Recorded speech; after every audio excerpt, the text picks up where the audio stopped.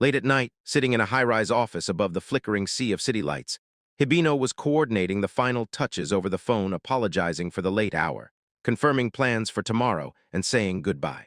The next day, two colleagues with shining smiles approach him. The young man greets him impatiently, saying he heard about Hibino's great achievement. Praise continues. A woman says she heard he managed the boss's fearless plan, and even her colleague got interested. Hibino waved it off, saying it somehow worked out, but inside he worries whether he stood out too much.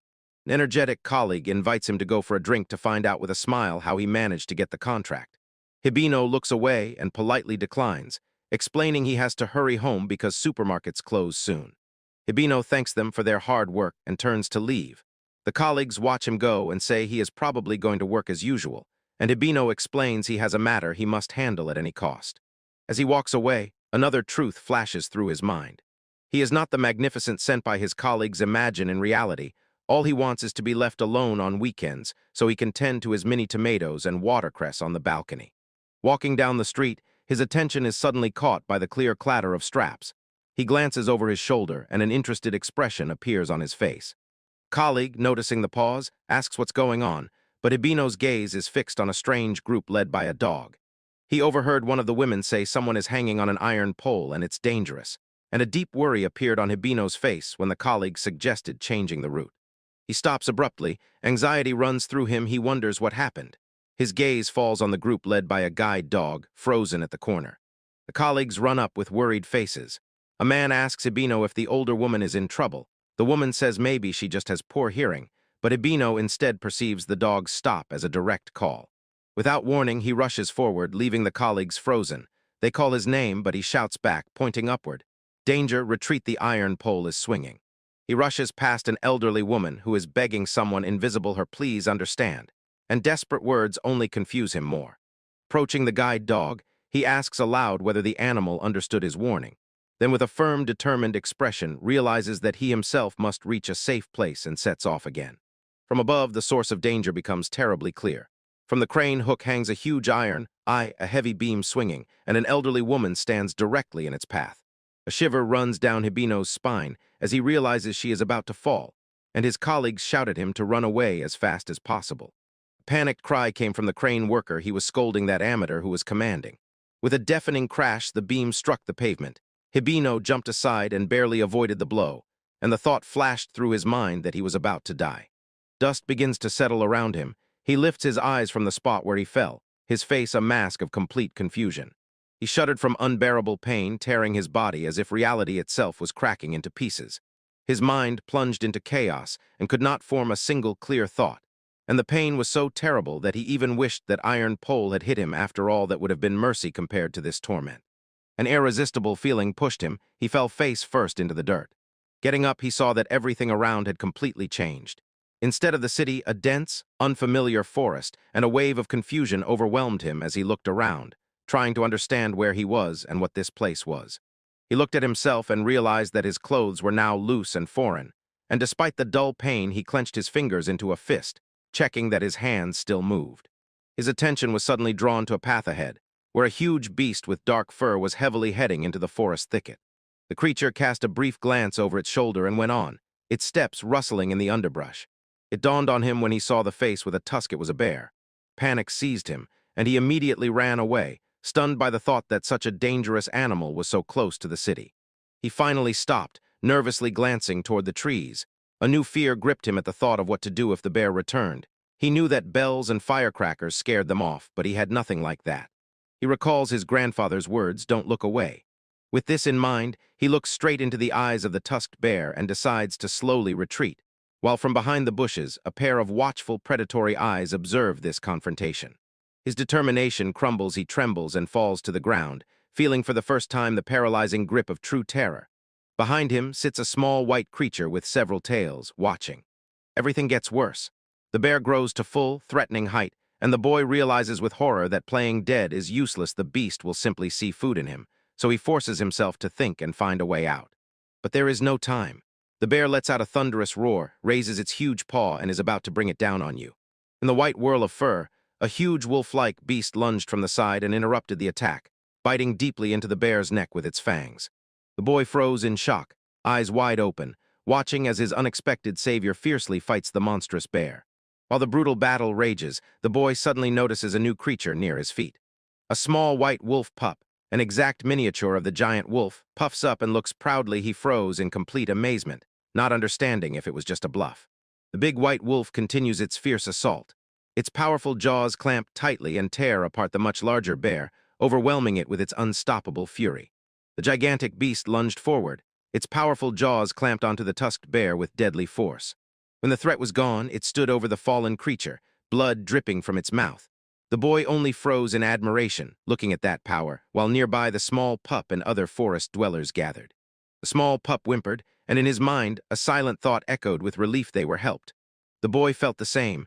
A wave of calm washed over him as he realized they were finally saved, and the pup recognized its own, the silver wolves. The adrenaline faded, the boy's strength failed, and he collapsed onto the forest floor. From the nearest bushes emerged a figure in a hood with a staff in hand. Muttering that it had been disturbed, he complained that not even the bushes could be nibbled in peace. In a rural wooden hut near the bed lay a huge white wolf, and when the boy lying there began to wake up, a wet tongue licked his hand, and a quiet sound escaped from his lips. He raises his eyes and meets the calm, piercing gaze of the great beast. Hesitating slightly, he slowly raises his hand to the majestic head of the wolf. He plunges into the thick mane of the creature, and his eyes open wide with pure amazement. He cannot believe how incredibly soft and fluffy this fur is. He continues to stroke the wolf's fur, fully immersed in the sensation, when nearby a small puppy with several tails quietly barked.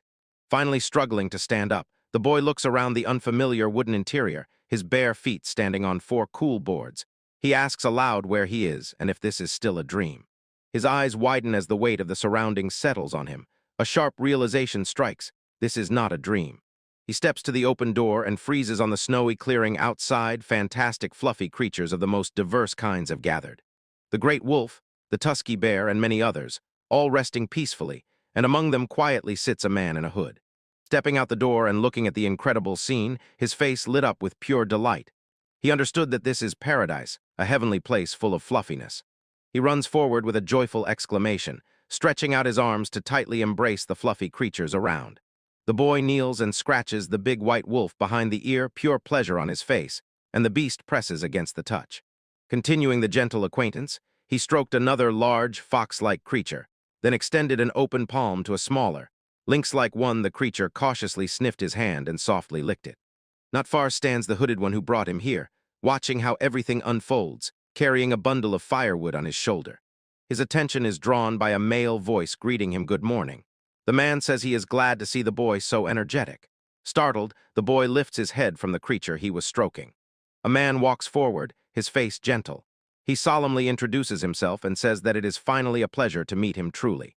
He waves his hand toward a simple dish that is prepared, a wooden bucket filled with fresh milk. Suddenly the boy's stomach growled loudly, and the man explained that this area is the forest of death, where powerful monsters swarm. He told the boy that he was very lucky, and the boy realized that without the intervention of these creatures, he would definitely have perished. The man solemnly introduces his companion, a large white wolf known as Errol, and says that she was the one who saved the boy, then names himself, Orst Elgrad. He explains to the boy that in this world he will be called one of the fallen, and the boy's eyes widen because torn memories flash in his mind. A burning house, people falling, and a terrifying bear from the forest. Seeing the boy's confusion, he guesses that his consciousness is still muddled, offers him water, and asks him to sit down. The boy, looking stunned, thanks him and admits that his throat is dry. Taking the offered drink, the boy felt a wave of panic. His eyes opened wide with fear. He mentally burst with the question of who this strange man was, and the man, unaware of his inner turmoil, suggested having breakfast as if he had already calmed down. Later that night, the log cabin stands peacefully under the starry sky. Outside, several forest magical creatures, among them a tusked bear, calmly gathered near the dwelling and rest in the quiet darkness. In the cabin, the boy wanders in his sleep through a pure white, harsh landscape. In the distance, under a pale sky, stands a lonely, beautifully decorated house. The dream fades, he begins to stir, sits up in bed wrapped in a blanket. The fur of the large white wolf Errol rustles nearby, and the room's door slightly opens. Errol immediately rushes to him and gently licks his face. The boy laughs, thanks the great wolf, and then calls the small horned dog Ralph, who also joins the joyful greeting. Surrounded by the warmth and tenderness of the two creatures, he lies back down, and a deep calm blooms on his face. He wishes that if this were a dream, he would never have to wake up. He slept sweetly, nestled between the warm bodies of Errol and Ralph, like a picture of peace itself. Later he sat next to Orst Elgrad, who explained that this world is called Arlentia, and confirmed the existence of magic, clarifying that it is, more precisely, mana, which exists in all living beings. He explained in detail that magic is when you use your magical power to transform invisible mana into anything you imagine. So the boy, noticing that his face, age, and even hair color had changed, anxiously wondered if he had become a completely different person. Orst reasoned that if the body changed immediately after arrival, it adapted to this world. Therefore, he must be able to use its magic. Taking this to heart, the boy decided, if I clearly imagine what I want, I can create it. He remembered reading about status panels in Ranobe, gathered all his attention, and shouted the command, "Status!" The table in front of him banged, and Horst and Errol looked on in surprise. Immediately after this, he fell onto the bed, exhausted. Worst sighed and admitted that he was momentarily scared. He thought the boy would really try magic and faint. The boy, apologizing, felt something swell inside him and asked himself if it was his magical power. Later, stroking Errol's little daughter, he listened as Ors explained that the child had bonded to him because she had not yet made a pact with anyone and was still without a name. Ralph then spoke and reminded the boy that he was the first to find him when he fell into this world, and the boy, impressed and surprised, finally remembered his name, Arito. He gets up from the bed and suddenly realizes he still hasn't said a proper thank you. Arito turns to the older man and sincerely thanks him. Orst nodded and said that it is probably difficult to travel between worlds. Worst waved off the thanks, explaining that his interest in the fallen and that alone is a sufficient reason. Then he suggested the boy live there for a while, saying that this way Rito could repay the favor. The boy's face lit up with joy. He exclaimed that he couldn't ask for anything better. Someone chuckled, pleased, and suggested starting with training Arito to teach him to control his magical power, since it is unacceptable for him to faint again and make Errol and others worry. He continues to enthusiastically talk about the purpose of this training. Orst explains that as soon as Arito learns to control his magical power, he believes the boy will be able to make a pact with Errol's daughter. Arito's gaze fell on the small horned creature sitting nearby, and Aura's voice summarized. The first step is to learn to control his magical power. After explaining the plan, Ors notes that he has clarified a lot, and now Arito has a clear goal of familiar pact. He asks if the boy is okay, and the small creature Ralph responds with a cheerful bark and wagging tail. Then Orson aloud reflects on how strange it is to live under one roof with Errol, Ralph, a couple of people, and numerous magical creatures, and decides to go to the annex for now, leaving the others in the main house as night falls outside. Later, Arito lies in bed, immersed in the ocean of warmth and fluffiness of Errol, her puppy, and Ralph. The room door quietly opened, as if yielding to the wave of comfort and fatigue. The boy cannot think clearly when dozing, and receives a gentle lick from one of the nearby guards. He was sound asleep, settled in bed, with a small creature named Ralph curled up beside him. Horst Elgred stood over the boy with a thoughtful expression and clasped hands, pondering what kind of man like him ended up in this dangerous forest, and more importantly, who this boy really was. His face changed, a shadow of sadness passed over his features. He lowered his gaze to the sleeping child and silently asked for forgiveness. Unaware of his inner turmoil, the boy continued to sleep peacefully. The small creature pressed its nose against his cheek. In his chest lived a quiet, heavy apology. He hoped the boy would not think badly of him because of what was about to happen. Outside, the night was silent. The annex stood quietly under a sky studded with stars and a thin crescent moon, hiding the secrets of the night within its walls. A giant beast with tusks breaks through the thickets, powerful legs tearing the earth as it rushes away through the forest. It continues a desperate escape. A dark patch of fur blurs against the snow, and behind it stretches a trail of disturbed earth. The beast rushes past, and a many-tailed fox stands at a safe distance, tilting its head with curiosity and watching the commotion. The source of the unrest was finally revealed. Orstelgrad stands ready. Nearby are his companions Errol and Ralph, their gazes fixed on the unfolding chaos. Orito sprawled on the ground. The fleeing beast threw him aside. He raises his eyes, his face full of shock and anxiety. Suddenly, the charge of the forest bear abruptly stopped. With a crash, a tripwire was triggered and the trap closed, and a small squirrel-like creature pulled the last rope. In response, the large white wolf Errol let out a fierce, hoarse roar. The wolf writhes in chains, his eye wide with horror. Seeing the aggressive reaction, Horst Elgred desperately shouts his name, trying to calm him down. Quickly, he places an arrow on the bowstring, aims. The arrow flies toward the now silent bear, which is quiet among the rustling leaves. He successfully tamed the forest bear, decided that was enough for today, and ordered the large white wolf Chindi to bring the creature along. And now the lynx-like creature steps forward and quietly meows. Later, the catch of the day turned into a hearty, steaming stew. At the table in Arito, eyes light up at the sight of the dish. He exclaims how delicious it is, and Orst gently reminds the boy of the custom before eating. Following his example, he and Arito put their palms together and gratefully give thanks for the food. They eat. Worst admitted that he learned a lot from Rito. He never thought that a simple hand-cleansing spell before eating could ease stomach pain, and added that the same method is suitable for cooking. Later in the pantry, Arito sits and thinks about his new life. Several months have passed since he arrived in this world, and during this time Orst taught him a great deal, so he reflects it is not surprising that people get tired of constant bread and salted meat. His attention falls on a shelf with empty jars that anyone can use. Suddenly it becomes clear to him. In this world, everyone can control their magical power from the age of 5 or 6. He sat in deep silence, tensely focused, pondering his new reality. He was told that in this world magic is a matter of survival, but even a single mistake in controlling his power could be fatal, so he was learning from the very basics, like a child. Suddenly his attention was diverted by a mundane but urgent thought about the toilet. Calling Orst, he said there was no paper, so he would simply use his cleansing magic. In response, Horst Elgrad appeared with a fresh set of clothes in his hands, told the boy that from now on this would be his home, and shyly admitted that he had taken his measurements for clothes while he was sleeping. Arito blushed with embarrassment, realizing how much the old man had already seen. He was alone for a moment, feeling a pleasant sense of achievement.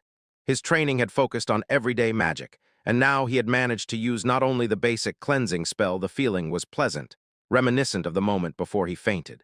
The training gave him the ability to create fire, and now he lit it to cook food over the crackling flame. Then he showed Orst another new trick. He explained that he could strengthen his body to carry heavy things and effortlessly lifted a large sack. Later, during shared laundry, he thoughtfully recalled how deeply he had started sleeping since he arrived. Orst handed him an incredibly clean shirt, praised the work, but also warned not to overdo it. And Arito, admiring the result, explained that he had simply imagined bleach when casting the cleansing spell on the garden. The discovery filled him with new enthusiasm for the spell. Practicing a wave of energy from his hands, he realized how versatile his magic was. It could be trained even during ordinary household chores. He stood in the kitchen and surveyed the supplies: bread, flour, and fruit oil, but realized that a few wild vegetables would not hurt to diversify their dishes. His thoughts turned to his increasingly strong magic. If he learned to control it, maybe he could make a contract with Shiro. With this goal, he turned to his companions and announced that they needed to prepare for tomorrow's meals, asked Errol, Ralph, and Shiro to go with him to look for wild vegetables, and Ralph responded with a joyful bark. The group left the house with Rito walking ahead. He smiled and said that he had noticed a promising place to the north. Although quite far, he was determined to stock up on provisions. The journey led them deep into the forest, to a clearing filled with tall, lush green plants gently swaying in the breeze. But when they arrived, the place turned out to be completely different from what he expected. The entire patch of vegetation was dry and dead, and Orito stood, unable to believe his own eyes. His shoulders dropped as he knelt by the dead plants. A wave of disappointment overwhelmed him. He apologized to the animals for bringing them here, because he realized that some strange, distorted plant had probably caused this destructive blight. And it seemed they had come in vain. And what pleased and pained him most was one thing: he would not be able to prepare anything special for his grandfather. Just as he was drowning in disappointment, he felt a gentle tug on his tunic. Shiro was trying to get his attention. The wolf jumped up and dashed forward, looking back as if mysteriously calling him to follow. The efforts were not in vain. Nero said that thanks to Orito they gathered quite a lot of wild greens, and also added that they collected many medicinal herbs. Orito was a little worried about excessive gathering and harm to the ecosystem, while Garid was delighted and confident that with such a catch they could live in the forest forever. When the supplies were replenished, the group finally reached the city. Gurid announced that, as a token of gratitude for Orito's help in the forest, they would treat him. And while climbing the stairs into the city, Orito quietly wondered if all members of the Guild of Conquest were as noisy as his new companions. After 4 turbulent days, the journey finally reached the first stop. Orito stood opposite, slightly leaning, and exchanged the gathered herbs for a pouch of coins. They thanked each other and agreed to trade again soon. Nero sees him in the corridor and smiling asks if he just spoke again with Lena about medicinal herbs. Nero advised him to go to bed earlier. Tomorrow they would have to cross the mountains, and added that although the Enigma might be used to such things, it is still better to be prepared. Orito agrees, wishes Nero good night, waves his hand, and goes to his room. As soon as he enters, he is greeted by Shiro making happy sounds and wagging his tail, then apologizes for being late. He begins to brush Shiro's thick white fur, thinking how well everyone takes care of him. He thoughtfully reflects that his four companions are a great rarity among people, and Shiro clearly enjoys the brushing. His attention is drawn to the large stone bird Peiron, who is intently watching them. Arito thinks that his companions sometimes seem to want to touch Shiro, whom he calls Snow, and quietly apologizes to the wolf. He continues to comb Shiro's paw, confessing to himself that he has already gotten hooked on this feeling. His gaze returns to Peiron, and it seems to him that the little owl Morin, who is often with them, seems to do nothing, and this strangely irritates him. Meanwhile, Lena tightly holds the same owl Morin to herself and smiles. She does not see a threat in it, and even believes that it is better to have it at hand in case of trouble. While a mystery hangs by the window, the huge stone bird Audi calls at him from outside, demanding to know why he is not asleep yet. Audi reminds him that he has to get up early tomorrow and insists that he go to bed immediately. He quietly agrees with Audi and wishes the bird good night. Before leaving, Audi warns Rido once again, do not relax and do not be careless just because you are traveling with four companions. Comfortably settled in bed next to the sleeping Shiro, Arito's thoughts wander. He wonders how Audi, although a bird, sees so clearly at night, and then his thoughts involuntarily return to the mountain journey that awaits them in the morning. As soon as dawn breaks, Lena Lee's little familiar owl Morin flies off the roof and joins the other birds in the cool morning air. The group sets off from the town, stepping onto a winding stone path that climbs into the mountains. As they walk, one of the companions describes the next stage, a 2-day passage along the mountain road to the next town, from where the capital is already quite close. But Orito is distracted by a plant he recognizes from a botanical book. He points to a cluster of flowers and enthusiastically explains that these are needle grasses, which, according to the book, bloom only in this season. Smiling, Orito began to gather plants, noting that he did not find them in the forest of death, and these are just in season and suitable for food. While he worked, he also noticed mushrooms and linearly was watching him nearby. He was still rummaging for food as they walked, explaining to Lena Lee that although their supplies would last for 2 days, he would like, if possible, to gather a little more. While he worked, Lena Lee looked at him with a gentle smile, and Neuro silently observed, and gratitude was quietly read in his eyes. The conversation turned to the food that Arito was supposed to prepare. Malna guessed aloud what delicious dish the wild herbs and mushrooms would turn into, to which, leaning in, they replied that it was because Arito always cooks impeccably. Greed added that their expectations were high, and Arito, hearing this, quietly decided to look for more spices as soon as they reached the next town. High above them, Adero the stone bird, like a sword cutting through the sky, served as a scout for the group below. The majestic bird surveyed the endless mountain expanses, its sharp eyes searching every corner of the terrain. It noticed something in the distance and wondered whether to fly over to check. Descending lower, it shouted a warning to Arito, asking him to be careful.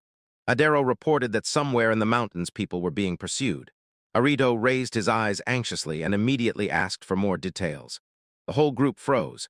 Guard asked if the danger was nearby. Neuro noticed that it seemed people were being chased, and leanly recalled that at the mountain entrance there really was a sign warning travelers about magical beasts.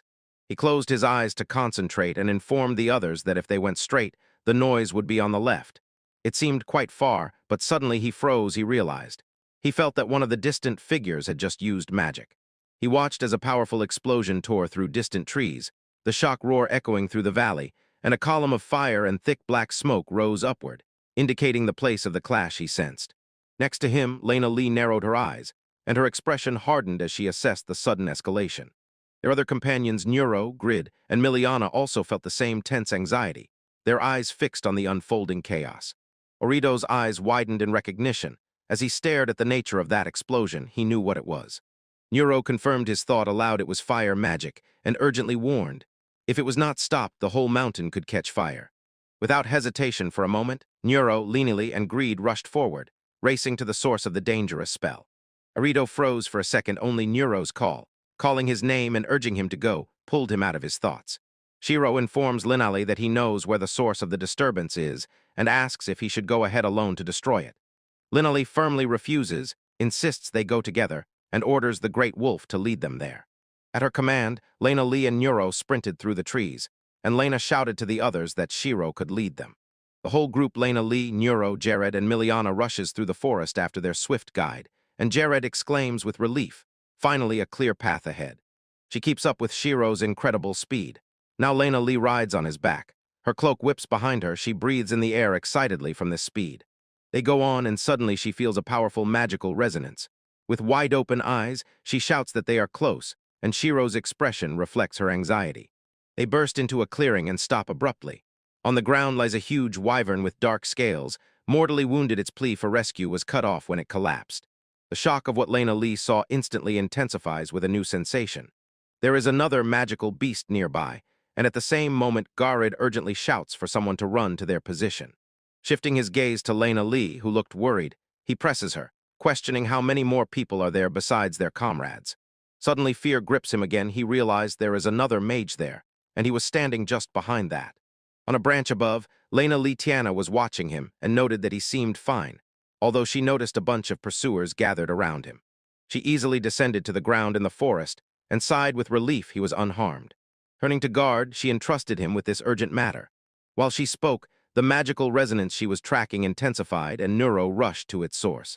He had just appeared and was immediately thrown back onto the arena floor, a huge shadow looming over him, and a deafening roar sounded among the trees. That is, in the underbrush, not one, but a pack of monstrous horned bears with glowing eyes appeared, growling and roaring, and I, leaning forward, watched in disbelief, stunned by their number. The monster was advancing, saliva dripping from its jaws. It approached mercilessly. Miliana howled in horror and clung to Guard, who, lying on the ground, could only curse their ill fate. Just as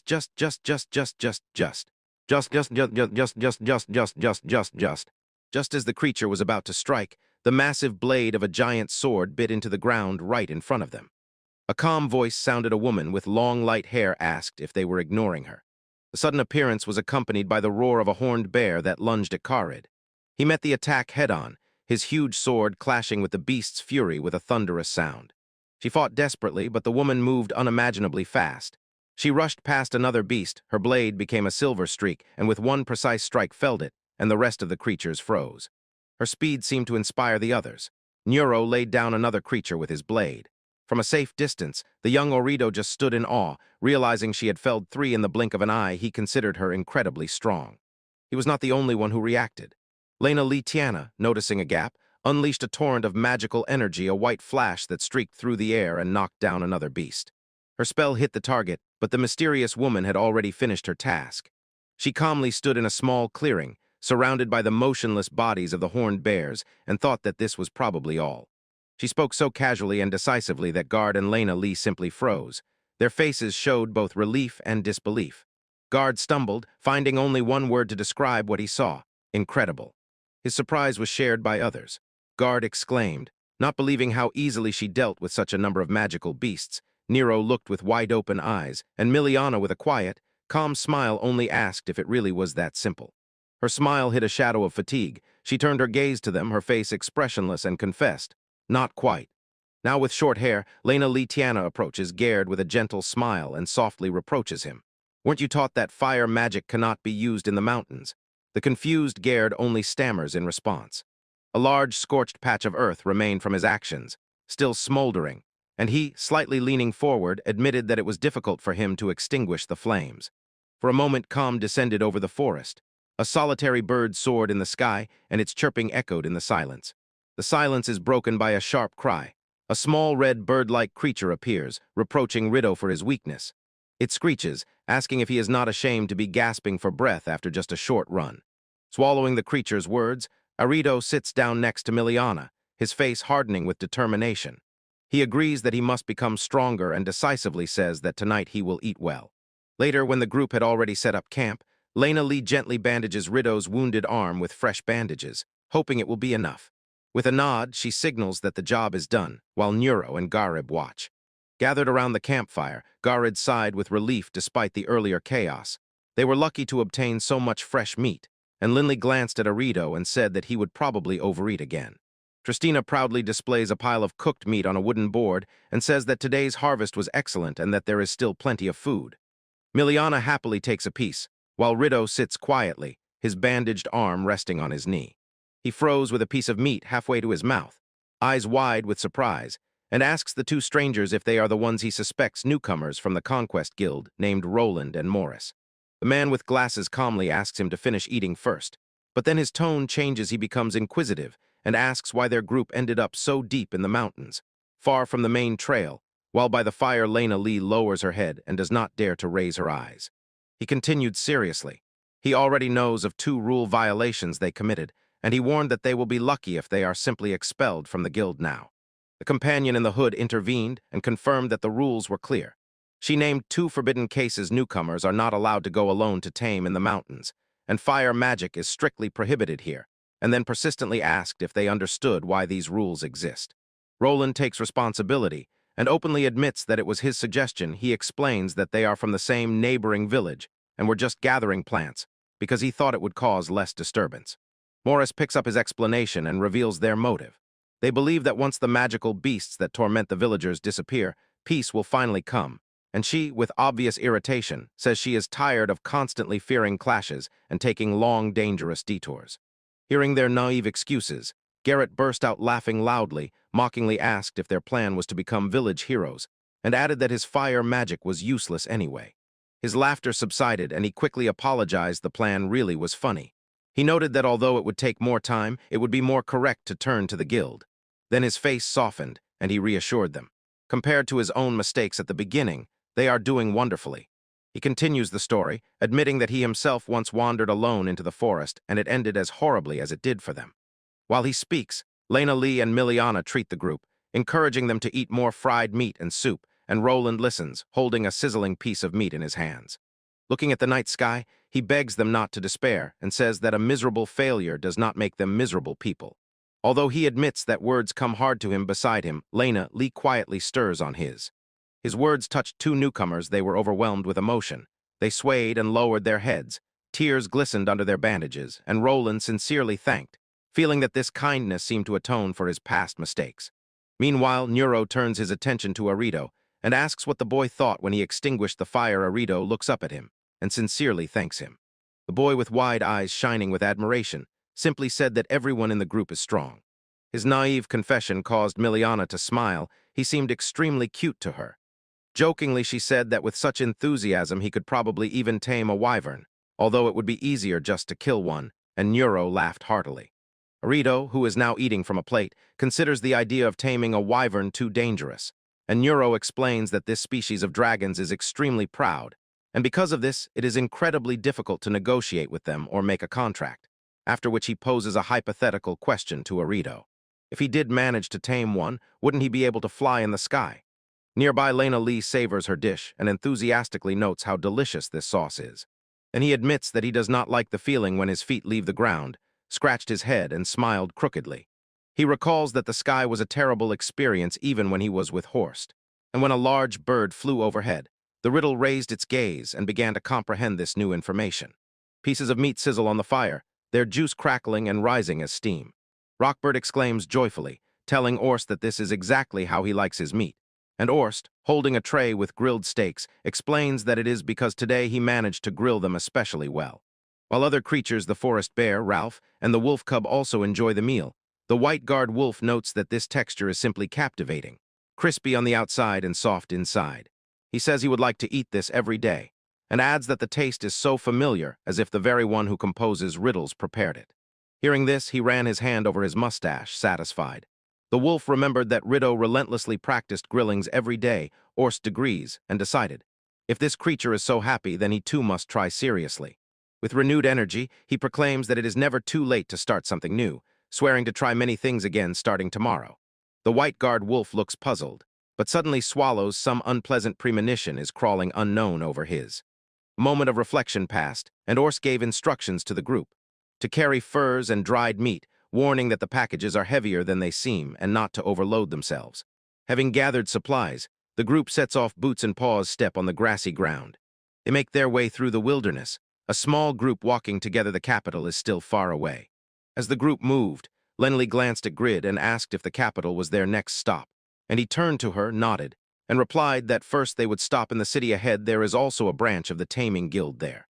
He continues, there they will decide what punishment awaits the men they captured. Because this case must be reported, he wants Rito to go with them to the guild as well. The question touched a memory in him, like a riddle. He recalled his previous life in the office and realized that he also made many mistakes then. Turning to the present, He listens as Lena Lee says that Wade is a wealthy city, though smaller than Sechu. And Arito thoughtfully replies that he doesn't think he can help them with anything, but agrees to go with them if they don't mind.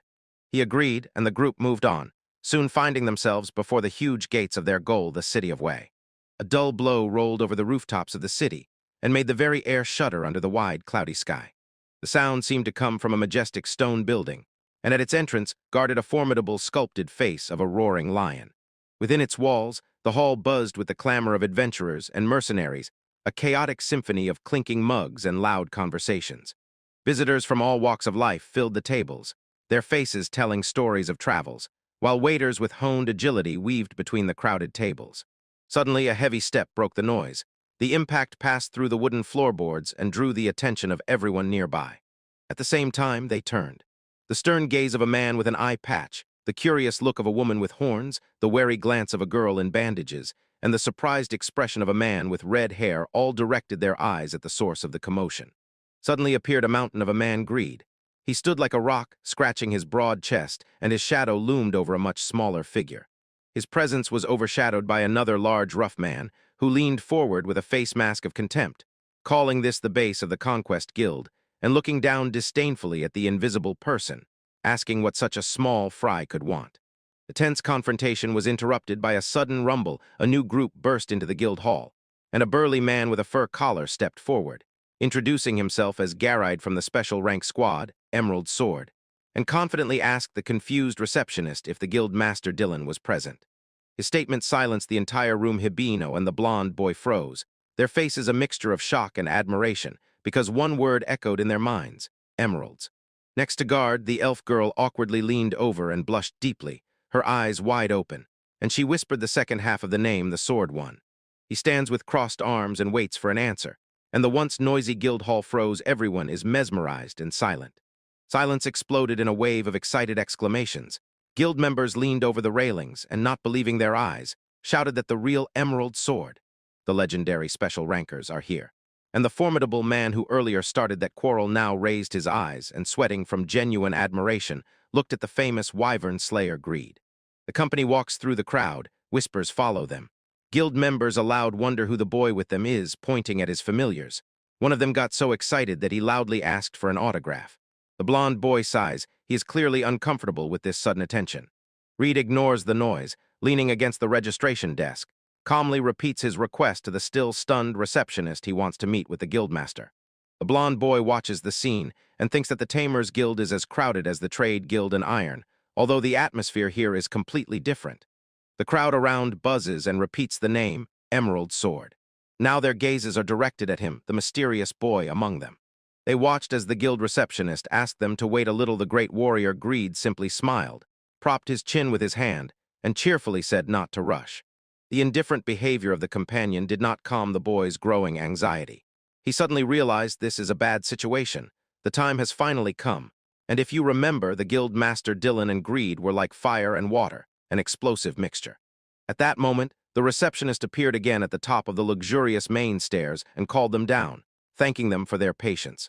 She told the group that the guild master was already waiting in his room, and gestured for them to follow her up the stairs. On the upper floor in the same room stood and waited a man named Dylan. His face was a mask of pure rage, teeth clenched, eyes wide open with anger. Below, the same expression of fierce hostility appeared on Greed's face, distorting his features and sharply contrasting with his previous cheerfulness. The rest of his squad watched, their faces showing calm attention and nervous anxiety. The receptionist led them into a spacious office, where a majestic figure stood with his back to them, looking out the window. She apologized and confirmed that it was indeed the guildmaster. At the silent invitation, Errol lifted the boy onto his back. Settling comfortably, Arito looked at Ralph and asked where they were taking him, aloud wondering if his companions knew of any other place with wild greenery. He is carried through the darkness, and a voice echoes in his head. His grandfather insists that he listen and reminds him which way exactly, and Orito's eyes widen with confusion. The voice belonged to his grandfather, as if he recalled an old lesson. His grandfather once explained the dangers of the forest of death to the south. A volcano smoked, where a dragon lived, and the deeper you go, the stronger the mana that lures even more powerful monsters becomes. 3 days on foot to the north, and you reach the village. And although Orito believed in the strength of his companions, his grandfather sternly warned him never to go south. Some memory fades, and he finds himself again on the present journey through the dense forest. Finally, the companions set him down in a clearing. He notices that although a lot of wild greenery grows here, the atmosphere is somehow different and uneasy. Despite the strange feeling, he sincerely thanked them for the successful forging and for the companions' help. Realizing they had been here too long, he decided to return and looked at Shiro, unable to believe how big the wolf had become. He's about to leave, and suddenly a tremor runs through the trees. An invisible presence makes itself known, and Shiro lets out a muffled warning growl. The source of the threat finally appeared. A giant snake head protruded from the canopy. Arito froze in horror, overwhelmed by its incredible size and crushing magical pressure, while his beast stood their ground and growled at the colossal monster. But the snake is not their only enemy. It looms above, and on the ground they face a monstrous armored spider, and Arito froze, a terrible thought surfacing in his mind. There are two of them. He stands frozen as two colossal monsters face off against his beastly friends.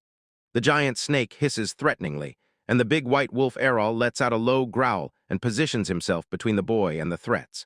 The she-wolf lunged forward and sank her fangs into the thick skin of the snake, but the snake instantly retaliated. Its fangs latched onto her shoulder. Blood splattered, and the force of the blow fiercely threw the she-wolf aside. He screams her name in horror, watching her being hurled through the air. Before he can react, the giant spider rustles, its massive body looming over him ready to strike. The great wolf threw himself between him and the spider, covering him again, and the hissing caught his attention, realized with horror that the liquid dripping from her wound was not blood, but caustic acid. She stumbled from the pain, and Ralph lunged forward, unleashing a blast of icy magic that enveloped the wound and stopped the spread of acid. The wolf howled from the sudden cold, but the spider-like creature still continued its advance. He turns his gaze to another wolf, Shiro, standing firm before the approaching spider. Arito shouts for Shiro to stop, begging him, "Run and save yourself." The wolf ignores his command and rushes straight at the giant spider. With a quick, brutal claw strike, it sends Shiro flying, severely wounding him, and Arito can only watch, covering his mouth with his hand in shock and despair. The glade sinks into tense silence. The air seems to lie on the ground. Her shoulder is bound by ice. Shiro whines, blood flows from a deep wound on the side. Comrades are beaten and wounded, and the fight is far from over. His legs trembled as if they were about to give way beneath him. Despite the danger, Shiro stood his ground, a steadfast protector. Seeing the wolf's determination, Arito screamed his name in panic. Overwhelmed with guilt, Arito falls to the ground, tears rolling down his cheeks. He sobs, says it is all his fault, and apologizes, while Shiro and Ralph press close to him, trying to comfort him. Later they prepare food. On a large plate they put rice, and on top place a golden, crispy cutlet fried in deep fat. The elder grandfather eats with great pleasure and exclaims that the food is incredibly delicious. When asked its name, Rito nearby answers, "Tonkatsu, a fried dish." Biting off a piece of meat, he pays attention to the boy. Notices Arito's sadness and admits, yes, the forest is dangerous, but he himself chose to live there, and reminds the boy that he is still just a child. Rito listens silently, bowing his head, while the grandfather continues and assures him that he has learned the lesson and just needs to be more careful in the future. The man slowly turned around. Each heavy step echoed in the silence of the room as he walked forward. His face bore a stern, unwavering expression. His companions tensed and swallowed hard as the guild master approached. He and guard stood face to face, the air crackling with unspoken hostility. The tension shattered in an instant. Both men lunged at each other, and their fists struck directly into each other's jaws. Their fight turned into a chaotic exchange of blows. Fists flew wildly, until Harry landed another powerful hit, and Dylan staggered backward. He instantly recovered, his eyes blazing with fury as they met Harry's equally fierce gaze, and the two warriors clashed again, their movements blurred in a surge of wild force. The exchange abruptly stopped. Guard lay sprawled on the floor, his body limp and unresponsive. Standing over him, Dylan threw back his head and let out a loud, victorious laugh, while Guard could only emit a weak, hoarse breath. His laughter echoed through the guild hall and drew puzzled glances from the rest of the Emerald Sword party, who, along with the new great companion, watched the scene unfold. The giant in the bandana stepped forward with a broad smile and addressed the fallen Greed, saying they hadn't seen each other for a long time, and it seemed she had aged during their separation. He was still loudly greeting when, at the same moment, he slammed Guard's head against the floor, shocking everyone present. The sudden burst of cruelty caught Eret with wide-open eyes. His small bird companion silently perched on his shoulder, while the others watched without looking away. In the next moment, the guild master Dylan lunged at the novice, and their encounter exploded into a chaotic brawl while the receptionist sighed. Those two never change, they always cause such a scene. While the two men continued exchanging blows, Miliana quietly spoke up, asking them to pay attention to her even for a moment. Her interruption prompted Lena Lee to explain to Arito that Guildmaster Wade and his Garide were from the same city, and she added with a smile that seeing them together was very touching. The friendly fight suddenly stopped when Dylan firmly grabbed the other by the shoulder and, roaring, ordered him to sit down. When the commotion died down, the guild receptionist served tea to the gathered company and said with a smile how happy she was to see them again after such a long time. She looked around the room and noticed that all the special rank adventurers were now gathered before her. Inside the guild, Master Dylan held a cup of steaming tea, his face gloomy, and sharply interrupted the pleasantries, demanding to know if this meeting was truly serious and not just a whimsical story to pass the time. In response to the question, Gorid's face hardened. His gaze became unwavering and serious, and nearby a mug quietly clanked. The guild master addressed everyone at the table, saying that he would like to restore an old friendship, but there was still much to discuss. Nearby, Lena Lee gently blew on her tea and remarked on its pleasant aroma, a small moment of calm in the tense room. Orito watches the scene, a drop of sweat shining on his temple. This heavy atmosphere is familiar to him. He thinks that in his former world, good things rarely happened with such a mood. Behind him, Hibino and Neuro stand silently, their presence making the moment even heavier.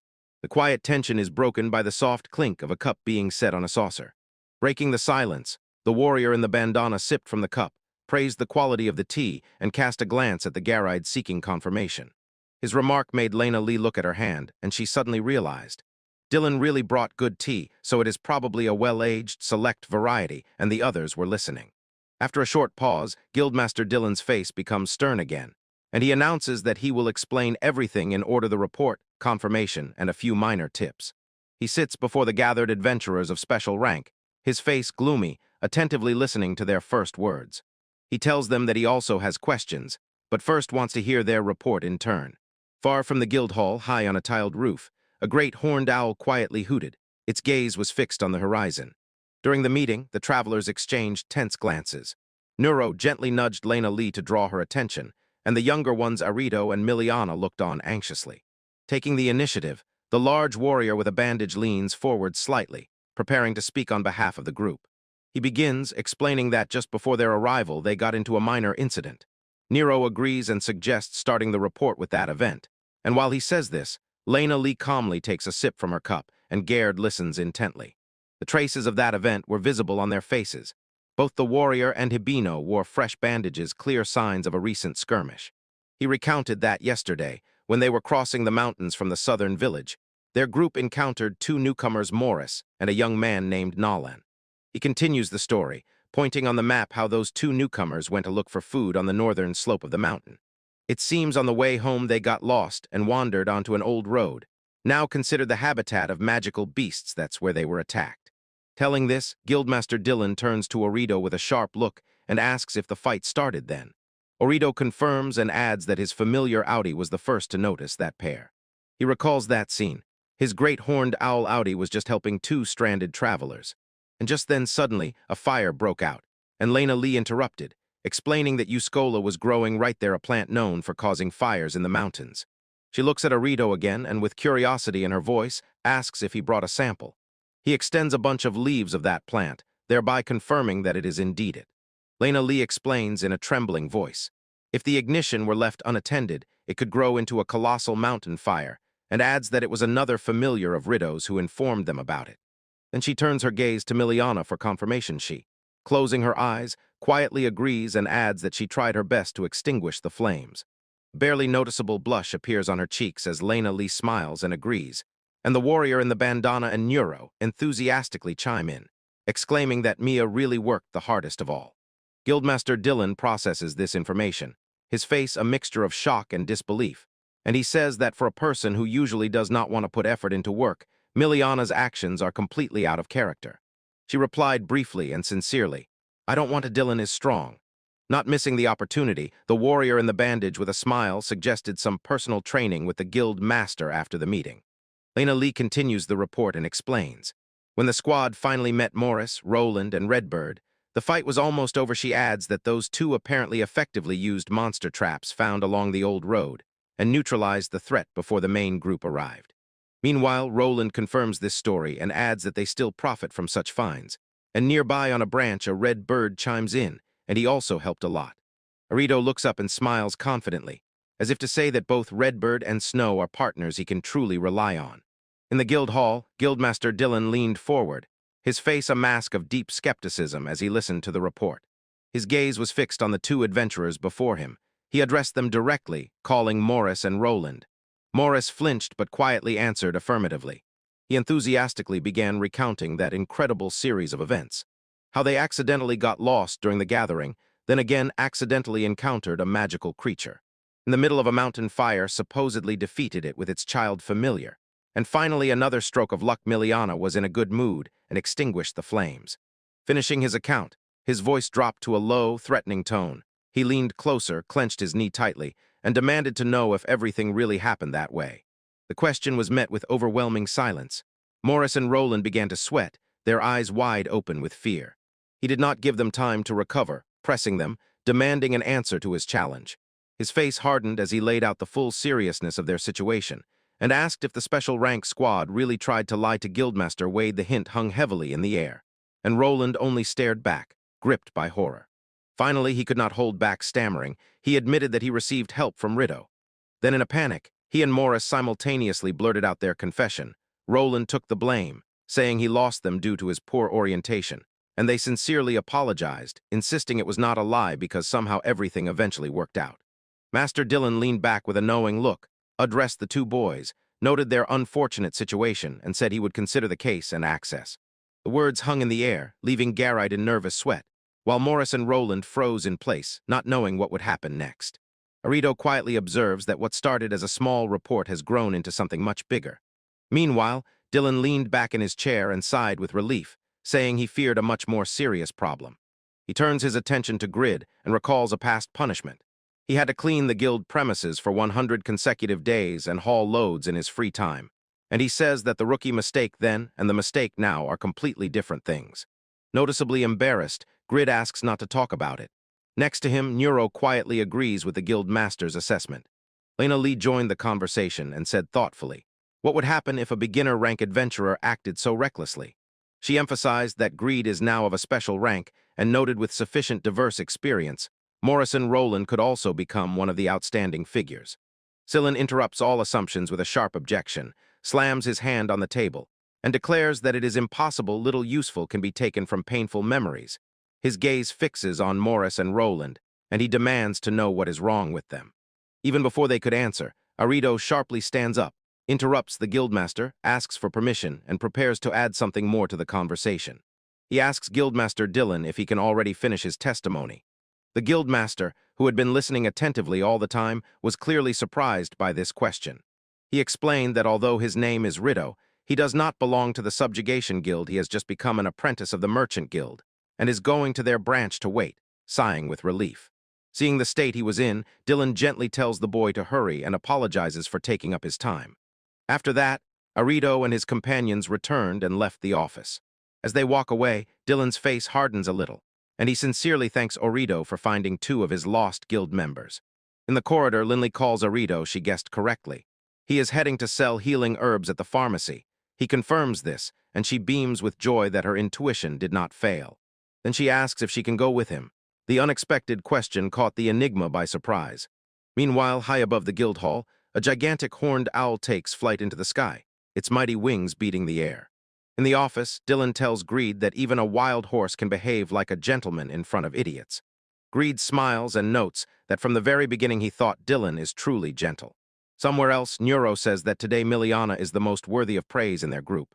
Miliana, pleased, adds that she is also gentle.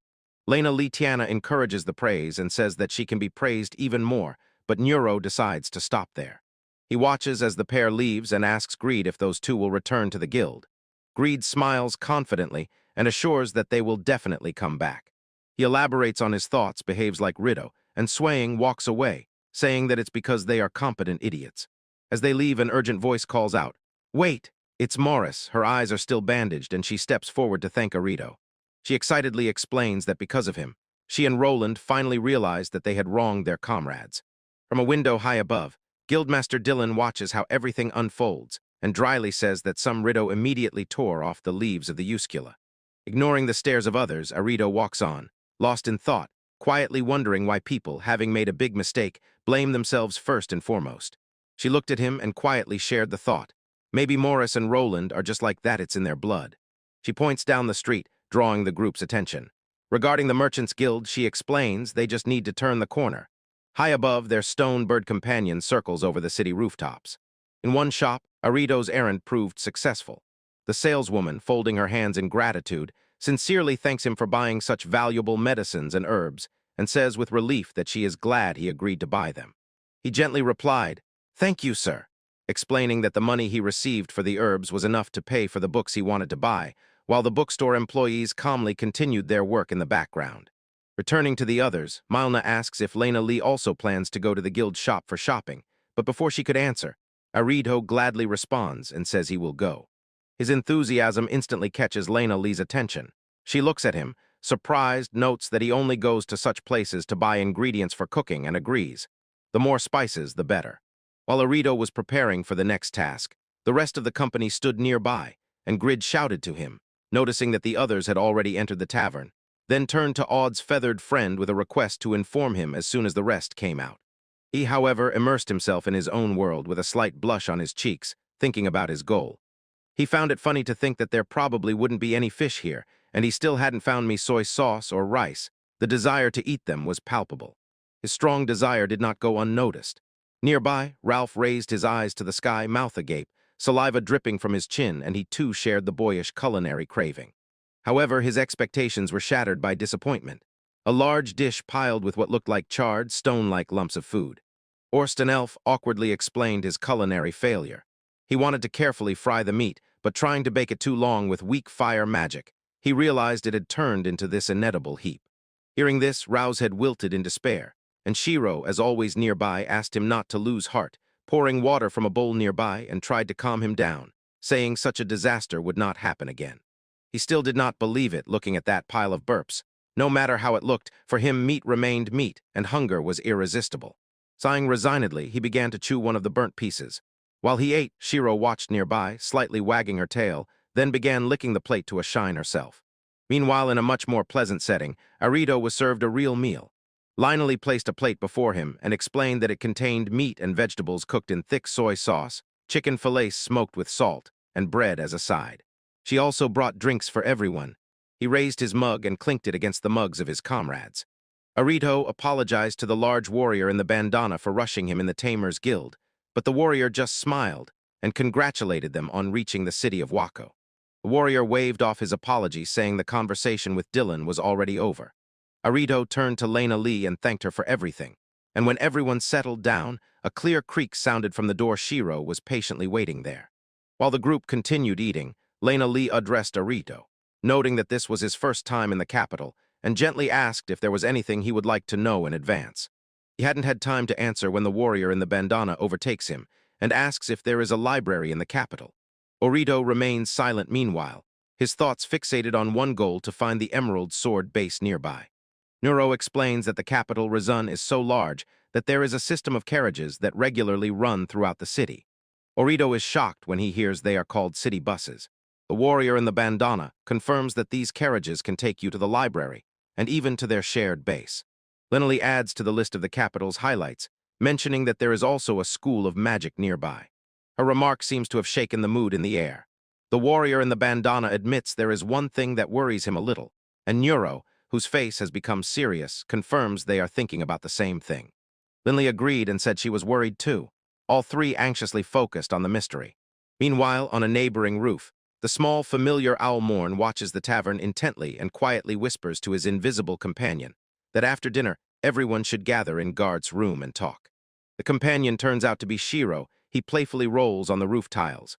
Morn notices that Rido still hasn't appeared and decides that the conversation inside the person has dragged on, and also sees that the boy seems to have gone not far. Arito steps into a room resembling a stable and loudly announces his return to two companions waiting for him there. The giant bird Audi greets him, notices he has returned, and says it was easy for him. Wasting no time, he immediately begins to comb Shiro's thick white fur. The wolf's tail starts wagging with pleasure. She settles on the floor, fully enjoying the stroking, and the tail continues its joyful rhythm. While grooming her, Arito asks Adi if they are already close to the capital, and the bird confirms that from here it is a 3-day walk. Meanwhile, inside the group is discussing this. The warrior in the bandana explains the situation in the capital, although soldiers patrol. There are too few of them to keep the city safe, and adds that the large population is a mix of the best and worst people, among whom are those stronger than them and those who skillfully wield magic. Greed adds that among the crowd there are definitely people with bad intentions, and Leanly worried says, although Audi can fly and is therefore supposedly safe, it is better that Orito does not walk alone with Shiro. She fears that someone might use illegal and vile methods to target the familiars. Outside, Shiro stops grooming herself and raises her head. Her eyes sparkle with innocent curiosity, as if she overheard a conversation about herself. Odi, sensing every concern of the group, informed her of the conclusion. In short, her movement around the capital will have to be restricted. The large rockbird, already settled in Shiro's fluffy fur, began to doze off. He noticed that the boy was enjoying himself again and remembered, as long as the rockbird is with 4 companions, the situation is tolerable. As the rockbird was falling asleep, Shiro gently explained the new arrangement. She said that from now on she should not go out alone with him, but clarified, they can walk together if someone else is with them. The rule was established, and Shiro cheerfully confirmed that she understood everything.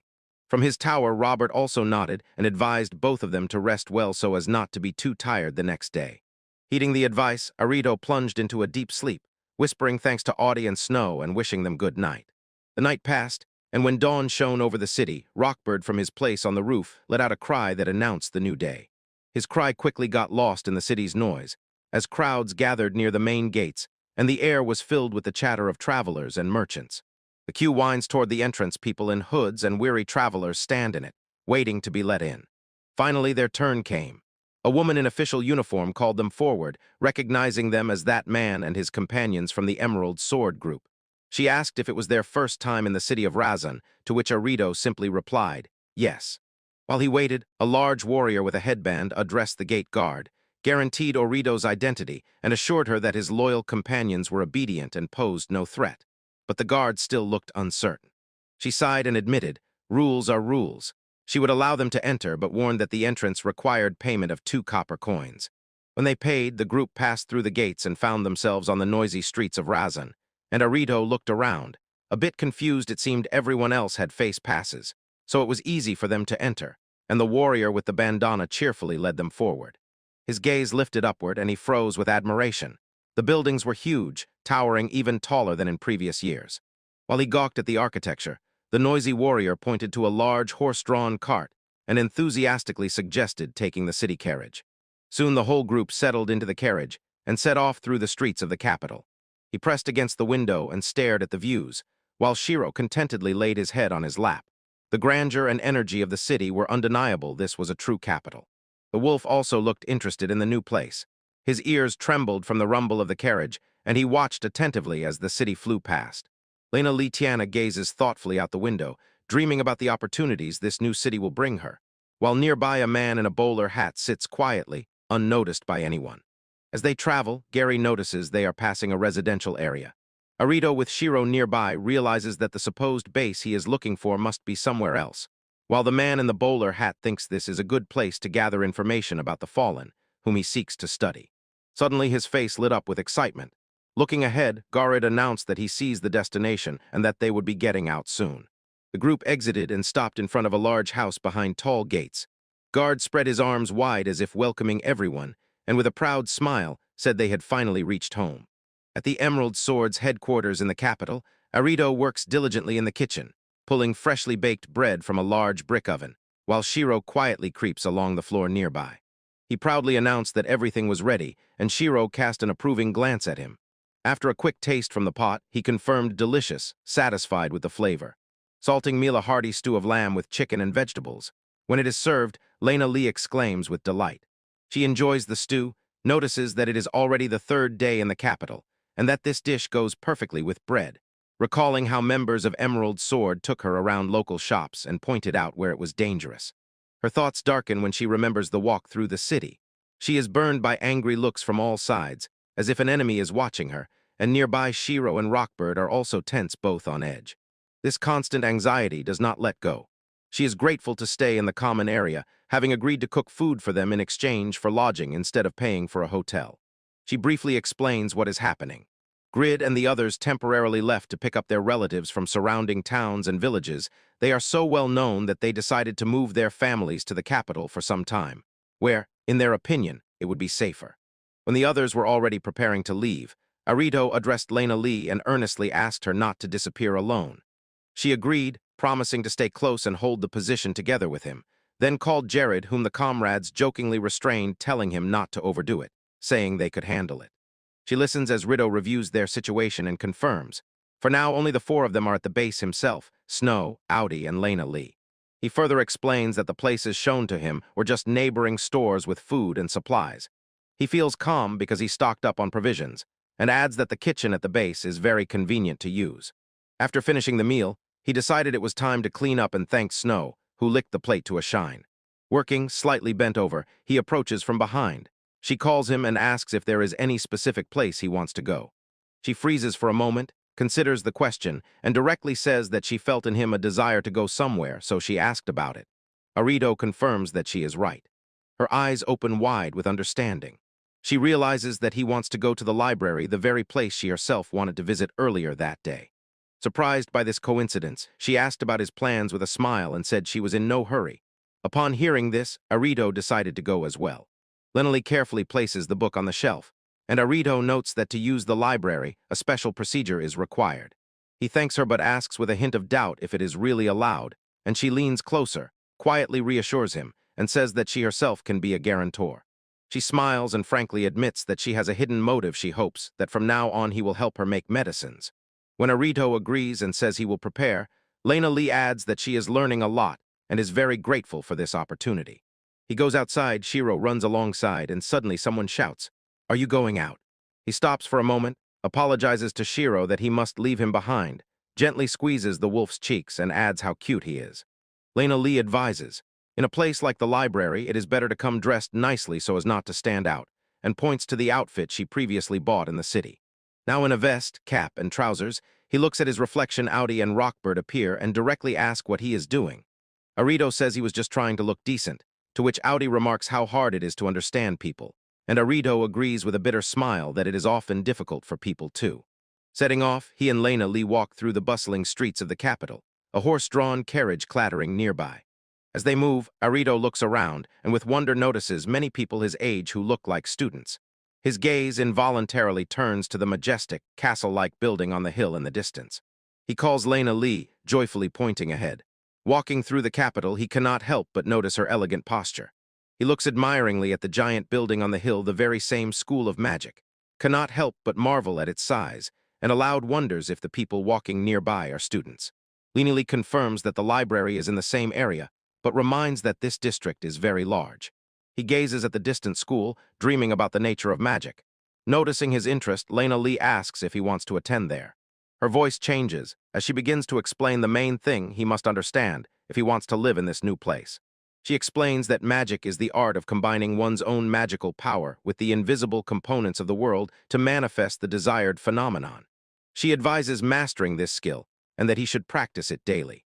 The explanation turns to the connection between a person and their familiar, showing it next to Shiro's. Standing behind him, she places his hands on the bow and sternly warns, if he truly wants to become strong, they will train relentlessly and also be careful. In the world, there are those whose passion for the bow is even stronger than that of the elves. She continues enthusiastically explaining how to make a contract with a familiar. One must concentrate all the magical power of the body in the right hand, touch the chosen creature, and with this power carve the chosen name on it. He rides atop Shiro with a wide smile on his face, and the majestic white wolf rushes forward with speed and grace. The joyful expression on his face fades and is replaced by thoughtfulness. He realized that the knowledge of magic and medicine taught by his grandfather was needed to survive in the merciless forest of death, not for ordinary life. He raises his eyes to the great Academy of Magic towering on the hill and understands. The magic taught there is the one people use in the daily life of this world. He thinks that magic for fighting beasts or ritual purification is a completely different matter, not needed for ordinary life. Not everyone can use it. He turns to Lena Lee with a gentle smile on his face. Although the Academy's magic interests him, he tells her that for now he thinks everything is fine as it is. She listens, her face thoughtful, and says that his ability to control magical power is truly impressive. His grandfather must have been outstanding even among elves. He thinks it was his grandfather, Orst, and agrees with the simple eye. Meanwhile, Shiro proudly says that Arito's incredible abilities are also her merit, tells that she asked Audi to deliver letters to Peyron, notes that the replies come very quickly, and asks if a message can be passed to Ors. While they walk, Arito cautiously asks if all elves have such deep knowledge. She thoughtfully touches her chin and explains that although very knowledgeable people occur, ultimately it depends on the individual. She, smiling, adds that she is glad to hear such a compliment from him. Walking a bit ahead, Arito seems frozen by her answer and mentally realizes that her knowledgeable manner reminds him of his grandfather. She walks beside him and says that the long life of elves naturally allows them to accumulate more knowledge than humans, but immediately adds the real walking dictionaries are only the village elders, and this title seems about to be given to Rito. She notices his interest elves clearly caught his attention. He agrees and adds another reason. He was assigned to visit his grandfather's birthplace. Her face changes. She connected the facts and understood that one of the places mentioned in the letters he carries is actually his grandfather's birthplace. She suddenly looks at him with a piercing gaze and asks where that place is, and if he will tell her. He hesitated for a moment, looked down at Shiro, who was faithfully walking beside him, and after a brief internal struggle decided that it was safe to share this information only with them. Shiro quietly growled, as if agreeing. He pronounces the name of the city. They are now in Eridan. At the other end of the city, a huge figure strides past a carriage, and on his back a large wrapped weapon that swayed under his powerful gaze. A woman aims with a delicate monocular, checking the freshly received report, and aloud repeats the details. A child holding an emerald sword, accompanied by magical familiars. From her height, she sees Arito and Lena Lee standing near the estate far below, and her subordinate confirms this. She lowers the device, her gaze sharp, and interrogates the subordinate, noticing the absence of familiars, demands explanations, and sharply asks if he was properly keeping watch. The man in the visor only bows and agrees that he was. He tensely recounts his failure. One familiar disappeared as soon as it crossed the estate's threshold and he completely lost its trail, and the second, he adds, seems to be flying in the air. His superior, a man with an extremely stern expression, interrupts him and declares it completely useless, orders the subordinate not to lose targets from sight anymore, and sharply sends him off with a brief, "Go." The man in the visor turned and left, saying no more. As he walks away, a barely noticeable, knowing smile appears on the lips of the insatiable woman. A thought ripens in her mind. If she is right, the boy will become a powerful weapon. Before the majestic arches of the massive stone building stand two guards. One steps forward, his face hidden in the shadow of his helmet. He raises his hand, and his voice thunders authoritatively. He gave a command to two figures walking across the wide, empty courtyard, a tall woman with long, light hair, and a young boy. The guard confirmed that they reached the library and asked if they intended to use it. Even Lena Litiana calmly replies yes. She explains that although she has her own pass, it will be the boy's first visit, and Arito looks nearby, a slight surprise barely visible on his face. She continues, saying she will be his guarantor and wants to register him for access, and Arito raises his gaze and listens attentively. As soon as the guard heard her name or saw her ID, his professional mask crumbled. He whispered distrustfully, "Emerald Sword," and his partner, mirroring the same reaction, shouted to attract their attention. The guard instantly composes himself and asks her to show her ID and pay the required deposit. He tells him to wait a minute while processing the request, and she willingly agrees, handing over a coin. While they wait, she returns to Arito, who looks a bit stunned and gently says, "Everything is fine." The guard returned, and his formality changed to embarrassed excitement. He thanked them for their patience, admitted that his wife is a big fan of the Emerald Sword, and nervously asked if it would be a trouble to request an autograph for her. The guard returns Arito the guild card and hands over the newly issued permit. Arito accepts them with a grateful smile and sincerely thanks. Then they are told, "Approach the reception right behind the entrance and show your permit." His friendliness faded and became stern. He leaned toward the Enigma and strictly warned to handle the books very carefully, because many of them have been damaged recently. Having received the warning, Arito and Lena Lee crossed the wide stone courtyard and headed toward the majestic entrance of the library itself.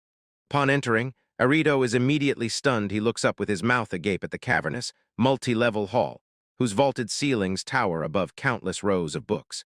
The scale of this collection is simply overwhelming. Floor after floor, tall bookshelves stretch in all directions. In this boundless repository of knowledge,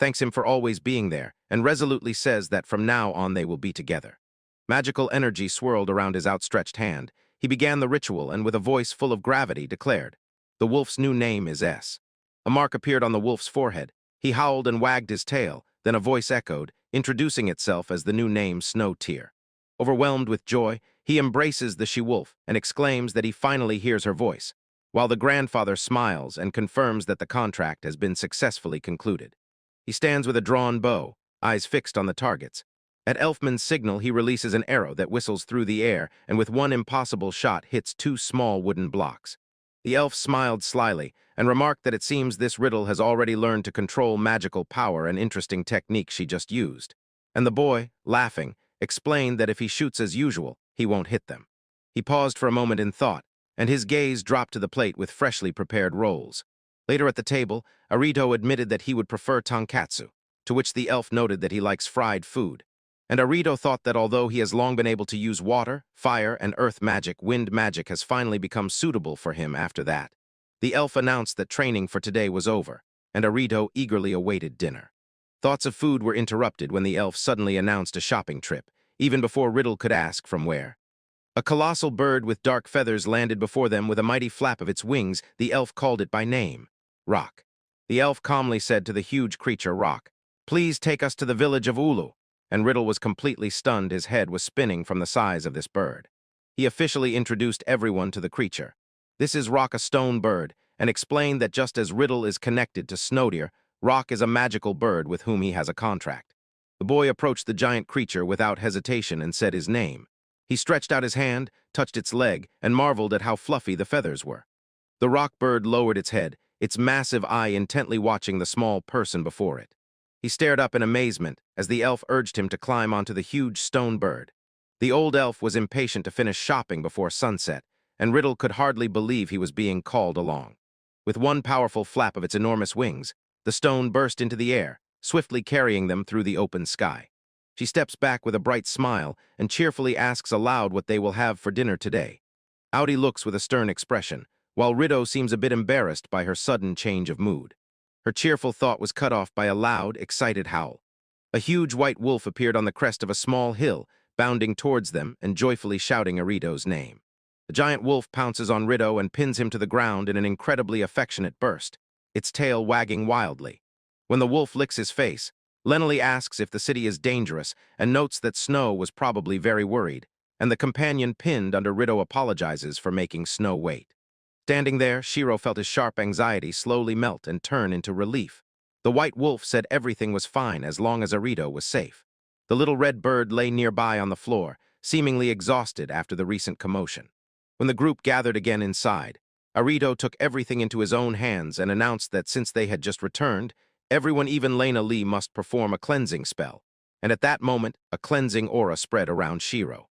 Lena Lee smiled and said that since she started using the cleansing spell, she felt much better. Arito thought to himself that she sounded exactly like his grandfather. When the cleansing was over, Lena Lee said she would start preparing dinner. She cheerfully set to work in the kitchen, preparing a large and luxurious meal for everyone under the moonlight. Meanwhile, Riddle sat at the table and diligently wrote. Nearby on the floor, the freshly cleansed Shiro was comfortably settled, and after a moment the boy stood up and pulled the curtain, separating the room. He settled in for the evening when suddenly a red bird perched on his bed and spoke to him. The bird assured him that it understood. Arito must be very careful in the city, especially since Lennelly would not be with him the next day, and Arito quietly agreed. He returned to the table, grabbed a small knife, and resumed his work. He instructed the bird that for now, both of them would have to move around the district extremely cautiously. He promised to do the same himself. The bird looked at the letters with wax seals on the table, and mentally noted that the mystery had become quite obedient. It nodded approvingly. Lena Lee hands Riddle an officially looking document, Aradana certificate, explaining that Aradana is located far north of the capital, one of the places she plans to go, and says that he can use her name because in certain circumstances having such a certificate is better than having nothing. Her face stiffens a little as she finishes the thought in her head. Although it is useful, she should not use it. Returning to the table, Arito sighs wearily. The red bird sitting nearby gathers his resolve and decides to be a bookworm for now. He will give all his strength today and then allow himself to rest.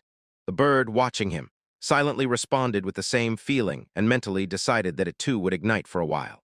A sudden gust of wind swept through the room, and Shiro shot outside her fur looked especially fluffy. Arito lifted his head from his work and noticed how the she-wolf ran out cheerfully. He looks out the window at the moonlit night and watches Shiro. Her energy makes him wonder if Addie is just as lively.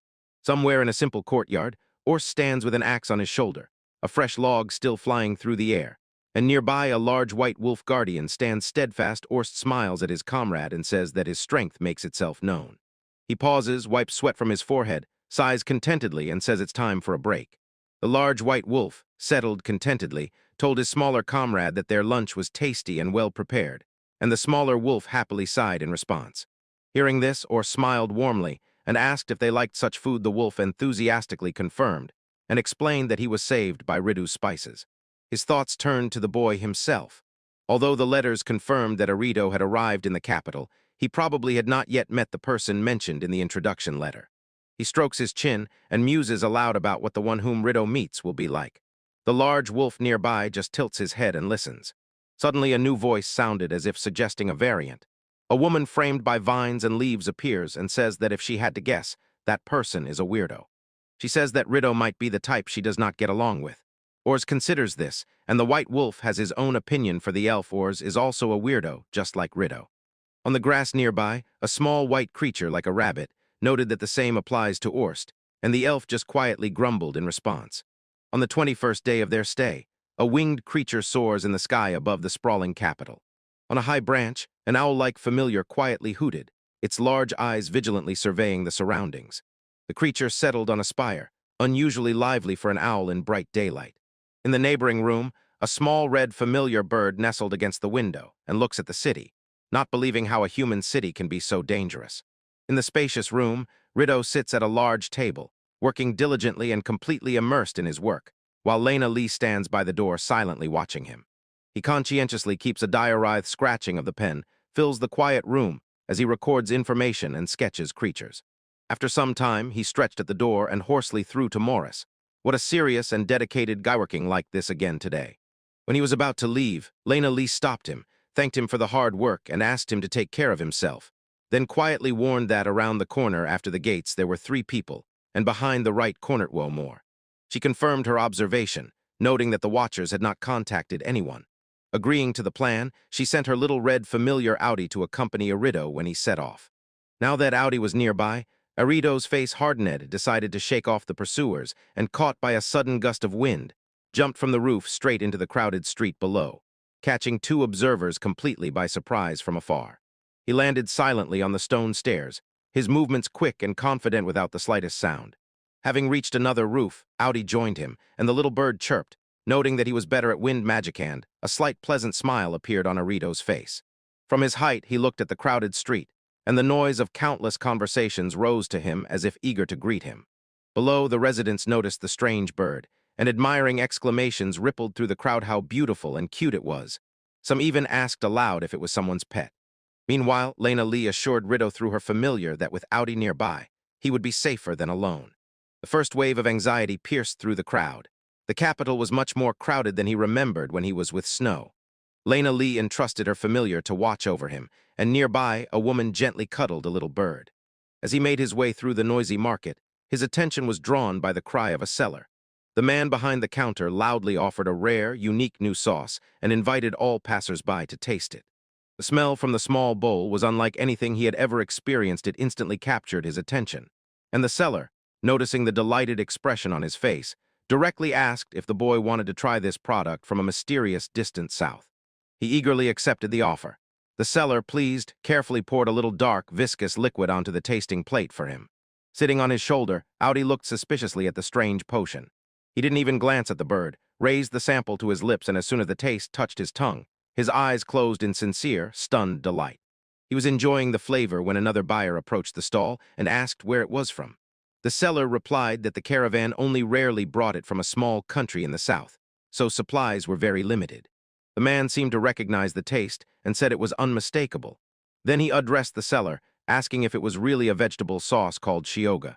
But Arito knew its real name. A broad, determined smile spread across his face. He raised the bottle. It was soy sauce, and he firmly said he would buy all the bottles they had.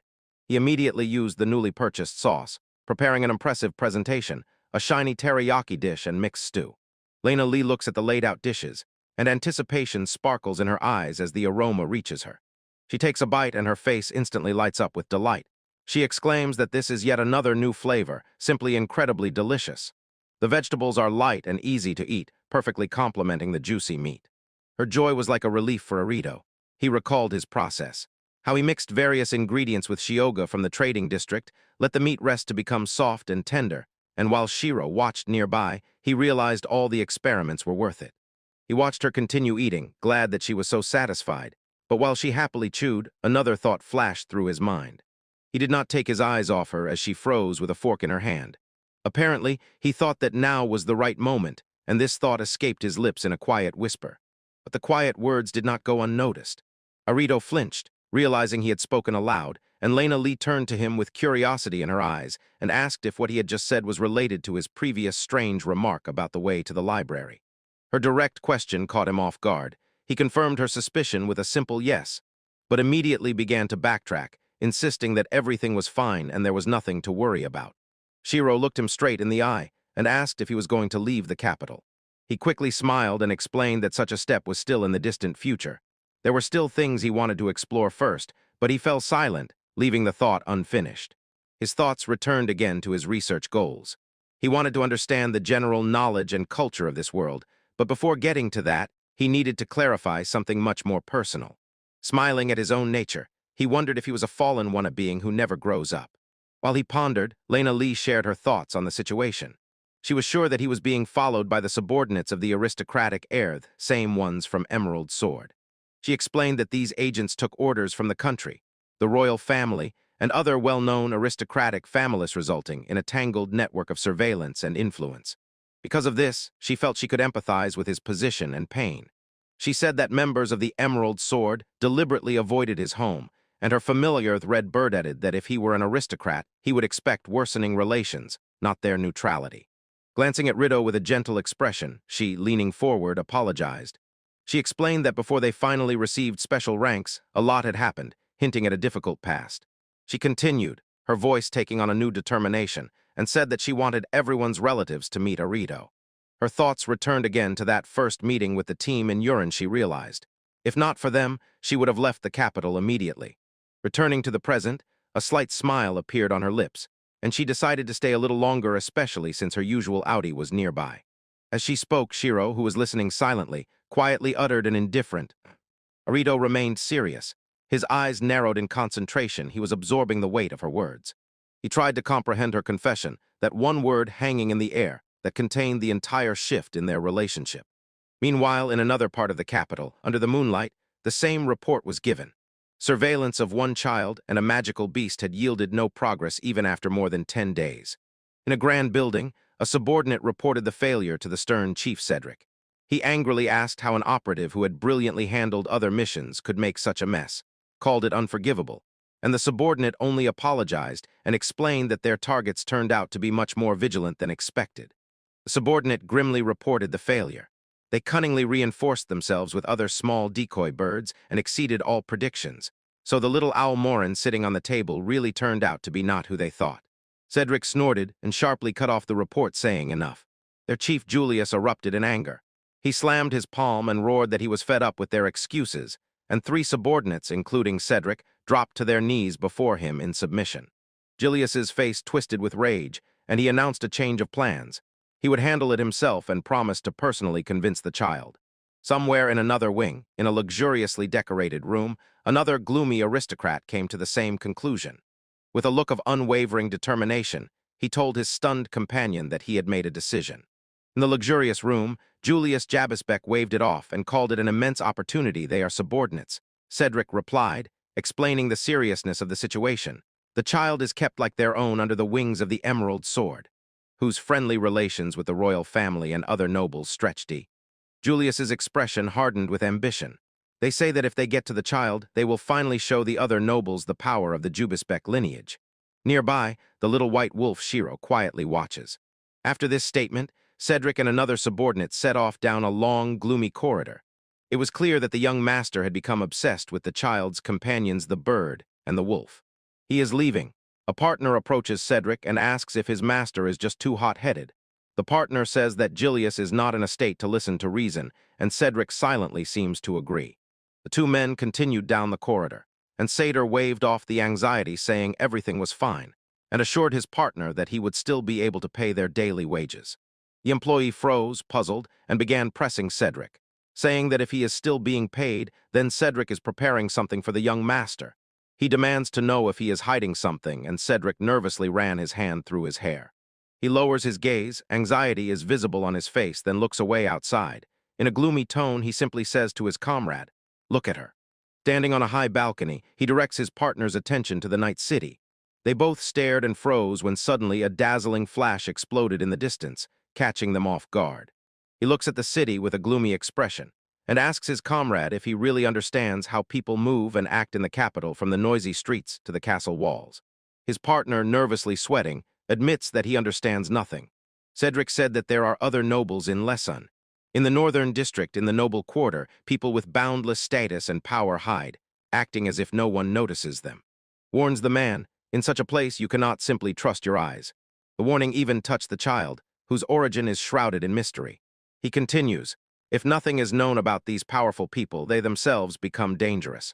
Cedric waved his hand, dismissed his words as empty mumbling, and apologized.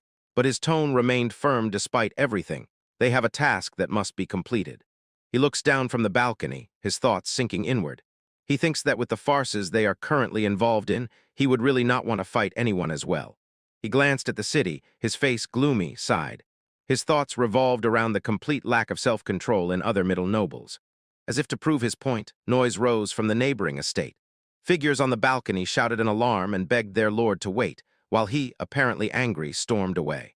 Somewhere under the same moonlit sky, on a tree branch, a pair of creatures kept watch, and a small cat-like animal with tufts on its ears quietly sent a call into the night. Their watch was interrupted by a sudden heavy landing on the railing of the neighboring balcony. The sudden arrival made Shiro, the little white wolf, tremble all over. The giant stone bird looked down. A glint of regret flashed in its eye. It realized it had acted just like the snow and felt it with the same startling power. In a moment, Rockbird calmed down and scanned the quiet streets below, noticing the obvious absence of people. Meanwhile, within the walls of the magnificent Arito library, he strode decisively. He hoped that his search would soon yield results, especially regarding the next one. He reaches out his hand, his eyes widen, as he notices a certain series of books on the shelf. His finger slowly glides over the ornate spines, touches the volume titled Forest of Death, and then stops on another, the topography of regions of a neighboring country. He recoils, his face painfully focused, as he contemplates the full title, A Topographical Guide to the Neighboring Country, which extends all the way to the infamous Forest of Death. Hunched over the volume, he pondered why he was here. This bookshelf was intended for general educational materials, so the find seemed even stranger. His gaze slides across the vast reading hall, and he decides that the title itself was nothing special. But as soon as he laid the book open on the table, his attention was instantly drawn to a certain subtitle on one of the pages. This text reveals an important truth. In this world, there is no book whose title directly mentions the Forest of Death. The reason is simple and grim. The forest is a place of incredible danger, so poorly studied that there is almost no information about it. Even the Guild of Tamers limits expeditions to the smallest, outer edges, leaving the depths a complete and terrifying mystery. He recalled that the field guide, bought at the end of the year, contained some information about plants, and his grandfather had also hinted. He thought that the medicinal herbs guide would provide a bit more, but it had been scanned. This realization finally confirmed how dangerous his goal was. The Forest of Death is a place where even a master like the Emerald Sword could only step a few paces, and compared to that, killing a wyvern seemed like a simple matter. He again fixed his gaze on the book before him and absorbed every detail about such a dangerous place. The text was incredibly detailed. It described the forest as an unexplored land in the very heart of the continent, inhabited only by magical beasts. It noted that the density of magical energy here was becoming increasingly higher. The book even drew a map of the surroundings. The sacred mountains to the east were home to tribes of elves and fairies. The mountains to the south hid dragons, and to the west lived dwarves. Continuing to read, he suddenly realized this was not just a collection of facts, it was a clue from the one who was following. Later that night, Arito carefully placed the book into a large wooden chest and closed the lid with a heavy, sticky motion. Meanwhile, in the pantry, Lena Tiana was preparing ingredients and cheerfully said, having heard that Gerd and others would soon return, so she decided to throw a party in their honor. She turned to Miliana, and with an interested look asked if she was from a Linford. Miliana confirmed that she was. She turned inquisitively to Lena Lee hoping for an answer, and described a crop similar to wheat but with heavy seeds hanging down, suggesting that it might grow in swampy places. Miliana explained that she thought Lena Lee, with her extensive knowledge, might know what it was. The question made Lena Lee freeze for a moment. Her face became thoughtful, as if she was digging through memories. Suddenly a memory surfaced. Lena Lee recalled a plant used to feed animals and said it made the meat incredibly tasty. As if struck by inspiration, she rushed across the room. Meanwhile, Miliana, noticing a small plant, aloud wondered what might be in it, then hurried to the table and grabbed paper, a pen, and ink. She remembered that in eastern Nabria this plant was given to livestock. When Miliana began to sketch, Lena Lee exclaimed, "Rido," but immediately restrained herself, realizing he was not here.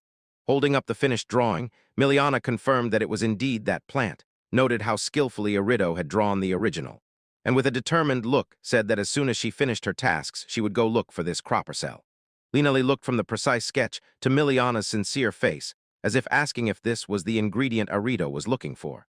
A wave of triumphant realization washed over Miliana, and she exclaimed that the rice was already nearby. Soon outside, Miliana noticed a newly built smokehouse, pointed to it, and asked Ors what it was, saying that Arido had once used one like it. He laughed and admitted that it was difficult for him. Controlling fire is not easy. Nearby, the creatures Link and Shiro were happily eating the freshly baked food, and Link himself was exclaiming how delicious it was. He extends the freshly baked food to a large white wolf, who looks at it with quiet curiosity. Showing the creature how to eat, he extends a spoon with a portion. The wolf hesitantly takes a piece, half closing its eyes, and chews. Watching the scene, Link's creature nods and says that Orst now eats such things. Shiro confirms, adding that he does not eat only meat. Then Link's creature notes that the spices they received wonderfully enhance the dish. Shiro agrees and adds that Orst also experiments a lot with cooking like Arido. Link notices a strange smell of the food, which Shiro confirms, then turns to Orst with a teasing question whether he is always so obsessed with his hobbies. Orst smiles broadly and explains his passion. He cannot restrain himself because this dish goes well with so many different things. He adds that finding new combinations is a real pleasure. Nearby, a small squirrel-like creature nibbles a piece of the new food. Its cheeks are full. In the warm kitchen, Rido, wearing an apron and oven mitts, carefully takes the freshly baked dish out of the oven, while the room buzzes with bustle, full of pots and pans in the midst of preparations for a big feast. Cooking is almost finished. He looks over his shoulder with a satisfied expression and thinks to himself that only setting the table and arranging the chairs remain. He stands, considering the final preparations, and wonders how many plates will be needed, when Shiro runs into the kitchen and excitedly calls him by name. Her attention is immediately caught by the banquet spread on the table. She notices so much human food and asks aloud if there is a special occasion today. He turns to Rido, who smiles warmly and says that he prepared a special dish because he felt many people were coming to him. In a moment, the front door opened, and the thunderous voice of guard announced their return. Lena Tiana smiled nearby, and they called Rido Lenny. Nero closely follows them, warmly greets Arido and asks if he is all right. Arido and Lena Tian rush to the entrance, rejoicing at the exciting sight of all their friends arriving. They were met by a group of familiar faces, among whom Orst, who raises his hat in a friendly greeting, and Arido, a bit confused but pleased, notices the old elf with glasses. His friends immediately surround him. Someone leans in and happily explains to everyone that Rido had been preparing this banquet for several days. Although he just returned, and she asks if he could help with the final preparations, Guard eagerly steps forward and insists he will do everything needed. He lifts a huge pile of chairs and loudly says, "Leave this to me." And Arido confirms the task and orders to take the tables and chairs to the garden to accommodate everyone gathered. Preparation is complete. The garden comes alive. Everyone gathers around tables overflowing with food. Enjoying the reunion, Rido serves his delighted guests even more dishes. Greed blissfully stuffs his mouth, and Milna raises a mug with a smile. Celebration. Two small children noticed a red bird familiar, their eyes shining. They point fingers and joyfully shout to Mr. Bird, while the creature just turns its head with a disdainful hot. Nearby, a merry celebration continues. Orsten Roland helps serve the generous feast, and in the background, Haldana, with a small black cat-like creature, playfully rides on Shiro's back near the archery targets. The joy of the moment is felt in the air it shines on the smiling faces of Lena Lee, Nero, Haldana, Orst, and Gerd. who are all together basking in this cheerful mood. While they eat, Nero turns to his neighbor Amanda and enthusiastically praises Arito's dishes. Amanda agrees the meat simply melts in the mouth, soft and tender, the taste wonderful. But it's a pity that Nero cannot eat what she herself cooks because it is too tough. Nero quickly explains that she does not mean at all that her cooking is bad, it's just that Arito cooks extraordinarily deliciously.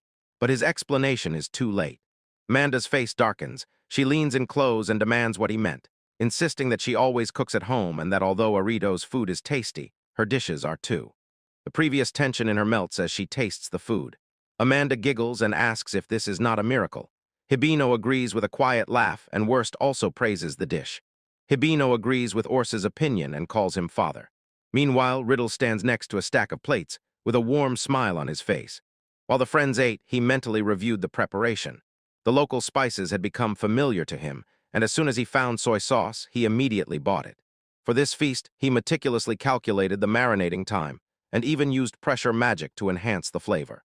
His thoughts turned to a special ingredient. He remembered that he had not yet seen in the capital that unique vegetable oil he had made himself in the Forest of Death, and since today was a luxurious holiday, he decided that this was the best time to use it without regret, because its silky quality was extremely important. The results of his hard work were visible to everyone. Grid bangs the bowl on the table and loudly, with enthusiasm, asks for seconds. Nearby, a guest remarks on how much he resembles his father. In the background, Arito watches this noisy spectacle with slight surprise. The excitement spreads through the crowd. Miliana tells her mother that her drink tastes like fruit, and Lena Lee gently reminds her to think of a riddle. Then Lena Lee turns to another girl, Meryl, asking if she also likes the food, and Meryl answers loudly like this. While the party continued, a man and a boy approached. The man introduced himself as Wayne, Miliana's husband, and the boy turned out to be her son Harold, and they officially announced that during their stay here their family would be under Rito's care. Amid the cheerful noise, Lena Lee approaches Arito, who is still working, and says that since he has been serving all the dishes, he should at least eat a little too. Touched by her care, Arito lifts his eyes from the plate in his hands and sincerely thanks her. His gesture is repeated by another guest, a dark-haired woman who approaches the couple, thanks Arito and says that thanks to his efforts they are more or less provided with food for the event. And when she speaks, small, soft feathers seem to float around them. He continued working, stirring the pot, when she leaned over and approached. She inquired about the research he was conducting in the capital. He replied that he somehow managed to complete it, as if she understood and noted that it was good that he had somewhere to go next. And when Arito began to respond, a loud shout interrupted him. They were interrupted by Galdena and another young beastwoman, Arya, who were happily playing with a fluffy bird. Arya pulled its tail, Galdena held a smaller bird, and their noisy energy earned them a sharper reprimand for distracting with idle chatter. Despite the reprimands, a cheerful mood prevailed around. The orc laughed loudly, and Rito could not help but smile, looking at the chaos when they were called by their names Arya and Dahlia. He looked at them, and quietly in his mind, a desire was born to spend a little more time with them, to be like any other child. And so, after the meal, his wish came true. The whole company set off to walk around the capital, and the children excitedly shouted that they wanted to go with Shiro. During the walk, Garrett approached the man, calling him dad and denying that his request was unfair and impossible. But the man turned his attention to Arito and asked if they really intended to carry out that plan in the evening, to which Arito simply replied, yes, with a quiet smile. According to the plan, a mountain of fresh ingredients is spread out on the table, colorful vegetables and other products ready for cooking. He announces to the noisy kitchen full of helpers that he will really stew meat in sauce for dinner. And the unusual mix of spices on the counter surprises everyone from Gared's parents to Lena Lee and the children. Everyone starts chopping and cooking. Noticing that someone was holding a knife incorrectly, he gave a brief piece of advice. Curl your fingers inward while cutting to avoid cutting yourself. Nearby, Gared's father sighed, slyly winked at his wife, and said that what their son was asking for was impossible. She waved it off better to cook on the fire and promised to scold Gariel later for his excessive whims. With the onset of evening, joyful chatter and ringing laughter come from the house, a sign that the lavish dinner was a great success. Later, under the dark night sky, a thin wisp of smoke gently rises from the chimney. The house has now sunk into a quiet war. Orito appears in the doorway, framed by the soft light of a street lamp, and apologizes to someone for taking so long to arrive. He is the last to join the company at the dining table while Lena Lee and Milna clear the last plates. Lena thanks him for his efforts and says that all the children are already asleep, and at the table Garrett and Hal Diner relax. One of them remarks on how delicious the food was. Dina's facial expression becomes serious. She tells Rido that she heard about his plans and directly asks if he really intends to leave the capital, then insists further. Has he already decided where he will go next? He confirmed her suspicion. With a simple, straightforward answer, he decided to go north. His reasoning began with a discovery in the library. He explained that a series of books on topography by an author named Klaus is scattered across different shelves and therefore hard to notice. Continuing to explain to the group, he laid out his theory. Klaus was probably fallen too, like himself. The evidence was indisputable. The book contained words in English, a language not of this world, and for Rido this felt like an intentional hint, a sign pointing him north. He waved his hand toward the map, where the Oldred Empire was marked. He noticed that Guard and the others had connections with this empire, and it sparked his curiosity. He wanted to learn more about that land. The group froze and listened, thoughtfulness readable on their faces as they pondered his words about the Aldred Empire. Then Hors told a little about the empire. It was almost purely a human country. Beastfolk and other races were rarely found there, and according to him, most non-humans would likely leave, only a few staying due to family ties. Leaning forward, he added that the forest bordering Ellenford was associated with the empire, but the elves deliberately avoided it. Orido thoughtfully noted that the beastfolk who remained there probably just enjoyed that life after all. They could leave if they wanted. He thanked them for the advice, but a moment of doubt flashed through his mind, and the idea of traveling to the empire no longer seemed so appealing. Pushing it aside, he announced he had one more question for them. He posed his last question to the group, and the air in the room grew heavy. Does slavery exist in this country or others? He read his grim face was the first to respond. He confirmed that yes, but corrected himself. It would be more accurate to say it existed. Alna explained in detail that the sale of people and forced labor had now disappeared, except that criminals were punished with forced labor. She noted that in large countries this was a fairly common mechanism, and once slavery had led to wars. Lena Lee added that an agreement had been signed banning such things, but she earnestly urged Rido, if you ever see someone being made a slave, report it immediately. Miliano looked at him intently and noticed. Despite what was said, his face had become stern, and she instantly understood this meant that in reality it still had to happen. He thanked them for the information. Arido confirmed he would still head north, but sharply changed his plan. He would not go to the Oldred Empire, and Guard said with relief that this would have been the worst option. He laughs quietly and admits that after their conversation, entering the country really seems a bit scary, but he reassures them getting out should be easy, especially since Audience No will be beside him. Lena Lee's gaze sharpens and fully focuses on him. To avoid mistakes, she asks him a direct question: what will he do tomorrow? Under the boundless starry sky, Orido firmly decides his immediate plan: to visit the library one last time, because he understands well once he leaves the capital, such chances for study will no longer be available. Returning to his companions, he began gently combing Shiro's thick white fur, while Rockbird watched intently and, unable to resist, started asking, clearly wanting to know what would happen next. Comfortably settled on Shiro's back, the large bird persistently inquired about his plans, since the intention to go north had become obvious. Arido simply confirmed that he understood, continuing to clean his feathers. He finally names his exact destination, Milan Forest, and says he must go there to investigate what he is determined to understand. He adds that he will also take the letter that introduces him, a scroll neatly tied and sealed with a wax seal. Meanwhile, in a quiet hut hidden in the forest, a lynx-like creature cautiously peeks from behind the corner. Something it noticed piqued its interest. Orst was asked if he was rereading Arido's letter again. The elf, without looking up, waved it off, saying, "I'm just checking one last time." Orst sips from the cup, thoughtfully imagining what Arito will do when he reaches Milan Forest. Meanwhile, Arito is already in his dwelling, happily preparing food. He thoughtfully examined the map before him, tracing the path with his finger from the Albred Empire through Linford and the Kingdom of Nibria to Milan Forest and Lesson. The elf realized that the boy was unlikely to return immediately. Besides, Shiro noted that meanwhile they had many things they wanted to try, and Orst's thoughts involuntarily returned to the numerous letters of introduction he had written as a necessary precaution for such a distant journey. His thoughts were interrupted by Shiro, who asked if those attempts included the food that earlier gave off such a strange smell, and surprised Ors admitted that the smell was indeed very strong, while Ralph gently suggested that perhaps Ors should first follow the recipe. Ors confessed with an embarrassed smile that he had tried to adapt the recipe he heard from Rido in his own way. With a cheerful smile and a wave of his hand, Arito turns to his friends, a bag over his shoulder, and says he is leaving. He walks away, and Grid happily waves and shouts loudly to take care of himself. Nearby, Lenley watches silently, and Neuro stands not far away observing. Seeing him leave, Guard's mother says anxiously to Caldana. Although she knows Arito can manage on his own, she still cannot help but worry. Caldana agrees, and nearby Guard's father tells Miliana how delicious Arito's breakfast was. As he was already moving away, Shiro quietly whispered that it would have been better if she had gone with him, her face clouded with regret. The father calmly and businesslike admits, danger is always present, but now none of their words will change Rido's course. He says their group in the city stands out even more than Rido. Neuro listens, his face serious. Ero considers the day ahead and realizes, Lena Lee also has plans, so in the morning it will be difficult for him to handle the children. Dressed as a courier, he walks with a determined step along the quiet street of the town, a bag slung over his shoulder. He reviews his task, ensuring the route to the library is his priority for today. He wonders if he missed any documents, then thinks that once this is done it will be time for farewells.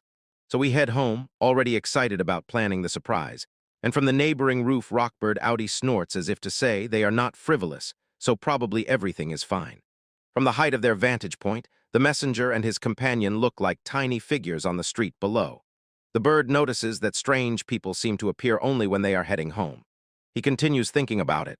Their path seems safe, but he is impressed by the person's ability to sleep during flight. Meanwhile, inside the building, the attention of Jared, who was slightly bent over Milna, the Chaldeans, the Aryans, and Jared's father was suddenly drawn by an unexpected arrival. By the prize stands a figure in light white robes, with a veil on the head that completely hides the face, silently walking among their gatherings. This, Neuro, leaning, speaks on behalf of the group. He accepts the strange turn of events and once again confirms their decision they will hold the position and leave Rido under her care. The courier stepped back, thinking about the old proverb that a person can completely change in just 3 days. His posture was now different. He held himself as if he had long been accustomed to the city. Before you unfolds a wide cobblestone street, flanked by houses with wooden frames. The courier noticed them. Several figures in cloaks and hats were watching him from the shadows of the alleys. Their silent, coordinated presence was a real threat. A slight flash of surprise passed through Nero. He himself knew that his people sometimes behaved rudely, but instantly gave a decisive mental order, to treat the boy carefully and with respect. They acted swiftly. One of them stepped forward and opened the door of the elegant carriage waiting. While another group watched the kidnapping from afar, Cedric and his comrades watched as the boy courier was taken away. The long-haired comrade spoke, he doubted their approach. He exclaimed, stunned by their incredible height. The elf calmly noted that there are no wyverns in the sky today, which only intensified his shock, and the old elf gave simple advice. Close your mouth so you don't bite your tongue. The thrilling flight made his head spin. As soon as they landed, he collapsed to the ground, feeling terribly nauseous, while the elf watched from the side, calling it a pitiful sight, but handed him some water to help him recover. After recovering a bit, Arito follows the elf into the bustling village of Ulu.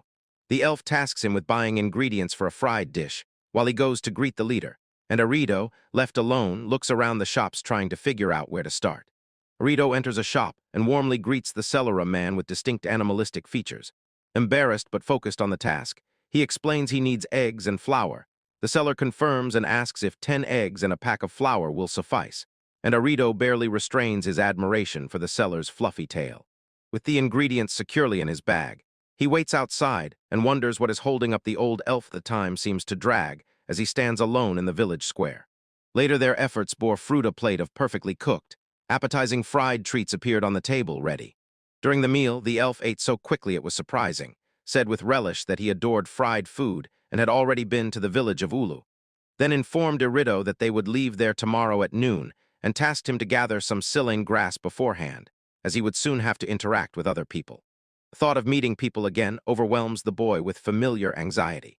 He recalls measuring his height, a bitter reminder that his body has not grown since he arrived in this world, and he fears that the kind, smiling villagers will treat him differently if they learn about his strange condition.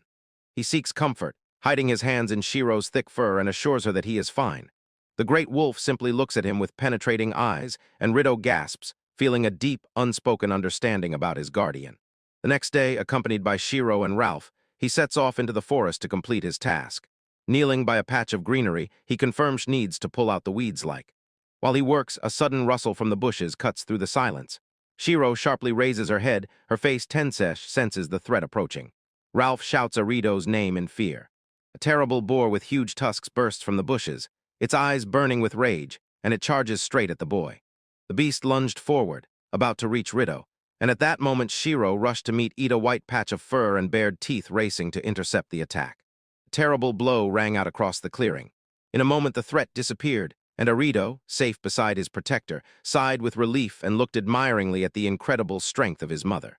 He thanks his comrades and laughs that the monster meat turned out to be extremely tasty, then tells the bigger wolf Shinda to take the boar carcass home, and return Shinda readily agrees. When Shinda leaves, Shiro firmly warns that the smell of blood might attract other monsters and urges to move on. Arito raises his head, his face becoming serious. Suddenly all his senses became alert. He quickly drew his bow and aimed. The elf, surprised by this sudden movement, called him by name, and Arito explained that he felt a gaze and reacted but now understands. There was no hostility in that gaze. It turned out that the source of the gaze was Chunda. She had already returned from the mission. Seeing the wolf, the elf suggested gathering a few more plants, then heading home. Above their heads flew a huge bird named Rock Swords, and Elfman noted that thanks to Rito's efforts they now have a large supply of Silan weed, then thoughtfully added that it seems Rock always helps him too. Suddenly a dazzling light flared around them, unexpectedly engulfing both the elf and Rito. They cried out in surprise, shielding their eyes and asking where this blinding glow came from. The light intensifies, becoming a blinding flash and flooding all their senses.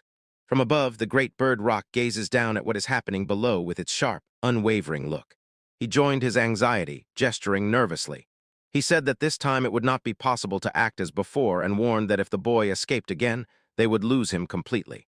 The wavy-haired companion agreed, covering his mouth with his hand, and thoughtfully added that the boy was probably also angry because of everything they had done to him so far. The horse-drawn carriage loudly rolls along the cobblestone street of the city, and its wheels clatter against the stones. In a luxuriously furnished room, Julius flopped into a high chair, his face a mask of deep boredom as he waited. In one part of the city, Cedric's comrade finishes packing things into a backpack, realizing this is a farewell to his post and checks once more that he hasn't forgotten anything, while across the room Neuro watches as he leaves, his face half hidden under the main covering. Zero does not take his eyes off the man, silently following every movement with tense attention. A woman in a dark formal dress stands by the door and watches as the employee walks down the corridor without looking back. From his high window, Neuro watches the man leave the building and thinks to himself confusedly why nothing happened as he expected. The confusion suddenly turns into panic. When the assistant approaches the main gates, he suddenly shouts the name Audi. Realization hits again and he grabs his head, sweat running down his temple. The assistant bursts into a desperate sprint, throwing the bag its contents scatter across the stone path, and he rushes forward. The comrade suddenly dashed away, and Neuro's eyes widened in stunned disbelief.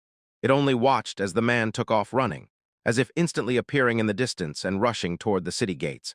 Suddenly another figure exploded into motion, racing across the rooftops at incredible speed, turning into a silent blur against the city walls. The barely audible tapping of footsteps on the tiles made Neuro look up. The shock on his face deepened even more. The figure easily flew over the wide gap between buildings, and a bell rang in the distance. He stood up and froze, completely bewildered by the audacious skill displayed before him. He realized, with such intervention, any direct confrontation could be avoided. Then it dawned on him. He noticed that Rito had grown significantly over the past month. Elsewhere, a woman in a white cloak watched as the carriage slowly rolled by. Seeing that it was heading to the trade quarter, she adjusted her scarf and decided that it was finally time for her to get down to business. From a high point, a young man with wavy hair watched as the same decorated carriage rumbled through the streets below. His gaze was sharp and extremely focused. He froze in the middle of the city buildings, not taking his eyes off the sky. Somewhere else, anxiety slowly crept over him as he read, his brows furrowed when a thought flashed through his mind. Something was wrong with this day. Meanwhile, Arito stood by the market stall attracting attention with his unusually large purchase. The seller, handing over a sack of potatoes, remarked in surprise that he was taking so much food again, and Arito, with a small bird on his cap, explained that given the number of people, this should be enough for everyone to eat their fill. Having gathered the supplies, he heard a voice urging him on. Arito shouted back that he had just finished loading everything. When he turned around, a sudden step behind made him freeze, his eyes wide open in surprise. Before him stood a tall figure, a dark silhouette against the bright entrance to the alley. Arito, now sitting on the ground by his map, raised his eyes to the formidable stranger. The man spoke with a polite smile, explaining that he had a request for him but did not finish. Arito, stammering and apologizing, insisted that he was in a great hurry, dashed away, and left the man with an outstretched hand in emptiness. Arito rushes across the city rooftops, recalling that this street is one of the first secret paths he was taught, confident it will lead him to the opposite end of the market district. Preparing to turn, a familiar little red bird suddenly flies down, calls his name, and corrects him. Not that one, but the one before the left turn. The sudden correction stunned him, stumbled, and crashed into a figure in the alley below. A young man with hair tied back anew grabbed him firmly and warned him to be careful. Another man in a suit watched as the accident nearly happened and remarked on how dangerous it was. Looks at Riddle with a worried expression and asks if the boy is okay, although he himself hit him quite hard.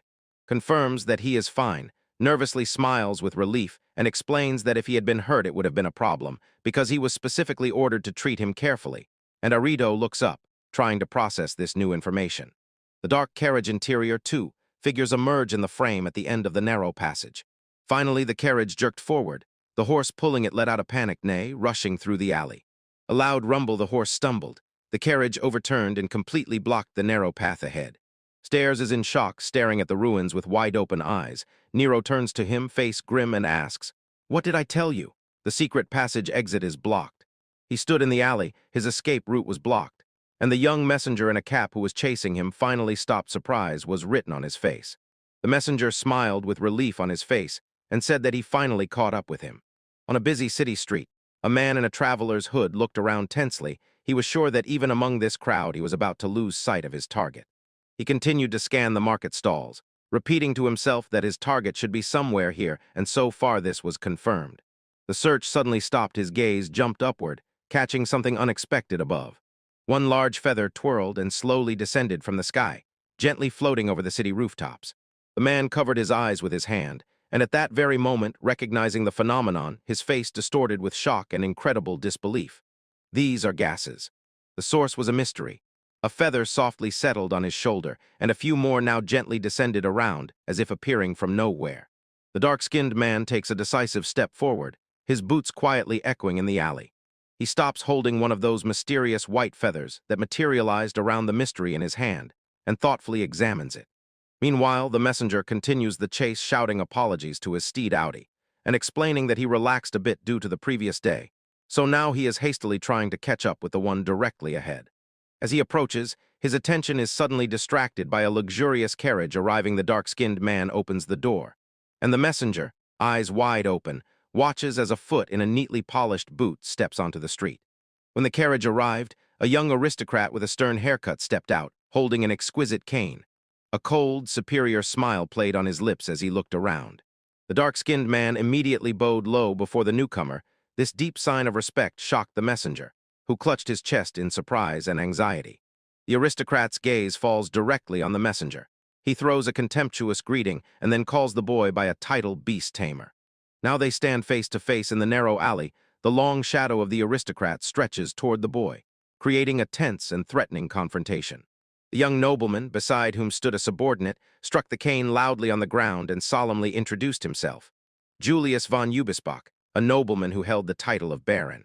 He pointed directly at the messenger, a confident smile playing on his face, and announced that he had come to demand the boy's power, specifically the ability to use Wirral and Fenner. The demand stunned the messenger. He had no idea what Wirral was, and when he realized that this person had been watching them all along, a chill ran down his spine, and nearby a large bird was intently watching the newcomers. The young baron did not relent in his loud proposal.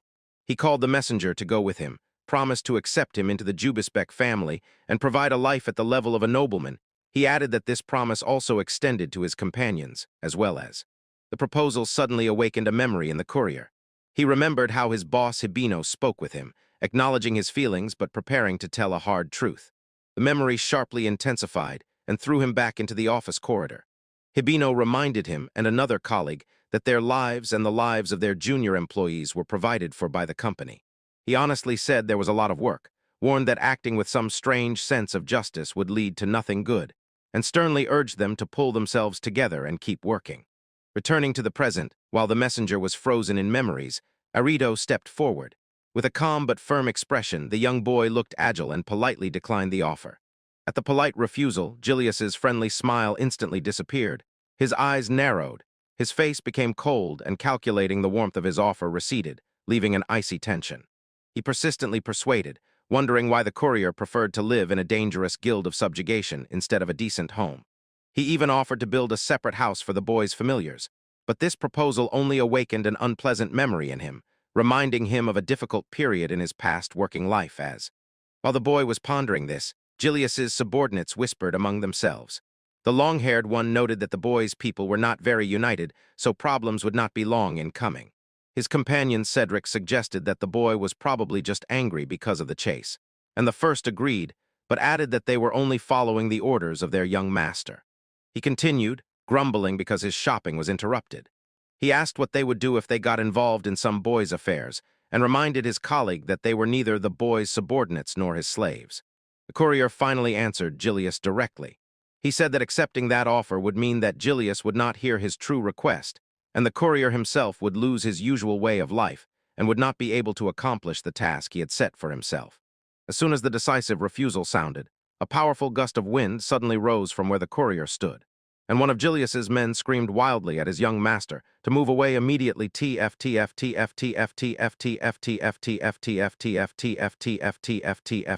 TF.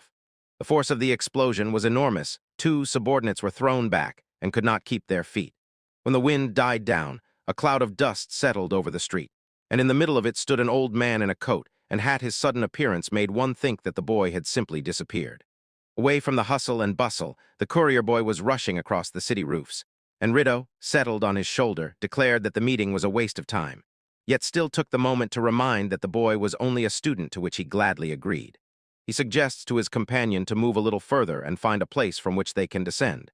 But the dark-skinned man, peering over the edge of the roof, calmly says that it is not necessary. The man crouched at the edge of the cliff, raised a finger to his lips, asking for silence, and this only confused the boy. Without hesitation, they both jumped off the roof, rushing swiftly down to the street. Elsewhere, guards, stunned, turned to Lena Litiana and asked if she was really leaving the capital today. Arito and others stood watching, and she confirmed, explaining that the circumstances had changed. Her face tightened with irritation and determination. She squinted, pondering their sudden change of plans. Julius was boiling with rage and tearing his soul with the question: was the Riddough's group treating him lightly? Nero, standing nearby, admitted that he himself was shocked by such a turn of events, and Milna watched all this with anxiety. He explained to the apologetic messenger that this, when influential people try to recruit them for private service, happens often as soon as their team receives a special rank. The news spread like a wave through the group, and Arya, with wide, frightened eyes, asked if her older brother would also go into the snow, and Haldana looked just as worried. They were worried because the gays kept watching the adults while the argument continued. Gorid decisively said there was no reason for a Rideau to accompany them. The dark-skinned man objected, and said that Rideau himself would probably come up with many ways to handle the situation, but Gorid remained uncertain. While he spoke, Shiro pressed against Rideau, who raised his head and opened his eyes wide, looking at Garid. Lena Litiana intervened with a calm but firm voice, saying that Garid's concern was not only about their current situation, and sighing quietly, confirmed that her assessment was correct. She paid attention to the riddle and confessed that she had already decided to head north earlier. The boy lifted his head, surprised by this revelation, and whispered her name. Thoughts raced. He remembered the kindness of his comrades: Nero, who was worried and followed him, and Miliana, who got angry for him. He remembered everyone who cared for him and sometimes caused trouble, and a deep gratitude rose in his chest quietly. From the bottom of his heart, he thanked them all. He realized that since he met them, so much had happened, and now, standing next to them while they prepared this separately, he knew he simply could not let them go. He decided that before leaving, he must do something for these people who looked him straight in the eyes, even when he himself was not serious. Seeing the determination appear on the boy's face, Gorid smiled broadly and knowingly, slammed his fist into his palm, and said that it should be so, while Lena Lee and Milna watched nearby, their faces softening with understanding. Outside the small village hut, the large white wolf Chinda lifted his head. He felt that something was wrong. Lately, the hut exuded some strange presence.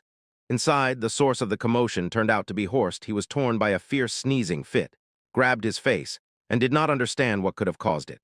Walking through the forest, Arito called Horst. "Are you okay?" and added with a bitter tone that the smell was incredibly pungent even for a human. For wolves with their sensitive noses, it must be simply unbearable.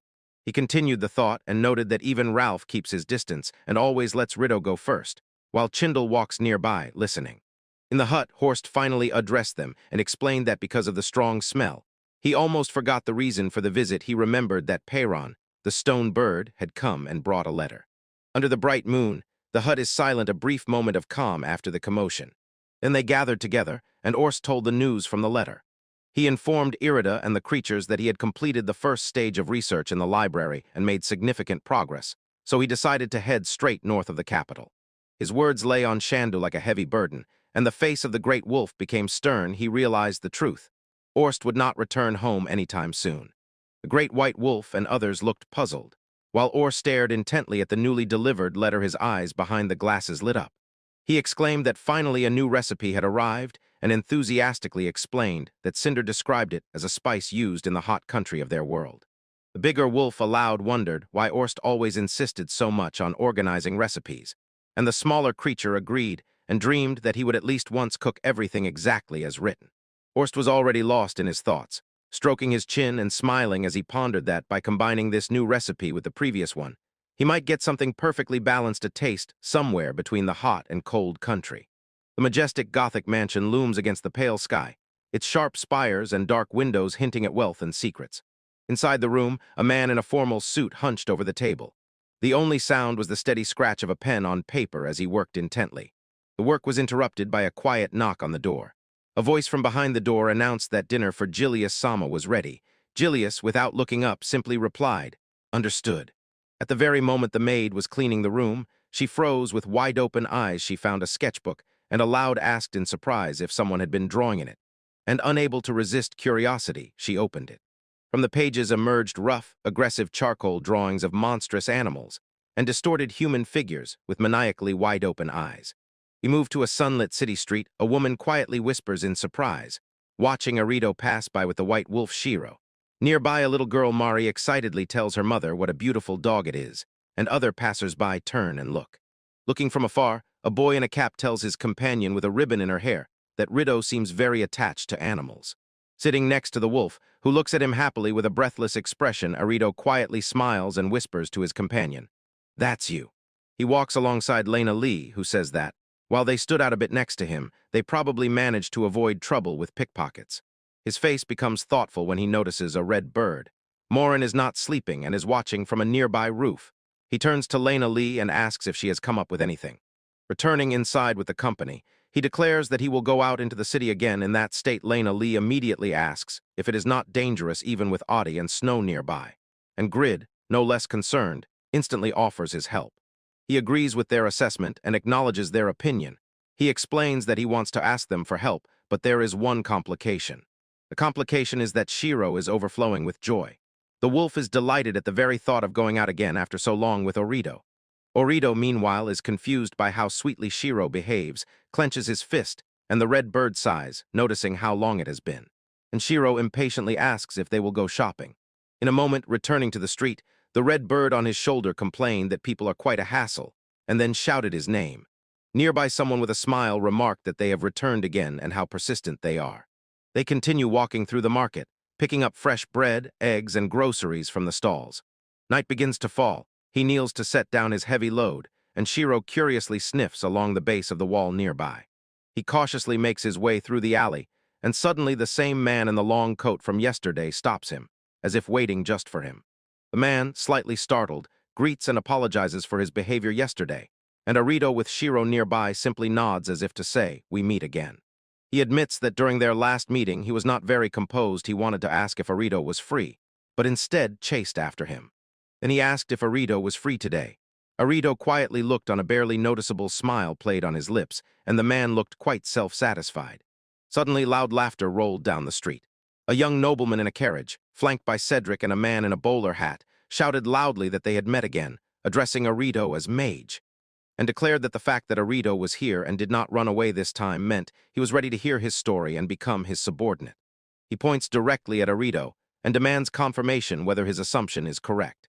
Arito, Shiro, and their companion instantly turned to the source of the splash. Their faces were unreadable. Arito agrees with a quiet, knowing smile, a simple yes, and adds that he does not mind. His unexpected compliance stunned his partner Julius. Julius himself beamed with joy, while the man named Cedric sweated nervously and was completely bewildered by this turn of events. Julius, overflowing with joy, steps forward and proclaims that Arito will not regret becoming a member of the Jabspec family. Arito, unwavering, turns to his companion Shiro and gives the order to act exactly as they had agreed. Shiro raises his eyes, as if asking if it is really okay to do so. He reassures his comrade, promising to protect him, and in response, a tremendous power bursts from Shiro who transforms into a larger, fierce beast, and his own voice repeats the same promise, to protect Arito. Suddenly, a familiar little red bird, flapping its wings, lands on his head, loudly complaining that yesterday was terrible, and exclaims that now the mystery is angry. The familiar emits a piercing, high-pitched scream that seems to distort the air around. Cedric screamed, clutching his ears in pain from this sonic attack. The piercing scream still strikes the surroundings, and the confused Julius realizes he cannot approach closer. Some invisible barrier stops him. From a branch, the red bird announces that they will all have to feel a bit of soul sadness. While the sonic attack continues, Shiro in his massive form lets out a deafening roar, baring his fangs. Arito gives an order, his voice cutting through the chaos. No, it is snowing. He turns his attention to the bird Audi and issues the final chilling command. The familiar responds, its eyes shining. Arito quietly thinks to himself that Audi looks like a real villain. He watched as his familiar Shiro took a confident step forward, a powerful aura spreading around. The boy's mind kept spinning with one thought. All this time his comrades had been on alert. A sudden surge of power hit Julius with a wave of disbelief. His eyes widened in horror. He stumbled and whispered, remembering that just a moment ago he was sitting at home, sincerely worried about Arito. His surprise was echoed by a young man in the crowd. He shouted to Rito, who was considered an animal tamer, demanding an explanation for the sudden cruelty, insisting that this was not the person he knew and asking why this was happening. The cries of the spectators subsided. A tear welled up in Julius's eye, was gasping for breath, pressing his back against the wall and muttering that he didn't care, but unspoken fear stifled the rest of his words. He did not pay attention to Julius's entire gaze was fixed on the two mighty companions, and he addressed Shiro and Adi rhetorically. Would they simply agree with how everything is? In response, a piercing screech from the Audi tore through the air and struck Julius's body. He grabbed his head and with growing horror realized these creatures were not following Rito for treats or a good life. They were weapons. The sound attacked through the crowd into panic. Their screams merged with fierce roaring. Amid the chaos, a man in a bowler hat did not move and calmly addressed the fleeing gentlemen, noticing that they had long been silent. His calm observation was shattered by a scream of pure horror. Shiro, now a monstrous wolf, lunged forward and clamped her huge jaws around Julius's head and shoulder, instantly silencing him. His cries of pain were cut off as Shiro's jaws closed. Cedric watched in horror and called for his young master, certain that the boy would be killed by this brutal attack. A brutal attack suddenly ended with a blinding flash in the air. Under a powerful gust of wind, a large winged creature appeared. This sudden arrival opened a breach. A young man with a bag rushed forward, pulled Shiro back, and sharply demanded that she let go. The wolf-like creature yielded and asked if that was enough. Cedric, stunned, realized that the magical barrier holding them had disappeared along with. The barrier disappeared, and the street was enveloped in eerie silence, while the surrounding houses stood as if unharmed. In the silence that fell, Cedric stood with a gloomy face, watching as Julius knelt on the ground and sobbed while his comrades tried to comfort him. His companions, along with the man in the bowler hat, could only stare, trying to comprehend this sudden and strange turn of events. Julius was the first to break the silence. The little red bird now perched on his shoulder, and he explained that the children were his dear partners, and he refused to do what they disagreed with. He directed the explanation to Cedric, who listened with a gloomy expression. Arito pleaded to be understood, hugging himself tightly, and Cedric agreed that what had happened was more than enough, though his reluctance was obvious. He pressed the young gentleman to himself and earnestly asked him to look, I am completely unharmed. Cedric confirmed that there were no injuries and asked if Julius could stand. Holding the boy small and shaken, his partner began to wonder what had just happened. Nearby, the little red bird named Audi sparkled and chirped contentedly, saying it felt renewed. Meanwhile, Arito and Shiro stood nearby and watched, and the white wolf raised his head to the boy and asked if he really intended to make these children, especially Julius, obey him. The question hung in the air, and tears ran down Julius's face. His face became a mask of unhidden pain. The sudden surge of emotion stunned Cedric and his comrades. They were completely confused and could not understand why he was crying. Orito approached and dispelled their confusion. Asked Julius what he was thinking when he threatened to peck him. Julius quietly said he understood.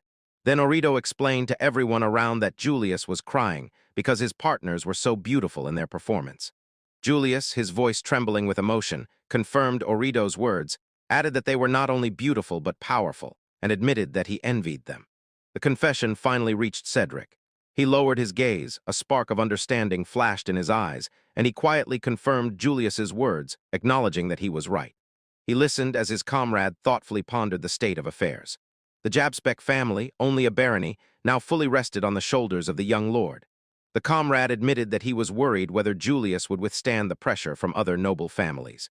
Breaking the silence, Julius addressed Cedric and said with relief that he was still alive, adding that this might be related to a recent incident, and his partner quietly confirmed it.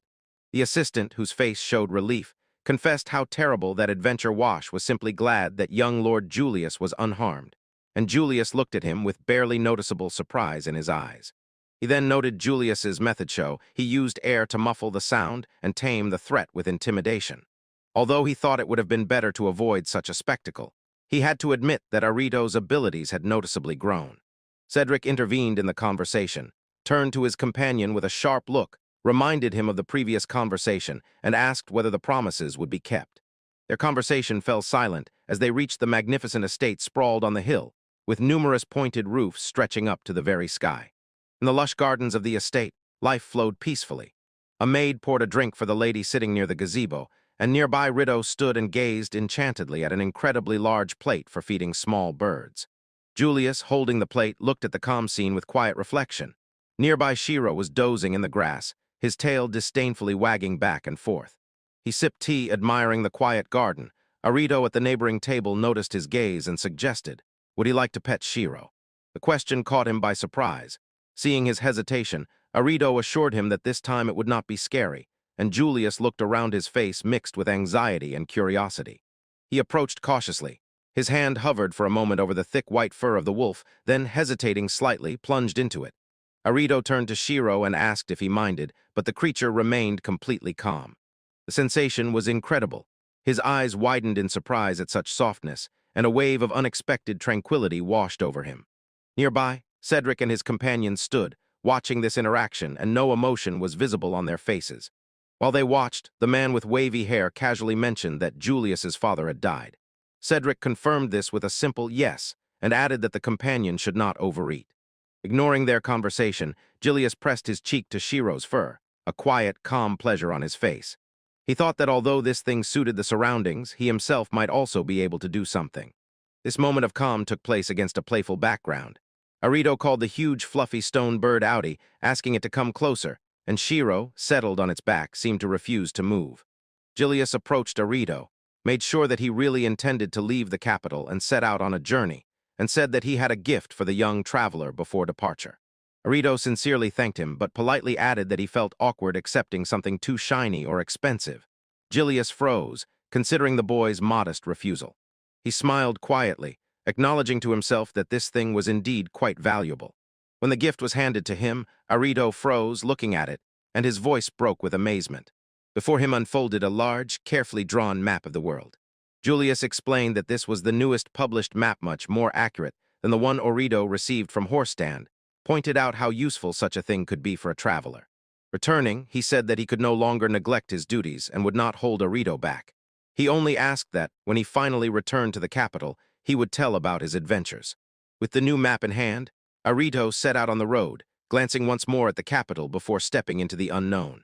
His journey began, leading him and his companions away from the capital to the large building towering on the hill, the garbage station ahead on the road. Inside, Tadley thought about how everything turned out and warmly recalled Orito's kindness, while his daughter Mari meanwhile doubted whether Orito was merely cool in attitude, but quickly dismissed this thought. The great white wolf Chinda intervened, reminding Tadley that his method was much more direct. Tadley directly threatened Rito to make him friendly, and chuckled in agreement, acknowledging the tangible results of his approach. He continued, telling Orito not to behave so reservedly. Orito chuckled. He was amused by the thought that Tadley praised him just as a villain would. Outside, Nero sighed with relief. Everything was settled peacefully, and then he told Orido that he intended to leave the capital forever.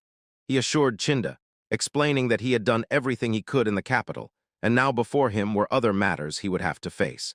Gathering again with the group, Lena Lee tensely asked if they were heading north, and the Enigma confirmed that they were.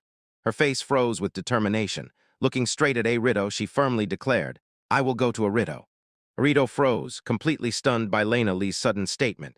His surprise breaking the silence in the tavern, he burst out with a loud cry of disbelief, and equally stunned expressions froze on the faces of Greed, Haldana, and Nero. Meanwhile, in the forest, where sunspots played among the branches, the great white she-wolf Errol turned to Shiro with relief and explained that she was scared because she thought her companion had suddenly disappeared in the middle of their hunt. Soon the cause of the commotion became clear. Orst, an old elf, was stuck in a trap, sharp crystals pointed at his throat but did not cause harm. He shyly smiled at Errol, confessed that he had set the trap himself long ago, and thanked him for the rescue. Errol, not believing his eyes, looked down at the shining, deadly spikes surrounding Orst. The elf simply repeated that he had not been here for so long that he had completely forgotten about the trap. He tries to downplay the situation, saying that it is nothing serious. He wanted to investigate something himself and decided that the trap would give him at least some security. Errol, however, is not thrilled. He asks why create such a dangerous thing only to forget about it later. Orst just laughs and, brushing off her concerns, says he simply forgot. Errol sighs and tells him that he thinks about too many things at once. She gently reminds him that if he is not careful, he will make everyone worry. Look nearby. The little creature Ralph shuddered and whispered that it is creepy here and everyone needs to be careful. When Orst and Errol delved into the forest, Errol noticed that, surprisingly, danger is often very close. In the luxurious hall under a huge chandelier, in elegant attire, guests talk among themselves. The air hums with the quiet buzz of polite voices, for the rich and influential have gathered here. In the crowd, his sharp gaze caught an uninvited guest. Cedric turned to his assistant and in a low, tense voice demanded to know who let such a person into the meeting. As soon as a glass was handed to him, the companion understood that Cedric meant the merchant. Cedric snorted and said that the man was nothing more than a vile scoundrel who sneaks into these evening receptions to sell his goods to noble guests. Nearby, another guest with sharp ears and wearing a cap overheard the conversation and quietly confirmed to himself that the man was indeed a dishonest merchant. He glanced at the gray-haired nobleman. The latter immediately recognized in the elf the very person they had just been talking about. The nobleman looked him over, barely raised his chin, and directly asked how much he costs. Watching this quarrel, the national appraiser quietly smiled. He said he now understood everything because he had received a certain page from that person. He agreed that the elf was a scoundrel, but advised caution. The merchant, unafraid, leaned closer to the nobleman and with a knowing look asked a direct, troubling question. Does his establishment trade in elves? The question hung in the air. A confident smile blossomed on his face. In his thoughts, he waved off the nobleman as a well-spoken fool and quietly chuckled triumphantly. He continued to convince the nobleman, explaining that although the elf may look young on the outside, inside he is as old as any other elderly person. And the nobleman listened attentively, quietly murmuring agreement. Globamen openly admitted that he knows almost nothing about the legendary high elves, confessing that he knows much less about them than about ordinary elves. Laughing, the merchant waved off the topic. He said that legends passed down from generation to generation are nothing compared to a living, lively boy, and with a sly smile handed the client a list. The nobleman raised his eyes in surprise. The merchant turned out to be quite a connoisseur of elves, so he decided to entrust the matter to him, and the merchant gladly agreed. The trader finally showed the object of their deal, a photograph of a handsome, light-haired boy surrounded by small, fluffy dogs. The scene shifts to the mother of that dog, a large white she-wolf, who is gnawing on something in a quiet camp under the starry sky. In the same camp, the boy from the photograph, Arido, told about their journey. He explained that thanks to the warnings of his companion Audi, they avoided ambushes on the main road, moving from forest to forest on the way to the capital of the sun. When the story ended, Rido returned to the white she-wolf Shiro and offered to brush her fur. The small red bird Audi watched from a nearby branch. Shiro joyfully exclaimed, "Yes," eagerly awaiting the grooming. The large white wolf, realizing that he had made Snow suffer a lot in the capital to atone for his guilt, asked what Snow would like to do the next day, and the huge beast sighed contentedly. Demanding an answer, he asked once again what Snow wanted to do. The wolf seemed to ponder for a moment. Instead of a verbal answer, Snow responded with action, bursting forward at incredible speed with a joyful shout, and a group of armed men flew away as the great beast broke through their ambush. From the sudden movement, he jerked back and pushed the Snow away, Begging the wolf to be a little more merciful, he understood that this was probably his version of restraint, and the scattered bandits howled in pain and confusion. The great wolf is simply delighted finally. After so many days, he can run freely through the forest and thanks Arito, and his powerful steps continue to toss the attackers into the air. Soon, having dealt with the ambush, they approached the village, and Lena Litiana noticed them, calling out to Arito and cheerfully noting that several days had passed since they last saw each other. She notices his weary look and asks what happened. He corrects her. He says that a lot of time has passed since they were in the capital, not since their last meeting. Nearby Tadley with his daughter Mari and their cart. Lena Lee sighed with relief, although they were supposed to meet in the village of Ordo. Seeing him alive calmed her, and she suggested heading to the northern forest after shopping just in case. She decided not to give a long explanation for now, only uncertainly waved her hand towards the distant lights of the settlement. They would talk about everything later, and now it was more important just to rest. When the group settled around the warm campfire, she explained to Arito that she was delayed due to preparations in the capital, added that although there were other ambushes on the way, her familiar Audi noticed them all and ensured their safe passage, and Arito looked surprised that the danger was not yet over. Changing the subject to something more cheerful, she told that the Gorid family and others eagerly tried his recipe, and this news lit up Arito's face. He gave a thin, happy whistle. He held a small carved whistle between his fingers, a simple object that carried a moment of shared warmth. The sound caught Snow's attention, who excitedly shouted about meat, and this led to the solution. Audi's bird must have been one of Aura's familiars. It was he who sent them the supplies. He looked at the food and felt powerful magic in it, aloud wondering, could an ordinary elf feel such strong energy? Meanwhile, in another corner of the region, a man sat on a horse giving orders. He said that traveling beyond Nabria was dangerous, ordered to comb the forest and the road, and his subordinate agreed and warned not to approach closely until there were enough of them to surround the target. Elsewhere, a group of elves gathered. One named Hekner was scolded for losing control of magic, and when a comrade offered to take the blame, a hooded leader intervened and told Hekner not to force himself, reassuring him that it was not his fault, he was only a half. The huge bird descends and lands in a powerful gust of wind. On its back, the elf enjoys the clear sky and calm air, glad he is not nauseous, while Arito seems frightened by the sudden arrival, as if. As soon as they settled, Arito notices a distant gleam in the sky and asks what it is. The elf just smiles as if expecting it, and says that it seems their guest has already arrived. He doubts Elfman's words, peering over Roche's shoulder. In the sky before them hovers a graceful winged creature. Elfman points at it and asks Arito if this is the first time he has seen such a beast. Smiling, he pointed to the creature, for the boy it is a wyvern. The wyvern looks at them with a hostile gaze and roars a challenge, declaring this place its new territory and warning not to fly here without permission. It circles in the air like an exact double of their steed. Arito froze in disbelief, realizing the creature was as massive as a stone. Two huge beasts stand opposite each other, the air crackling with aggression. The wyvern growls as if asking if Rock is looking for a fight, and the giant bird responds with a cry, throwing a bold challenge. Caught in the very whirl of the escalating conflict, the frightened Rito asks what they should do, and the elf calmly adjusts his glasses, pauses for a moment, and says they have no other choice. He leans forward, his cloak whipping in the wind, and quietly but decisively commands his steed, orders Rock to teach their opponent the main rule of the sky. The eye of the great bird widens as if with admiring understanding. She feels that her master horse knows her spirit well, and below, clutching feathers, Orito can only watch in bewildered amazement. In a quiet village near the watermill, a young beastman, pulling a cart with his older brother, suddenly raises his head, genuine surprise frozen on his face. He pointed a finger to the sky and urgently shouted to his brother, "Look up." Corning draws the attention not only of his brother, but of all the villagers. They all raise their eyes upward, filled with curiosity and anxiety. A flash of starlight streaked across the sky. The older beastman's eyes opened wide, as if he recognized that thing. The younger brother asks if it is the buyer who usually comes to buy their eggs. From another point on the ground, Elfman, Horst, and the young boy Arito also watch the spectacle unfolding in the sky above them.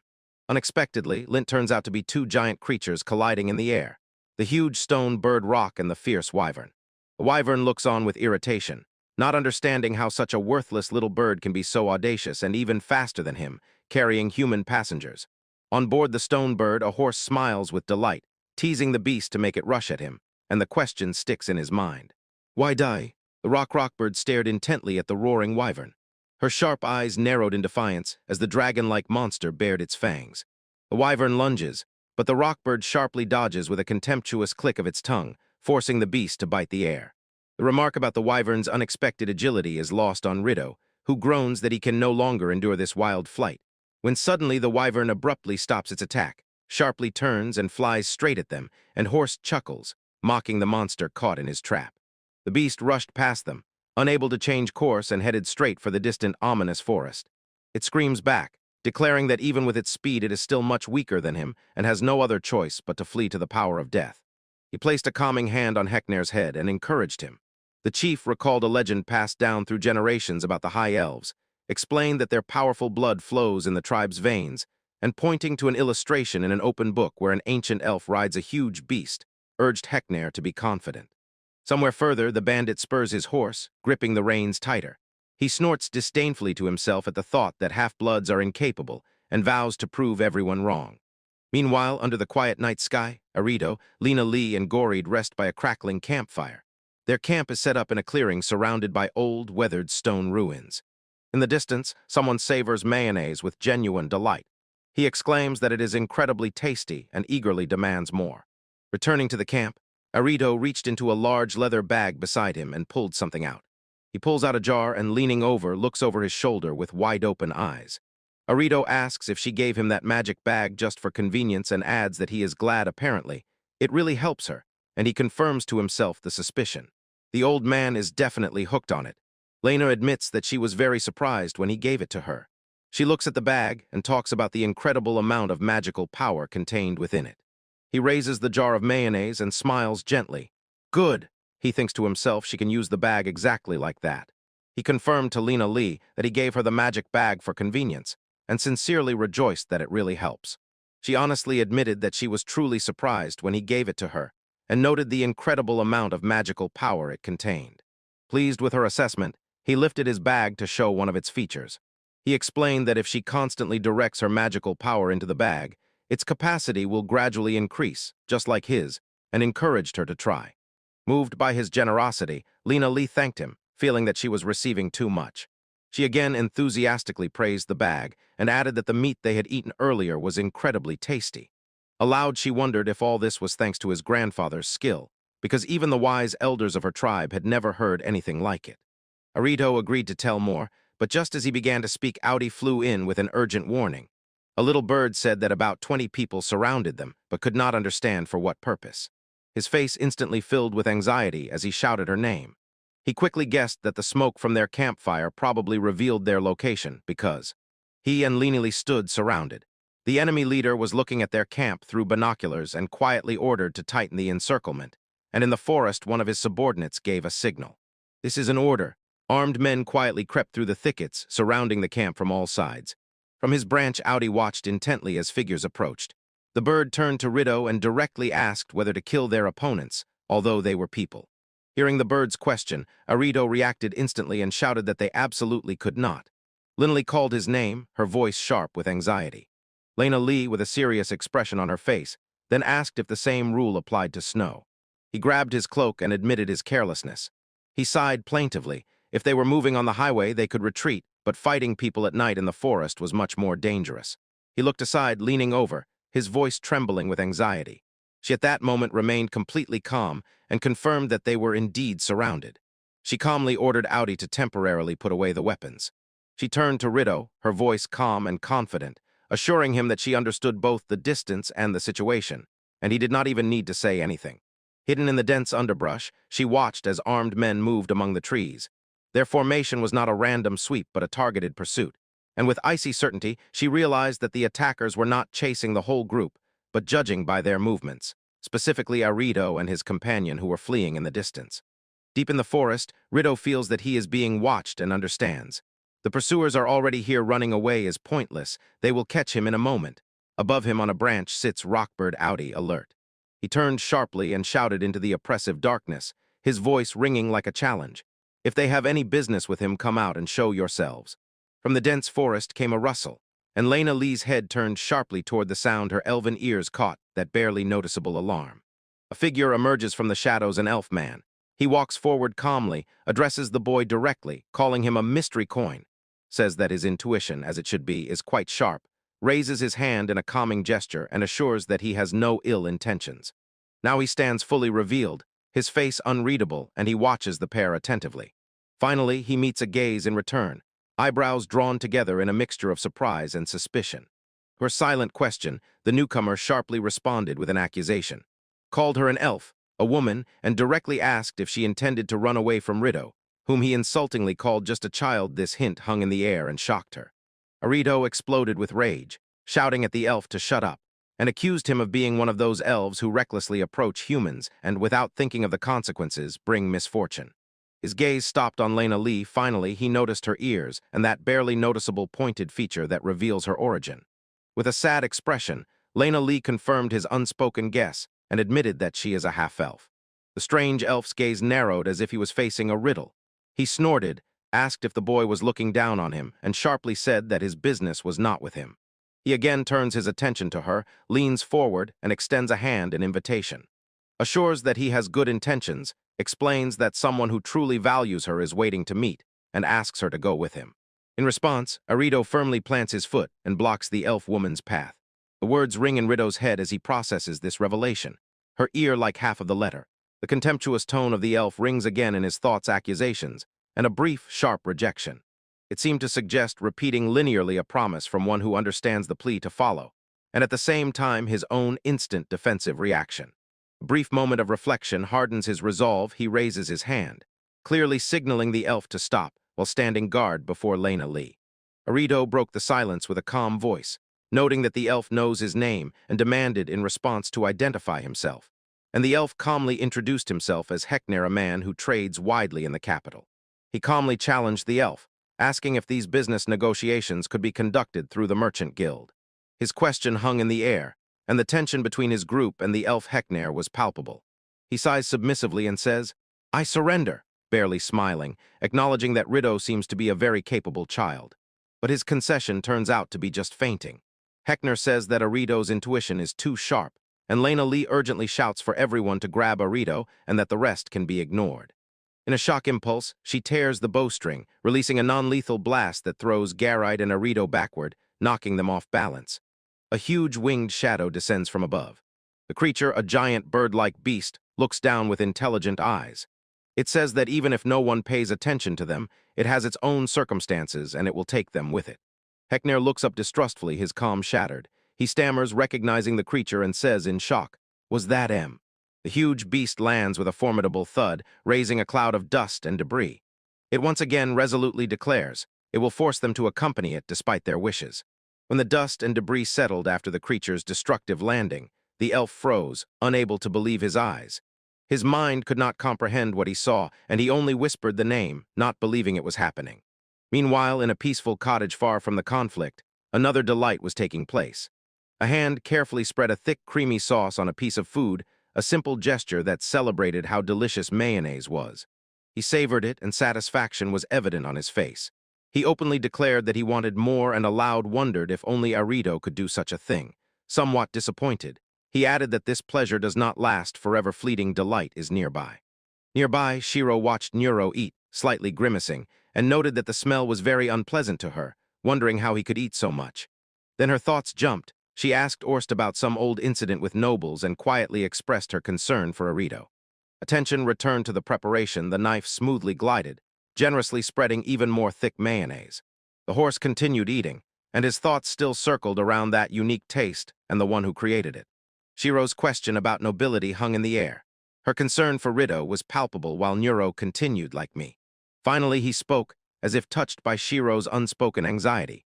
Orst explained that what some consider cowardice and Rido is just another side of his caution, and this trait, he assured, allows the boy to devise ways to avoid fights and to fight when necessary, and in conclusion confidently stated that Rido can handle anything. Shiro smiled, agreeing with his words. Now it was clear to her why he could so sincerely trust this boy. He reluctantly savored the seasoning sent by Arito and thought that he himself also had a difficult past. Shiro picked up avoiding that is hard, and sometimes truly dangerous things happen, like some dishes. Meanwhile, in the dark forest, those who were being talked about, Arito, Lena Lee, and guards, sat tied up and captive, their faces gloomy. Their kidnapper, an elf, thoughtfully pondered the story he was told. Supposedly, they kidnapped children to sell them to some noble. "You are shocked," And from afar, Shiro and Adi watch, with Shiro noticing that it seems there are no more kidnappers nearby. He again turns his attention to the prisoners. Rido blurts out that there is no reward hanging over his head. The elf forces him to be silent, muttering that it hurts his elven ears, and Rido looks around confusedly. The elf's face tightened with irritation. When it lit up, Lenli noticed something slip out of Arito's bag. She shouted his name and pointed to the fallen object, and Arito apologized, explaining that he had taken it out earlier and picked it up. Yelf takes the paper from him. It is Arito's identification. He reads the name aloud, his eyes wide with surprise. Arito, Elgrad, the word Elgrad echoes in his head as if something very important. He stood, trying to comprehend this name, and a confused sound escaped his lips. Arito, bent over, and Karid were still chained before him, and Shiro was watching somewhere nearby. Attention instantly turned to Linley, and his voice sharply sounded with disbelief. He demanded to know if Rido was really the one he suspected, and Linley was completely stunned by this. Ignoring her shock, he turned his gaze to the boy, and lowering his voice, asked the decisive question: was Rido a relative of Orsten Delgrid? The question suddenly tore from Arito's memory. A conversation with grandfather, Orsten Old Elf, who said that his name would carry great weight wherever he went. In the present, Heckner sneered at this idea to him. It was absurd that some kid could be a relative of the hero Orson. Arito calmly confirmed that the man he knew as grandfather had indeed introduced himself as Orson, but Heckner immediately waved it off and called it a lie. He emotionally argued that what Arito said was simply unreal. Orsten Elgrad was a legendary high elf whose fame spread across all the countries of Orantia. Like a lone wolf, he possessed the power to attack and single-handedly destroy an entire country. The weight of that legend fueled his distrust. His voice rising in excitement, he exclaimed that Orsten Elgrad was much more than just a legend, and demanded to know if Arito really said that such a person was still alive. When he digested the boy's words, suddenly a detail in the document he held fell into place. It spoke of a majestic figure, a high elf. From the forest side, Shiro confirmed that Arito's grandfather was indeed from the Forest of Death, and also said that the meat he gave was incredibly tasty, while Audi, sitting on a branch, noted that the strength of that person was on a completely different level. Guard met the guest with a broad, friendly smile and gently said that he had come all the way from afar just to make a delivery. He invited him to sit and added that he had just brewed tea and would like the guest to join him for a cup. He leads ahead, explaining that Arito left just a few minutes ago. Others are also not at home, and he notices a strange silence in the house. The kettle on the table whistles, and the guest in formal attire seems to freeze upon hearing the name Rido. Rid continues to ponder about the young one. He notices that Arito has started to speak directly and look him in the face, and he finds it funny whether out of caution or boldness. He does not know himself, but this is not the same Arito he first met in the capital. He raises the topic of Arito's companions, White Wolf Shiro, and the majestic bird Adoro, enthusiastically calling them amazing. And Greed adds that only their presence is calming, and asks the guest if he himself has not felt this. His guest, addressed as Your Excellency Baron Gilius, reluctantly admits that it is an awkward story but confirms Gurid's assessment.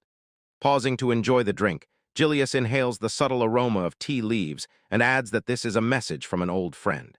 At the table, the Baron unfolded his thought. The transition from Gurid is important, and, even more important, is the presence of the one called Adoro. Aaron's words sparked an insight, and Gerd even exclaimed that he had just remembered something important. With such powerful companions nearby, Arito's journeys will indeed become easier to endure.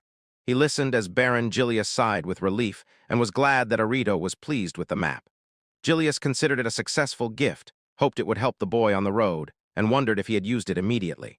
This news made Lena Lee say that with those emerald swords and the mystery nearby, it was hard for her and Gary to move freely. And Gary, admitting envy and noticing that everyone had a lot to do, heard from Lena Lee a confident advice: "Leave it to me."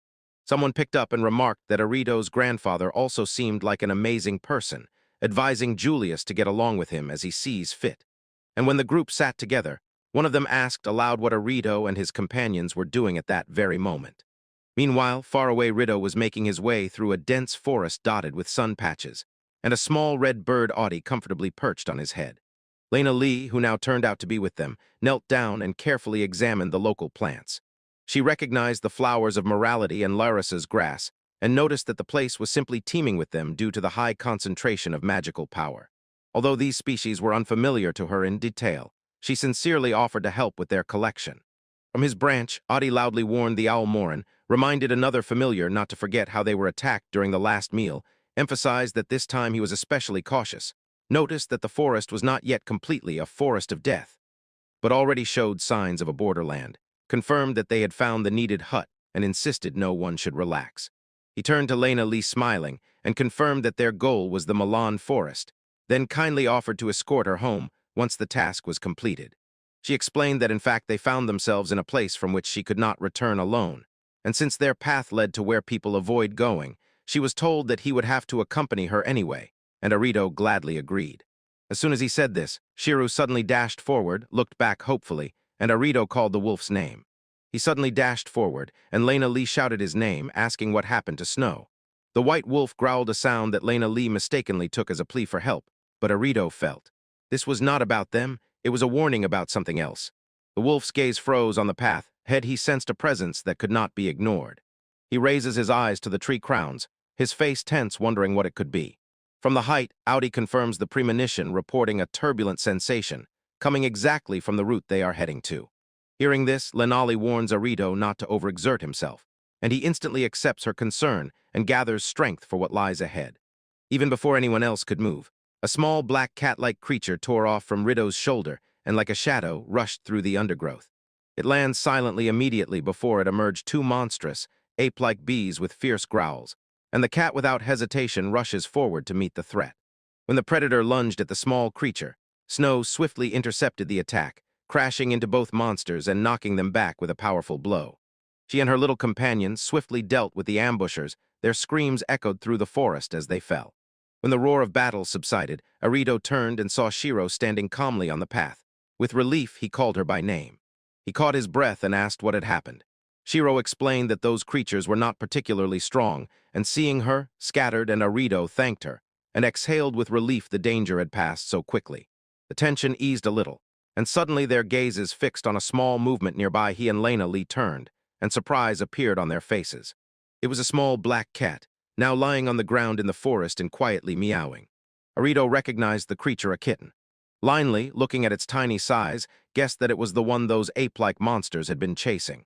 Looking at the kitten, Adi flew onto Arito's shoulder and said he felt something was wrong here, but Lenali seemed not to fully understand what he meant. He explained his suspicions to Rito in detail. This creature was a foreign phenomenon here, out of place in these forests, and Audi anxiously noted that it might be bait for a bigger monster, because despite the kitten's fragility, it possessed a strange and powerful magical force.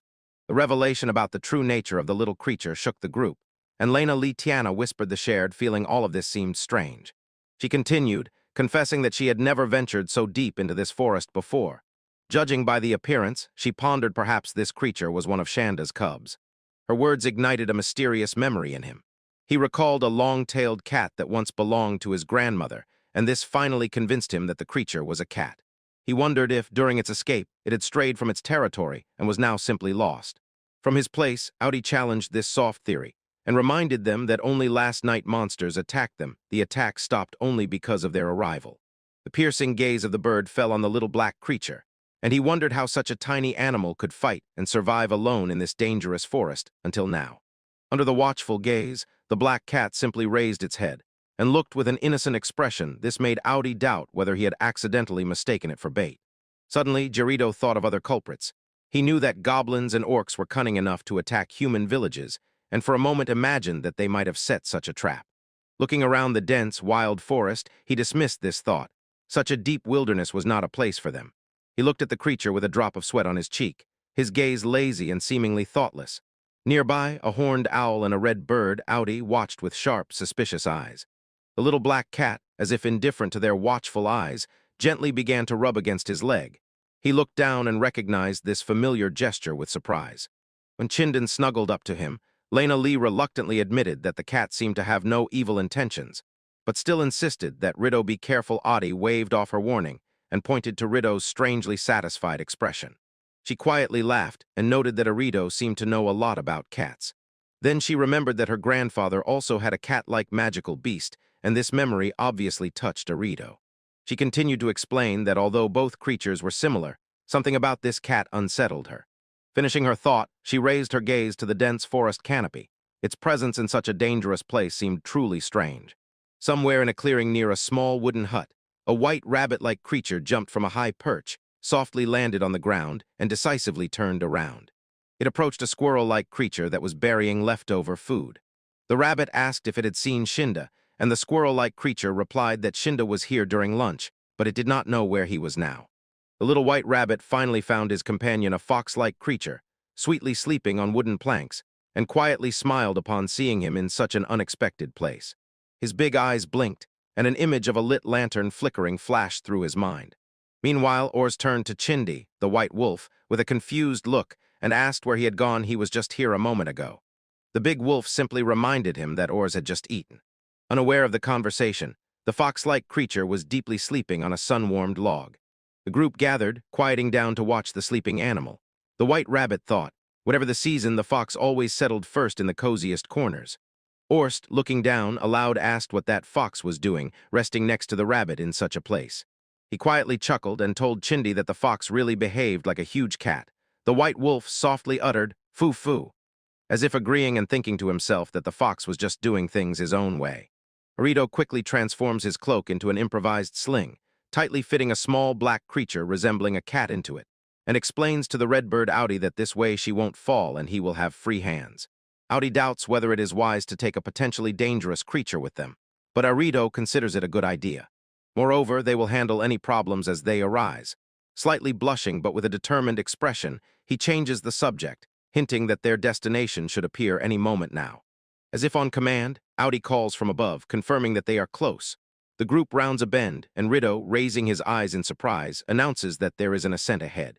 At the edge of the clearing, raising her gaze to the foot of a gigantic ancient tree towering over the surrounding forest. She froze in complete amazement, her mouth slightly open, trying to comprehend what she sees, and can only utter one word: that her. We cannot take our eyes off the majestic structure that has risen high in the crowns of the giant tree like a house, or several, tightly woven with living wood, like elven architecture. Come closer. Arito shudders when the huge white wolf Chinda makes a sound similar to meowing. Leon only says that he was not entirely right, but not far from the truth either.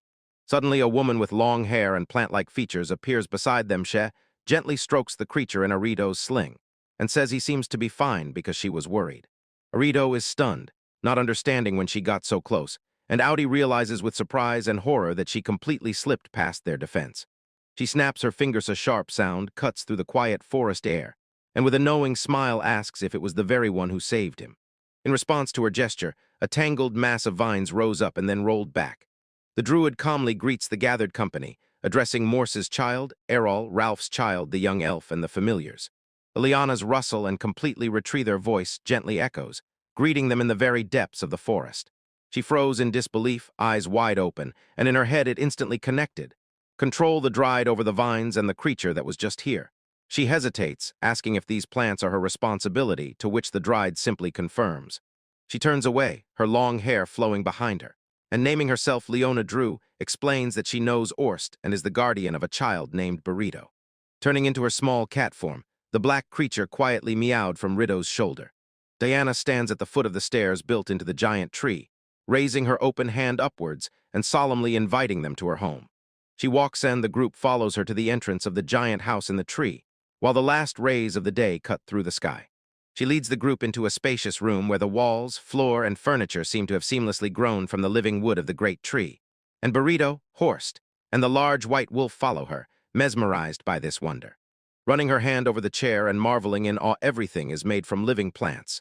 Meanwhile, Liana kneels before the small black cat, acknowledging that he and his companion saved her, gently reminding the creature that it must properly give thanks, and Lena Lee looks around with the same wonder. Attention suddenly shifts to his big companion, who now looks significantly smaller than usual. He calls his name in surprise, Snow In. In response, the black cat lazily stretches. His body begins to softly glow, and he thinks that this is the opposite of before he shrinks, the reverse of his magic. He looks with wide-open eyes and suddenly realizes that light is the movement of magic that he feels. The glow intensifies, enveloping both the small cat and the white wolf. Their forms slowly begin to change. When the transformation reaches its peak, Liana raises one finger to her lips in a thin but commanding gesture. Her action exploded with a dazzling white light that engulfed the entire room. When the bright light fades, the black cat creature appears transformed, now standing on two legs, humanoid with a confident posture. The new form stunned Rito, and the big white wolf Errol both froze with eyes wide open in amazement. The creature transforms again, shrinking to the size of a small cat but still standing on two legs, nervously fussing and calling himself Laryl, saying he can be both in this form and the large one. Lyanna, a dryad, addressed him, emphasizing that she had warned him about the beasts outside, which is why he transformed into a larger form, and then added that there is one thing that interests her greatly. She asks if they can talk about Laryl himself, and while Erido and Eril look puzzled, Laryl thanks Lyanna for saving and keeping him, saying how warm she is, and Eril, completely stunned, blurts out that the creature just spoke. The red bird Audi notices Lyanna's sharp mind and suspects. She must have sensed something unusual about Laryl. Lyanna confirms this and reveals his true nature. He is a half-blood, born from the Fey race Katesit and the higher magical beast Chinda, and both these lineages flow in his veins. Erido, still in shock from all the discoveries, looks at Lyanna with distrust and asks if she understands what Audi is saying. And Lyanna, with a slight smile, admits that she has not yet told him about her gift. She says that elven blood and the blood of spirit races flow in her veins, so her magical power is very high. She can speak with any intelligent magical creature. Erido considers the new information. He recalls that Orst, although a high elf, when he first spoke with Audi, needed Arrow and Snow as translators. He notices the little owl Morin and wonders if her language is also translated. Morin responds with a hoot, as if confirming the boy's suspicion. Hearing the hoot, Lyanna understood that Morin misses the forest at the foot of the sacred mountain. She explained to the wide-eyed Lena Lee that she can talk to Morin simply because he is a very intelligent creature, and Lena Lee considered this ability incredible. Pouring a drink, Lyanna smiles and says that guests have not visited her for a long time, and the little black cat Laryl peeks out from behind the edge of the table and watches her attentively. She explains why the kitchen is so neglected. Erido sees that almost no one has touched it. She confirms that almost no one goes so deep into the forest, and Erido, seizing the chance, asks permission to use it. Meanwhile, outside, near the giant tree, Lena Lee calls Audi. The red bird sharply clicked its beak, as if saying it would stay outside, and flew away. Inside, Lyanna warmly smiled at his riddle and gave him permission, saying that from horse letters she knows cooking is his specialty. The boy was surprised but happy, and confirmed that he was looking forward to it. Night falls over the forest. In a gnarled ancient tree that became Leon's home, two windows flicker with warm light. Soon, as the group was leaving the entrance to the tree, Erido sincerely thanked their host and said that the dish he prepared, Consam Pato Pho, was truly delicious. She watches as Lyanna sincerely praises the dish, saying that the meat stew was tasty and she tasted such for the first time. After dinner, Lyanna gently said good night to him and went to her chambers, and he wished her the same. He returns to his little companion Laryl and gently says that it is time for them to rest. The creature quietly agrees. Meanwhile, having left the guest for the night, Lyanna closes the doors of her chambers, and her thoughts still linger on the young boy, a mystery that she thoughtfully notices that he is exactly as Ors wrote in his letters, and even politely handed over a letter of recommendation. Her fingers traced over the paper of the letter, and the faint scratching echoed in the silence of the room. She steps out of her dwelling, and at the threshold her animal companions greet her. "I have returned," she says with a smile. The large white wolf seems to ask if she caused trouble, but she quickly calms it because, as she speaks, a small spirit slowly floats near her hand and reports that Laryl has returned and is now sleeping. Then aloud wonders why the cat-like creature suddenly left on its own, especially given such dangers. Gently in Lina's hands fluttered the small spirit. Its companions chattered noisily.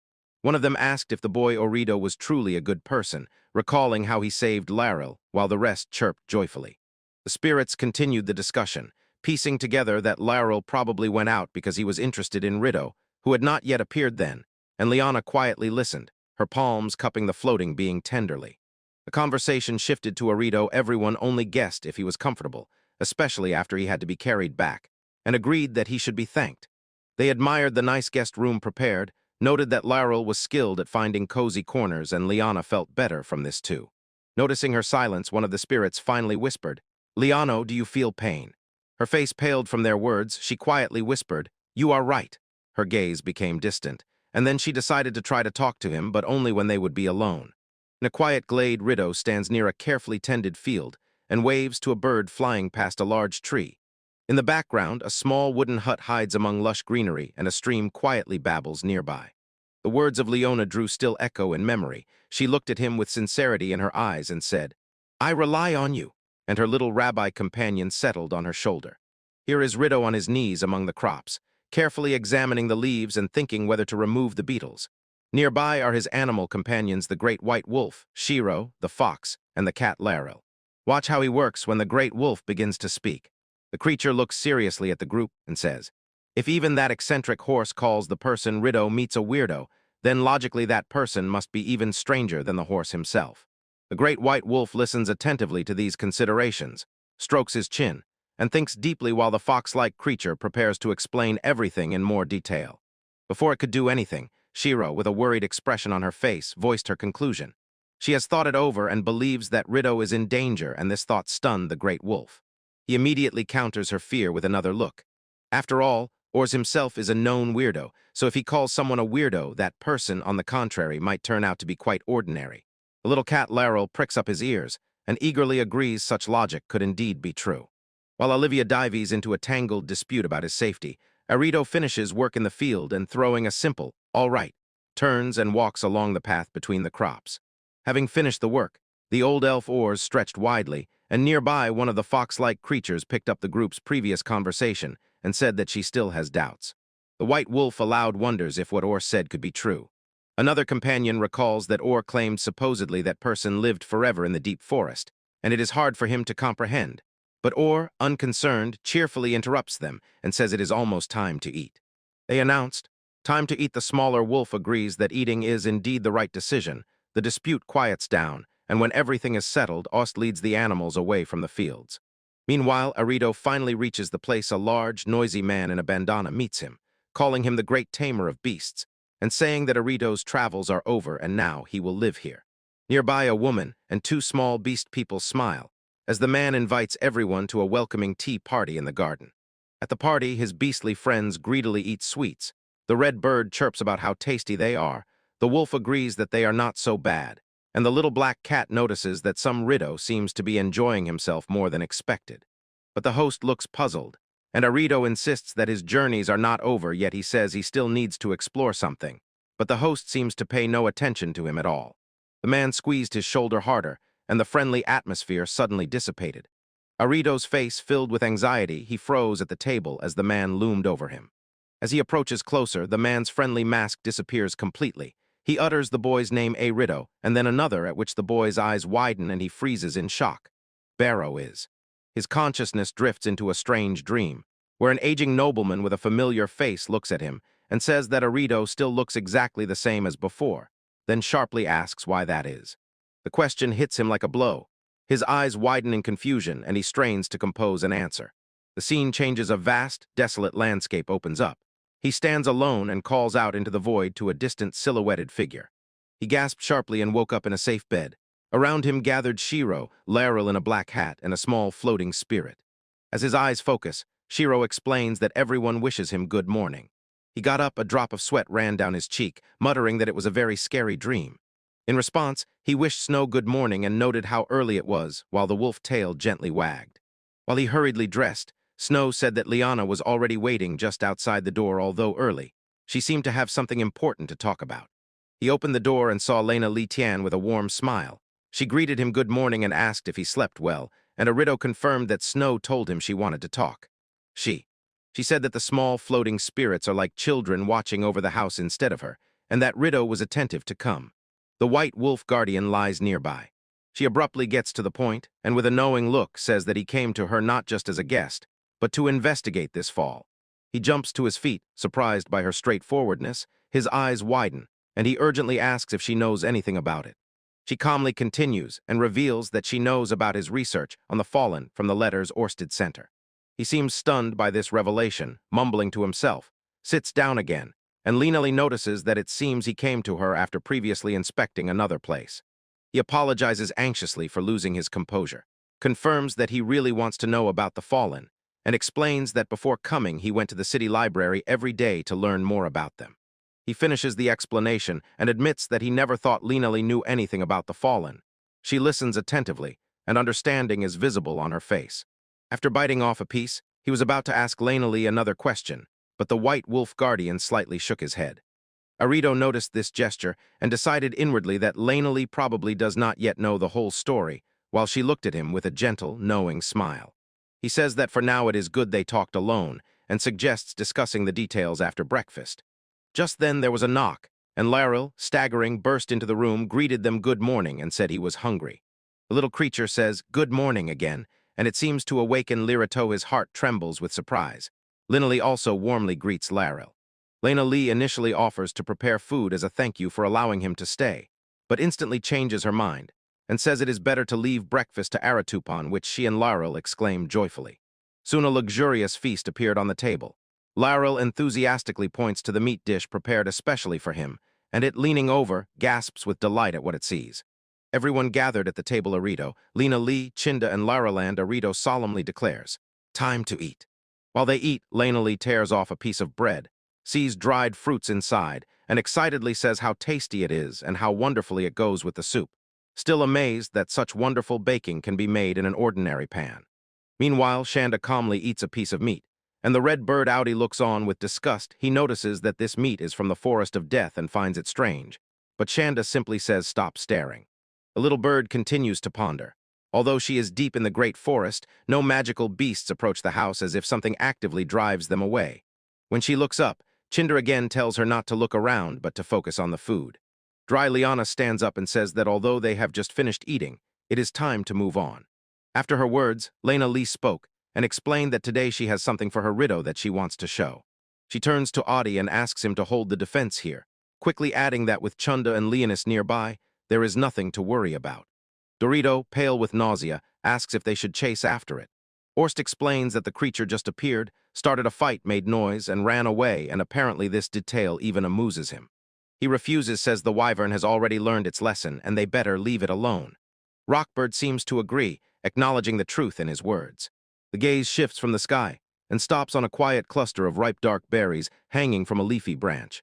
In the thicket of the death forest, a massive stone bird landed with a rumble on a branch, its wings still fluttering as it settled near the cluster of dark berries.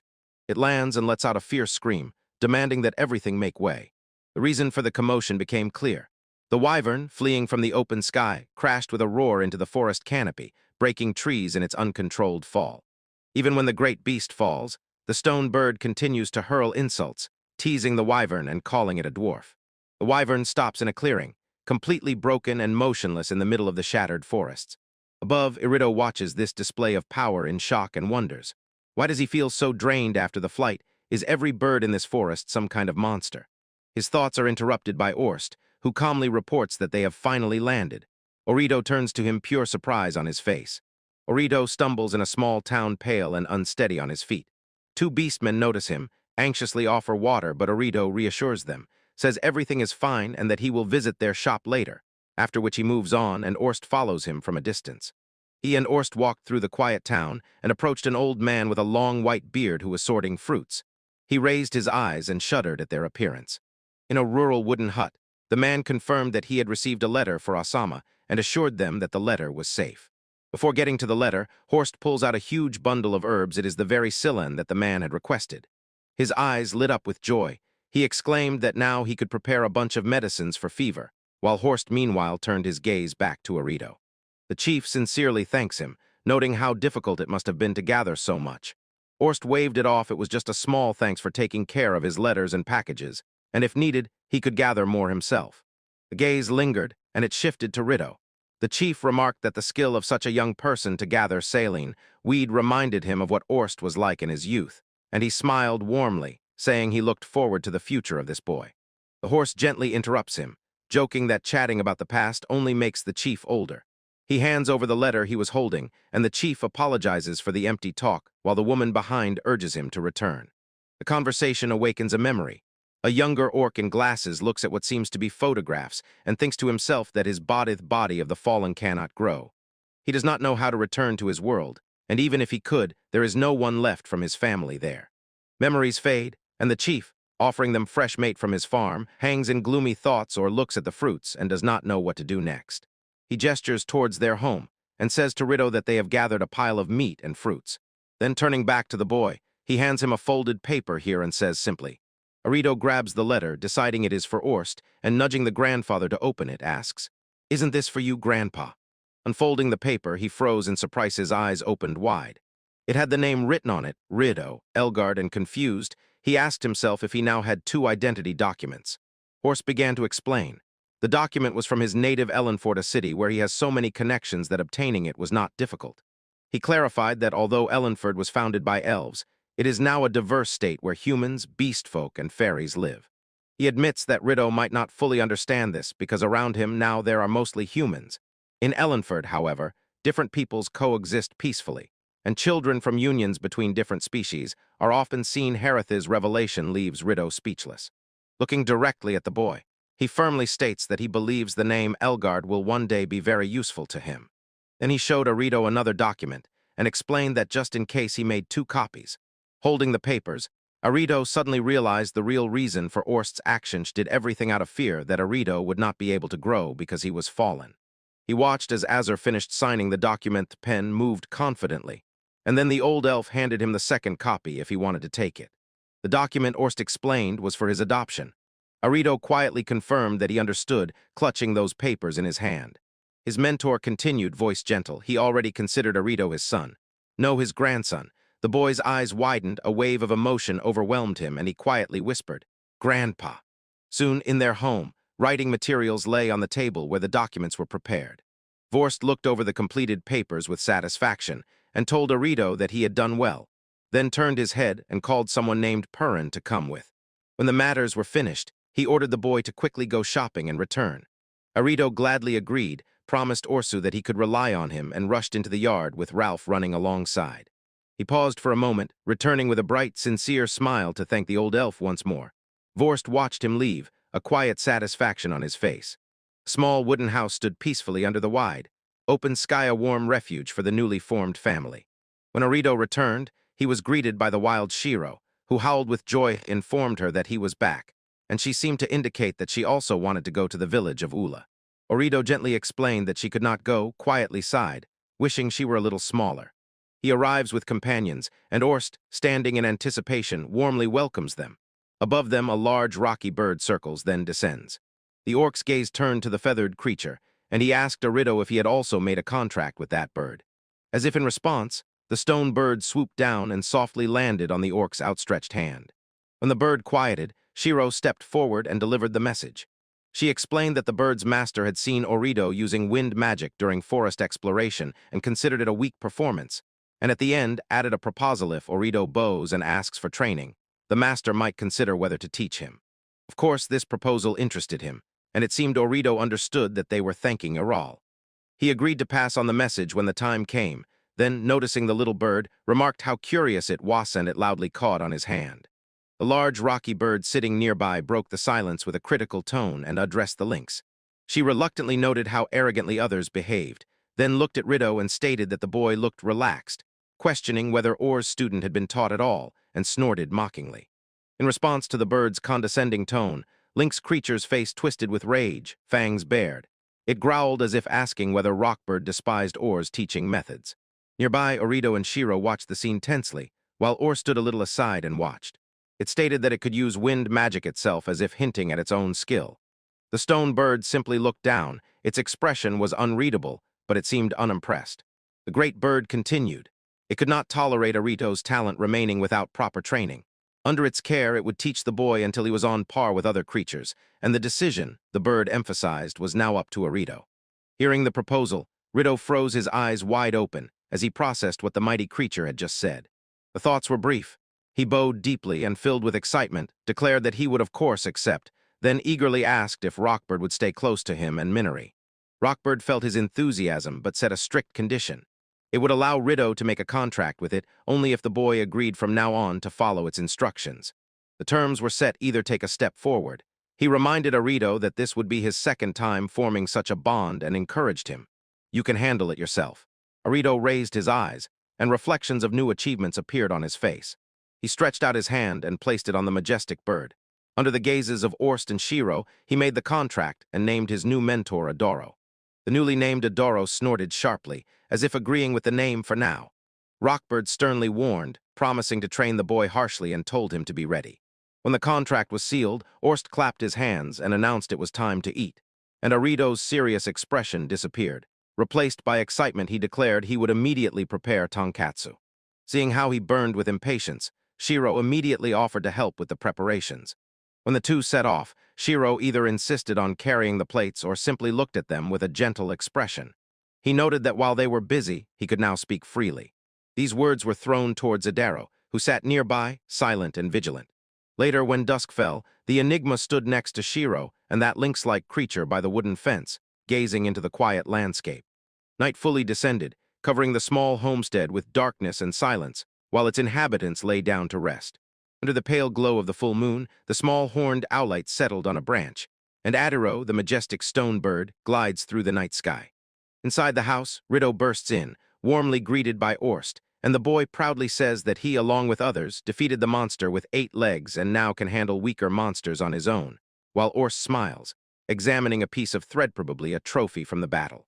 Soon Rido was standing in the kitchen, diligently stirring the cauldron over the fire, and from the neighboring doorway Horst watched him thoughtfully, resting his hand on the doorframe.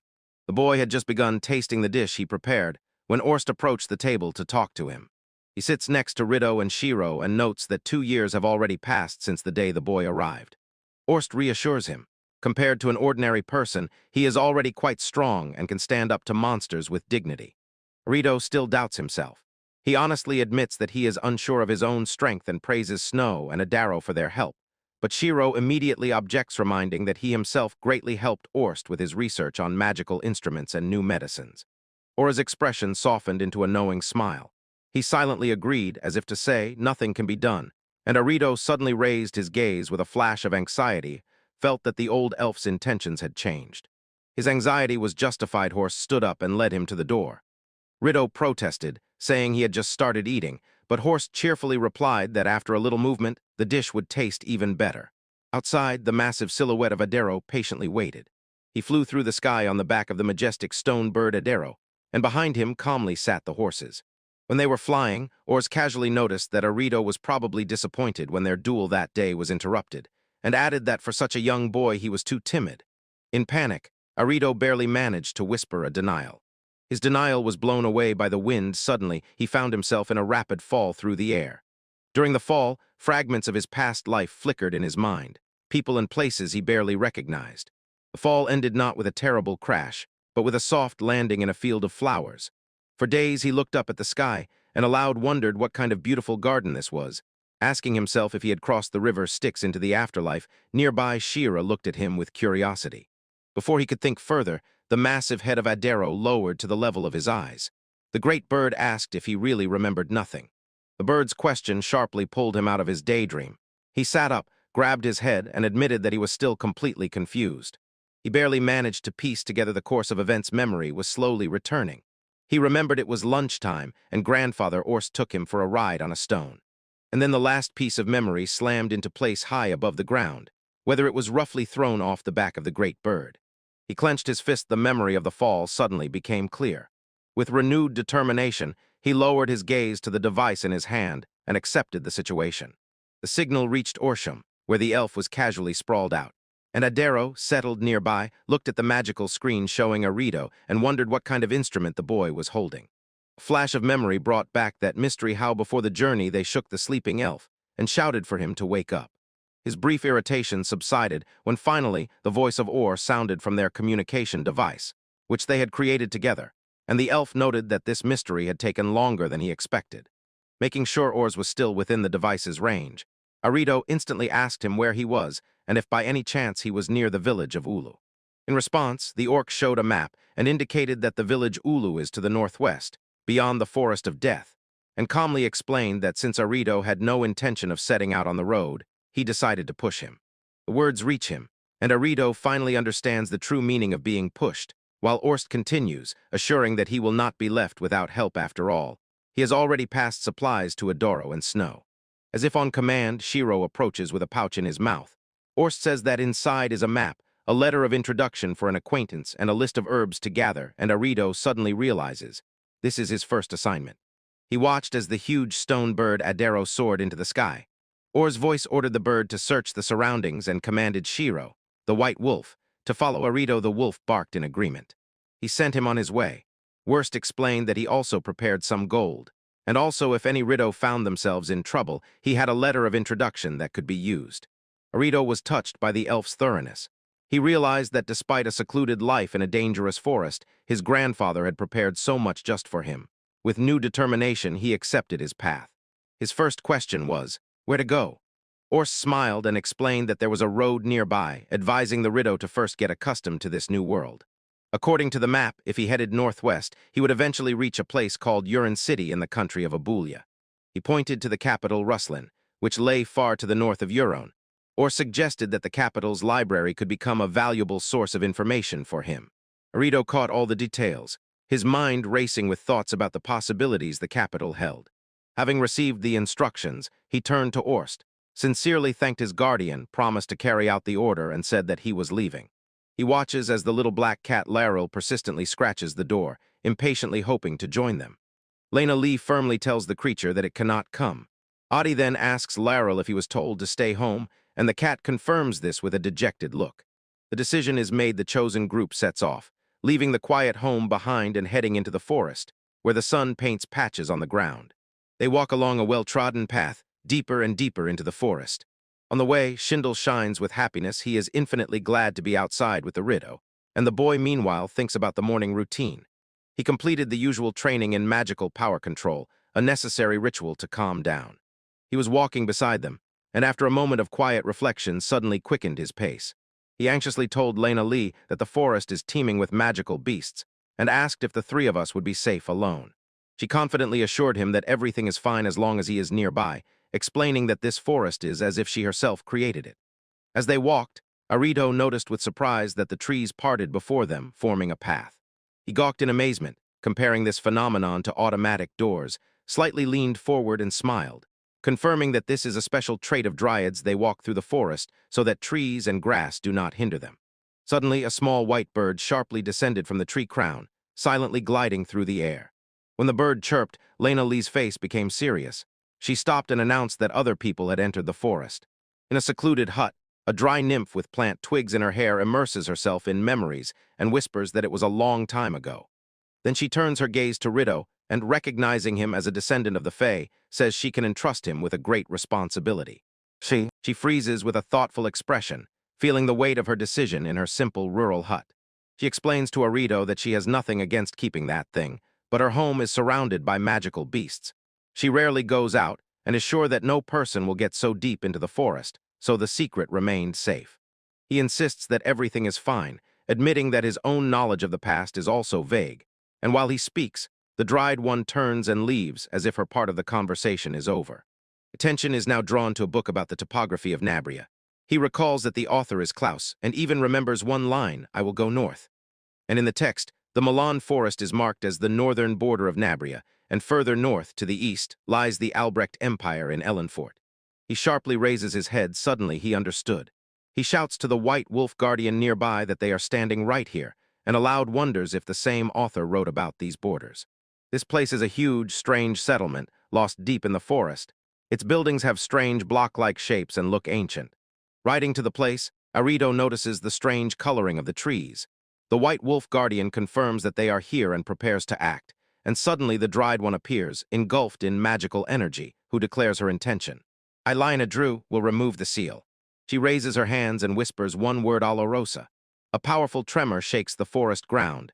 The seal cracks and waves of energy burst into the air, and Arito shudders as the earth rumbles beneath his feet. When the trembling subsides, the illusion that long concealed this place suddenly dissipates. The sunlight, which had been blocked until now, pours through the crowns and reveals a path to a clearing that a moment ago did not exist. She follows Liana and the white wolf into the newly opened area, and exclaims excitedly that part of the forest has suddenly turned into an open space. The path led them to a large flat stone monument in the middle of the clearing, its surface almost completely smothered by a thick carpet of overgrown vines. Seeing the obstacle, she declared that she would clear them from the way. At her gentle command, the vines stirred and retreated from the stone. When the last foliage withdrew, an ancient inscription appeared on the stone, and Arito's eyes widened in shock. His mouth opened. He froze, staring at those words. She leans over, carefully examining the symbols, her face thoughtful. After a moment, she straightens up and admits that she cannot read this ancient inscription. Noticing that he was frozen in stunned silence, she addressed him, whispered, "Arito-kun," and in a gentle voice asked, "Can you read this?" The question hung in the air for a moment. until Rido, with an expression of sudden realization, confirmed that he really could read this script, and with a slight nostalgic relief, explained that it was Japanese, the language of his previous world. Hearing this, Liana closes her eyes, trying to process the discovery, and decides, since they are safe, she will take a little walk in the forest. She returns to the large white wolf and trustingly entrusts Rido to its care. Having spoken the last word to Snow-chan, she walks away, her long hair flowing behind her. Her silhouette dissolves into the dense, sun-dappled forest of Ala Rosa, leaving the boy and the wolf guardian in the clearing. The walk led her to a large, half-ruined building covered with moss and vines, hidden deep among the trees. Soon inside the building, Leona sighs. Rubbing a dirty bowl, she complains that cleansing magic alone does not wash off the grime, and her own efforts are not as smooth and effective as Rido's is. While working, she is surprised to see her black familiar cat Laryl. He is puffing with effort, carrying a cleaning rag to her. The little creature proudly begins wiping the dusty cabinet, and nearby a small floating spirit watches and says how skillful Laryl has become. While working, Liana pauses. Determination runs across her face. She thoughtfully estimates her strength and reminds herself that she is already 10 years old. She shifts her gaze to her small companion Laryl, who is carefully wiping the cabinet. She exclaims with admiration what a wonder it is that at such an age he can manage so much. The black cat creature blushes and stops working with a confused look. This display of skill gives her an idea. She turns to Rido's and asks aloud whether her newly acquired ability means she can accompany him. She considers his silent answer, eyes wide open in thought, quietly whispering words to herself, imagining the idea of going with him. Her attention returns again to the work and the impressive result of their efforts. The room that was once covered in dirt now shines, and every surface is polished to a dazzling gleam. The place impresses. Liana and Laryl stand with wide-open eyes, looking at the transformed space. Liana, shining with joy, turned to the little black cat and enthusiastically praised his amazing work, exclaiming that the room is cleaner than ever, that he really saved them, and encouraged Laryl with words that he can do anything he wishes. After work, they sat down to rest for a moment, but the light mood disappeared. Liana looked seriously at Laryl. Addie settled nearby, and she asked her small companion if he really meant what he said earlier. Her question made the little black cat Laryl shudder. A drop of sweat appeared on his forehead as he looked at her in response. He sat opposite her at the long wooden table and was silent while she gathered her thoughts. She understood that what she was about to say might be insensitive, but still decided to continue. She suggested waiting, explaining that day Rido and another woman named Liana would return home, and then they could all discuss the matter together. Nearby, a fox-like creature with a tiny spirit circling around her addressed Laryl and insisted that he should be the one to say it to Liana. From the large, complex treehouse came a cheerful cry of agreement that spread through the forest. High above the treetops, a gigantic stone bird soared through the clear sky, gliding toward its goal. It descended in a gust of strong wind and gently landed in the clearing in front of the rural wooden hut. Orido, next to the white wolf Shiro, sincerely thanked the creature he called Rock for the help. When the stone bird took off again, Orido noticed that Orst had also returned home. Nearby, the small red bird Adi chirped on a fence post, watching as the gigantic elephant-like creature with a cat's tail slowly walked away. It stopped and asked if something was wrong, but from Adi came only that everything was fine. Another person had already gone home. In the cozy rural hut, the fox-like creature announces that a letter has arrived from Rido, or warmly smiles and offers to read it together before dinner, adding that Rido has made contracts with many partners, both large and small alike. When a pack of wolves, including Shiro and Shinda, quietly enters the room, Or's face becomes even more thoughtful. He agrees that the fox-like creature's observations are indeed accurate. He delves into this thought. Many of these connections, even his contract with Shanda, appeared only after the initial hostility melted away and grew into mutual understanding following conflicts. The tiny white messenger lightly flapped its wings and softly landed on his outstretched palm, and Orson smiled, acknowledging that this rule does not apply to everyone, and gently called the bird a little troublemaker. His thoughts drift to Orido's journey. He hopes that the boy will also find allies along the way, establishing a similar understanding with those he meets. The fox notices how Horst shines with happiness, holding a letter.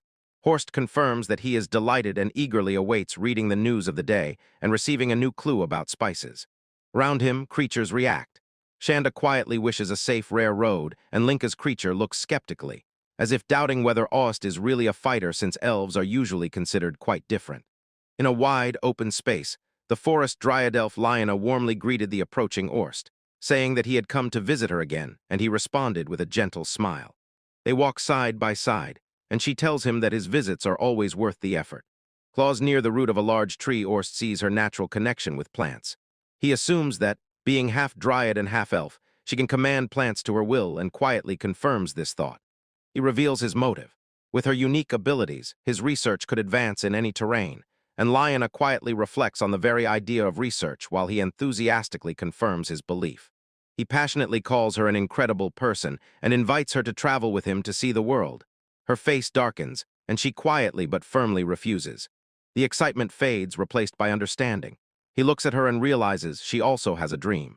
Looking at this barren land, she confirms it and inspiredly says that she dreams of creating here in this very place, a forest just like in her native lands.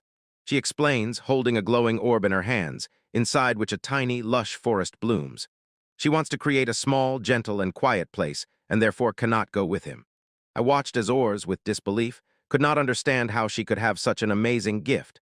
While she thought so modestly, her ambition completely confused him.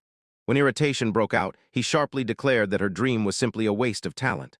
Liana, stunned by his outburst, quietly asked what he had just said. He continued the tirade, complaining that although she had a rare gift, her goal was neither practical nor useful, and he mocked her too narrow field of vision, again asserting that it was a waste. Then he extended his hand and an invitation to her, fervently begging her to go with him. He assured that he would make the best use of her ability, and that together they would make the world even better. She refused his offer with a tired look, said that she fully understood his point of view. His thoughts were so absorbed in his own research that there was simply no room for others' dreams. Calling him stubborn, she said it was time to go home, and understanding finally shone on his face. She turned and walked away, and he shouted one last piece of advice to her. Return only after you have learned the true nature of the owl. Looking at the water, suddenly a self-critical thought pierced him. Wasn't he himself the one who failed to recognize his own talent? He whispered her name Liana, but immediately dismissed the thought. He recalled that once their compatibility was quite poor, and his gaze fell on a lonely house hidden among the trees. He sits at the table and explains to his big feline friend that his youth was long ago. As a tall elf, he has aged and, as he says, has become quite round. He continues the thought. Liana, on the contrary, although of a certain age, is still young, and this makes him wonder if she would suit Orito, and this thought clearly caught his companions by surprise. His gaze lingered on a small red bird on the windowsill, and he thought that so much time had passed, yet their quarrels still continue. The feline creature muttered that this was bad for Rido, but quickly waved it off as if it were a joke. He turns away from his reflection in the window glass and quietly waves his hand as if sending the sincerest greetings. His companion, however, looks skeptical, doubtful, and worried about Rido. Meanwhile, amid the snowy landscape, Liana Drew quietly comes to a conclusion and says to herself, "Well, that's it." She explains to Rido that it happens. Both she and Orst were young, so their relationship turned into a contest of stubbornness, and she reflects that youth is a time when it seems like you are always right, regardless of the circumstances.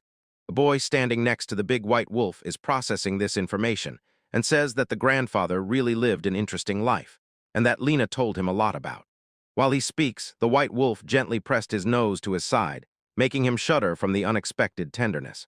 He leaned against the majestic white wolf and sincerely thanked him, and Snow, the wolf, just tilted his head and quietly made a questioning sound. While he rested, Liana walked ahead through the forest, and in her mind was only the paper she showed. Her concern prompted Arito to ask if she really agreed to just copy the document. Lena confirmed that yes, explaining that this way she could still return to the original. She added that maybe besides her there are other fallen ones. He was turning her words over in his mind as they walked through the forest, marveling that this whole forest was the creation of only Leon. Feeling his unspoken admiration, Liana enthusiastically told about her connection with the forest. She knew plants so well that she could arrange for almost any from this forest to be sent to her directly. When he realized what her power meant, he was stunned for a moment and finally spoke, saying that in that case he needed to consult with her. The conversation did not cease when they finally returned to that unique dwelling hidden in the forest. Inside, Orst and the familiars greeted them with a warm welcome back, and Orr noted how late it had become. Liana glanced around the room. It was now impeccably clean. She said that although she asked to clean, the result was impressive, perhaps even a bit excessive. Her touch sent a wave of blissful cleansing through Chindi Chindi's eyes rolled back in delight. The great wolf basked in this feeling, and Arito, trying to get their attention, called out, "Wait!" Even before he could continue, The little black cat Laurel suddenly declared in a firm voice that they wanted to go with Arito. But Liana was not confused at all and cheerfully said that since she delayed them now she would prepare dinner. And Arito, embarrassed, tried once again to interrupt. His words disappeared when Laurel's words hung in the air, and Lena, even Shinda, froze in shock and remained silent. You can't do anything but stand wide-eyed, completely stunned by the sudden announcement. Later, at Liona's house, Laurel began explaining his motives. They were now accepted as guests. They lived at Liona's while their mother looked for a new, safe place for them. At the dining table, the little creature admitted that she was still afraid and did not like the outside world. But the memory of how Arito saved her at that dangerous time gave her courage. With this new determination, Laurel announced his goal: to find a place where he could be independent, a place where one could live even alone. Leona thought for a moment, then pointed to the crucial first step for this. She said they first needed to get the consent of Laurel's parents, and Arito, listening attentively, quietly agreed with her opinion. He listened as Laurel, holding a warm cup in his hands, continued to talk about his feelings. The little creature admitted that although it was safe and fun here, the outside world still scared her, and Laurel recalled that when he first set out on the road, it was his grandfather who gave him the encouraging courage he needed. He explained in detail that he did not want to just sit and wait for his mother to find him a home. With determination in his voice, Laurel said he wanted to find a place for himself. Leonid looked at the little creature gently, with an understanding gaze. She assured him that she fully understood his feelings. Arito, a little embarrassed but sincere, replied that Laurel was very welcome here. Then Lina turned to the boy and asked what he thought about it. Her question hung in the air. Her thoughts took her to the past. She closed her eyes, lost in a memory of Orst, and silently imagining what would have happened if she had gone with him then. Returning to the present, she looked at the boy and the little creature beside him and noted with surprise how amazing it was that Laurel had made such a decision on his own. Later that night, under the light of the full moon, a horned owl settled on the roof, its lonely cry echoing in the quiet air. In the room, Arito sat at the table and carefully filled out the document. Liana gently placed a bell-shaped flower nearby. He froze hands on the papers, head bowed in a moment of quiet reflection, and he recalled the content of the paper attached to the stone monument. It was a message from a Japanese man named Kuramachi Takumi for any other fallen one who might ever visit here. This note was written precisely for those who, just like its author, once found themselves in this world. He felt the weight of these words and understood that Kuramachi desperately wanted to return to his native world and suffered greatly from the impossibility of doing so. Later, in the quiet room, he sat sullen and silent next to the huge white wolf. The discovery lay on his thoughts like a heavy burden. He stood up and walked away, and then the wolf's ears suddenly twitched. It sensed a sharp change. Suddenly he buckled and sank down, leaning against the creature's side, eyes wide open in confusion. "What happened?" he whispered, bewildered, while the wolf anxiously turned its head. Arito laughs heartily, lively struggling with the giant snow-white wolf Snow, exclaiming that it tickles and that its fur is so wonderful. And the wolf also seems to enjoy the boy's company and mentally feels how warm he is. The little house seems to be perched on a branch. The red bird Audi watches the scene through the window. He thinks, it just seemed that the mystery returned home tired, and the boy is again enjoying simple joys. The mood inside changes. Arito calmly sits next to the wolf, and Snow asks if he said something, admitting that he still feels a little ticklish. Arito looks at his friend with sincere gratitude, thanks him, and says that precisely because Snow went with him, he can finally be his true self. He suggests that they sleep a little. As he settles down, his thoughts drift to the tasks ahead. He still needs to rewrite all of Kuramachi's notes and deal with the matter he consulted with Leona about. His mind was still racing for a moment. He added the situation with Laurel to the list of concerns, and calm settled on his face. Soon Arito falls soundly asleep, cozily nestled in the thick fur of Snow. On the windowsill, Audi watches them and thinks that although there is still much to ponder, right now he just wants to enjoy this fluffy scene. Where on the table a generous feast is laid out: bowls of hearty stew, plates with sliced meat, and fresh salads, all prepared with care. Orst, impressed by the piece of bread, exclaims that it is even fluffier than usual. Lena agrees, and adds that such a texture is new to her, and that it is incredibly tasty. They sat at the table with Orst and politely thanked him for the food. Nearby, Snow, the white wolf, devours the dish with obvious pleasure. Suddenly, a recent conversation with Arito surfaced in memory. He thanked her for the letter on behalf of Laurel regarding the cleansing, and confirmed that he had already sent it. Then the conversation turned to yesterday's consultation. Leona's face lit up when she confirmed that both plants he was looking for grow in her forest, and this news made the puzzle shout joyfully. He eagerly slid her samples of seeds, asking if they were suitable, and confirmed that these were the ones, though he added that it was still a bit early in the season for rice. She examined them and recognized they were the herbs lacula and melanica. And then it dawned on her lacula was the very one that Orito had. The realization stunned her. Shocked, she asked him if he really ate lacula, saying that it was just fodder for livestock. Though somewhat surprised, she informed Ors that the melanica grass was almost ready for harvesting. When Ors received this news, Orito intervened and promised to later show him a tasty way to prepare it. He lifted a piece of incredibly fluffy, bread-like food. When Lena asked what he was going to do with it, Orito indifferently said that he had even thought about stuffing the futon with a big pile of such pieces. The idea of a soft, fluffy futon immediately enchanted Lena Li Tian. Her eyes widened. She asked where this creation came from, confirmed that it was exactly the soft futon she had imagined, and enthusiastically said that she also wanted one like that, inquiring whether it could be made from melanica grass. The commotion attracted the attention of the familiars. The horned owl silently observed, while the red-bird Audi, with a hint of irritation in her voice, complained that people around puzzles always rush so much. He was deeply focused on his work, as if he had saddled his writing desk. His quiet concentration was reflected in the gentle gaze of the dried-up woman. She thought that Liana had also become much happier since Orito appeared. While she was watching, Orito's companions approached him. The black cat Laryl stood on her hind legs and asked to go with him today, while the white wolf Chinda waited patiently. It seemed that this request touched everyone in the house. The thin woman noticed that apparently everyone was going out and suggested they set off together. Orito agreed and said that they would still need his directions. Having made the decision, the group set off together. They walked along a path at the foot of a rocky, tree-lined cliff, with the dried-up woman walking ahead. She looked back with a warm smile and told the others that just a little more, and they would soon arrive.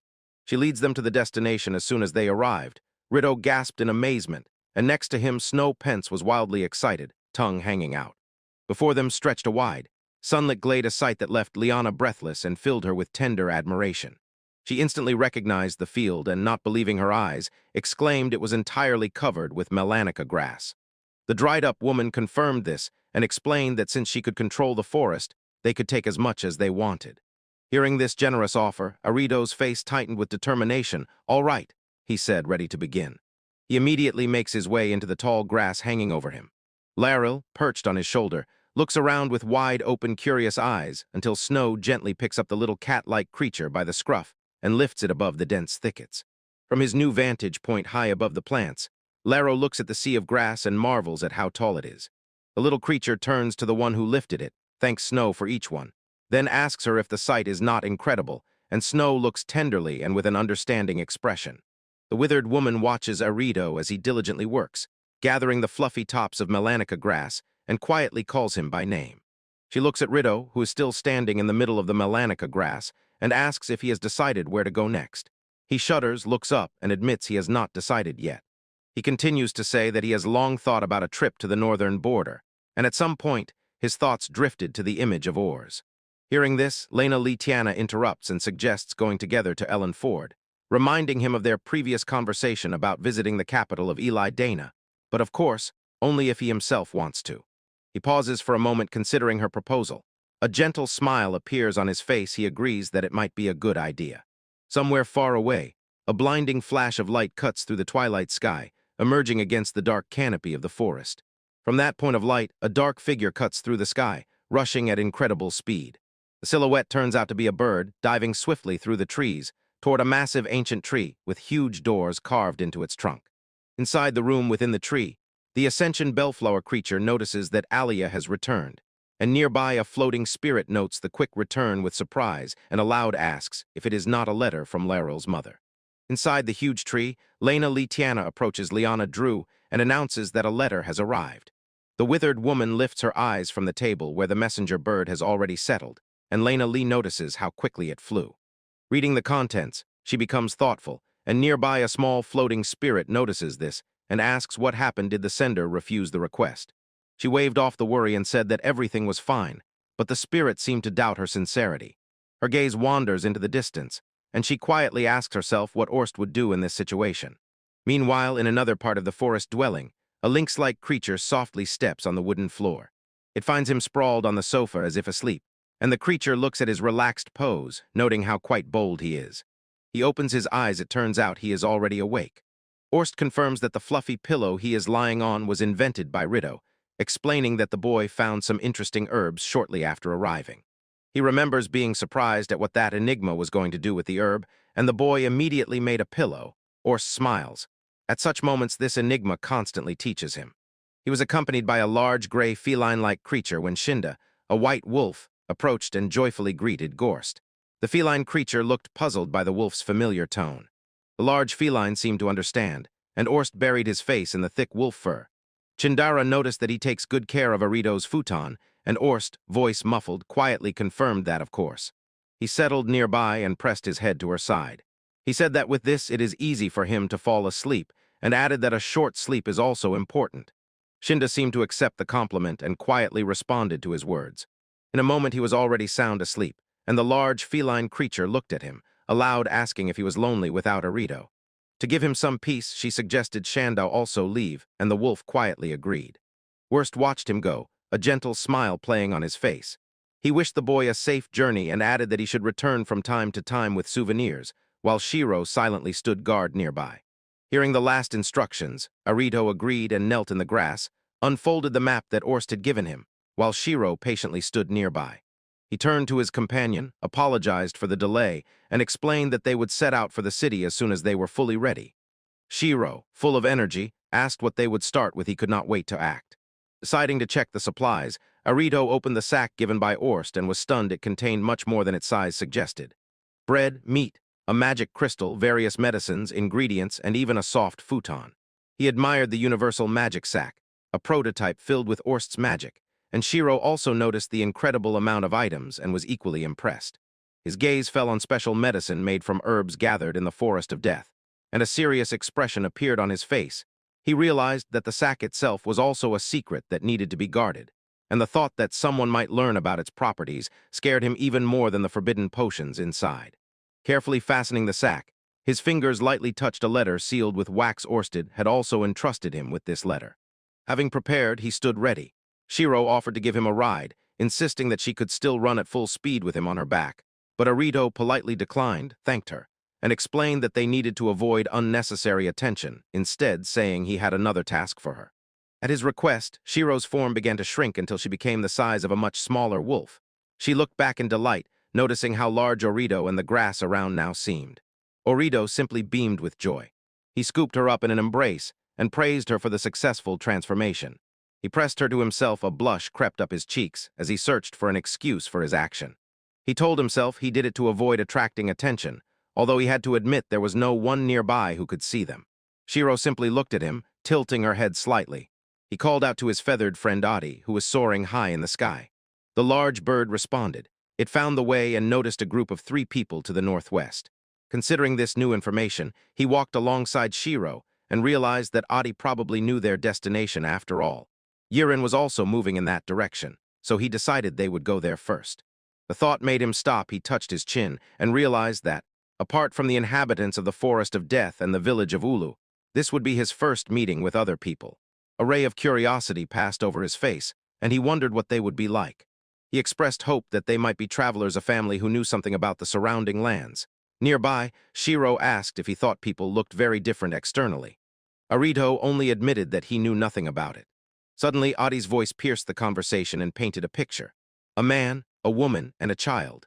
The bird added another strange remark. They looked odd, and these words stunned Arito for a moment until he remembered that his companion was a bird and did not realize that odd, for it might not at all coincide with his own perception. In a sun-warmed clearing deep in the forest stands a solitary wooden hut, a quiet, secluded dwelling. Orst sits at the table when Errol quietly enters the room. The great wolf gently reminds that Arito is no longer here, and Orst quietly acknowledges this. Errol says he will be back soon, leaving Orst alone with his thoughts. He rises from his table, holding a large brush and comb, and with a gentle smile says, "I begin." He kneels before Errol, apologizes for the burden, and says he first had to comb all the other creatures. Nearby, a bear, a horned creature, and a small dog-like being with shining fur also kneel. Later, during a shared dinner with grilled meat and tonkatsu, Errol notices. Since the children left, Or's life has become rough again, and Ors agrees, admitting that cooking is a hassle and that mystery really impressed him. Thoughts again drift to the boy. Ors recalls how the air and snow saved Arito and brought him to their home, In all his long life, he thinks, Arito was the first fallen he ever met, and in many ways he was much more amazing. He combs Errol's flawless fur. The wolf asks if he is lonely or avoiding the answer, but his thoughts fill with memories of the mystery how the boy's knowledge from another world saved the situation, how he managed to get along with monsters, and how, despite everything, he still worried about his future as a fallen. He remembered his last advice to the boy. No one can take away such anxiety for a person, so he told Arito to go and see the world with his own eyes and watched as the youth set off on the road. Under the sky where two pale moons hung, the journey slowly stretched across endless plains. After some time, Arito and his companions made camp. Spreading his arms wide, he thanked the nearby river and his wolf friend Snow for the branches gathered for the fire. By the dying fire, he felt lighter. He remembered how good they had it, dreamed they would spend time like that again. Noticed that several days had passed since they left the plain, so he decided to tidy up before moving on, lightly tensing his muscles, preparing for work. He was already used to living under the open sky. Almost automatically, he set up a simple tent, magically cleaned his clothes, and lit a new fire. Looking up at the sky, he felt the day would be sunny, and remembered how Snow and Adi helped him safely stay on the road to the town, but his thoughts were interrupted by a man in armor who called him by name. Startled, he barely turned around, but his attention was immediately drawn forward, sensed a commotion on the road ahead. To see better, he asked his companion bird Audi to look from above. And when the majestic bird agreed and took off, Rito froze, looking ahead, while anxiety slowly grew in his chest. He crept to the edge of the grassy hill, and his eyes widened with anxiety as the scene unfolded below.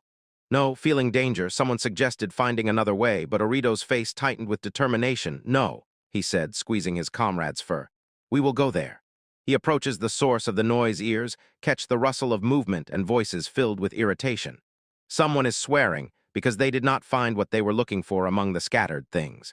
These are the voices of a man and a woman kneeling beside a small, motionless child. The man, despairingly running his hand through his hair, asks aloud what they should do next, and the woman, tending the child, admits that she also did not bring medicine.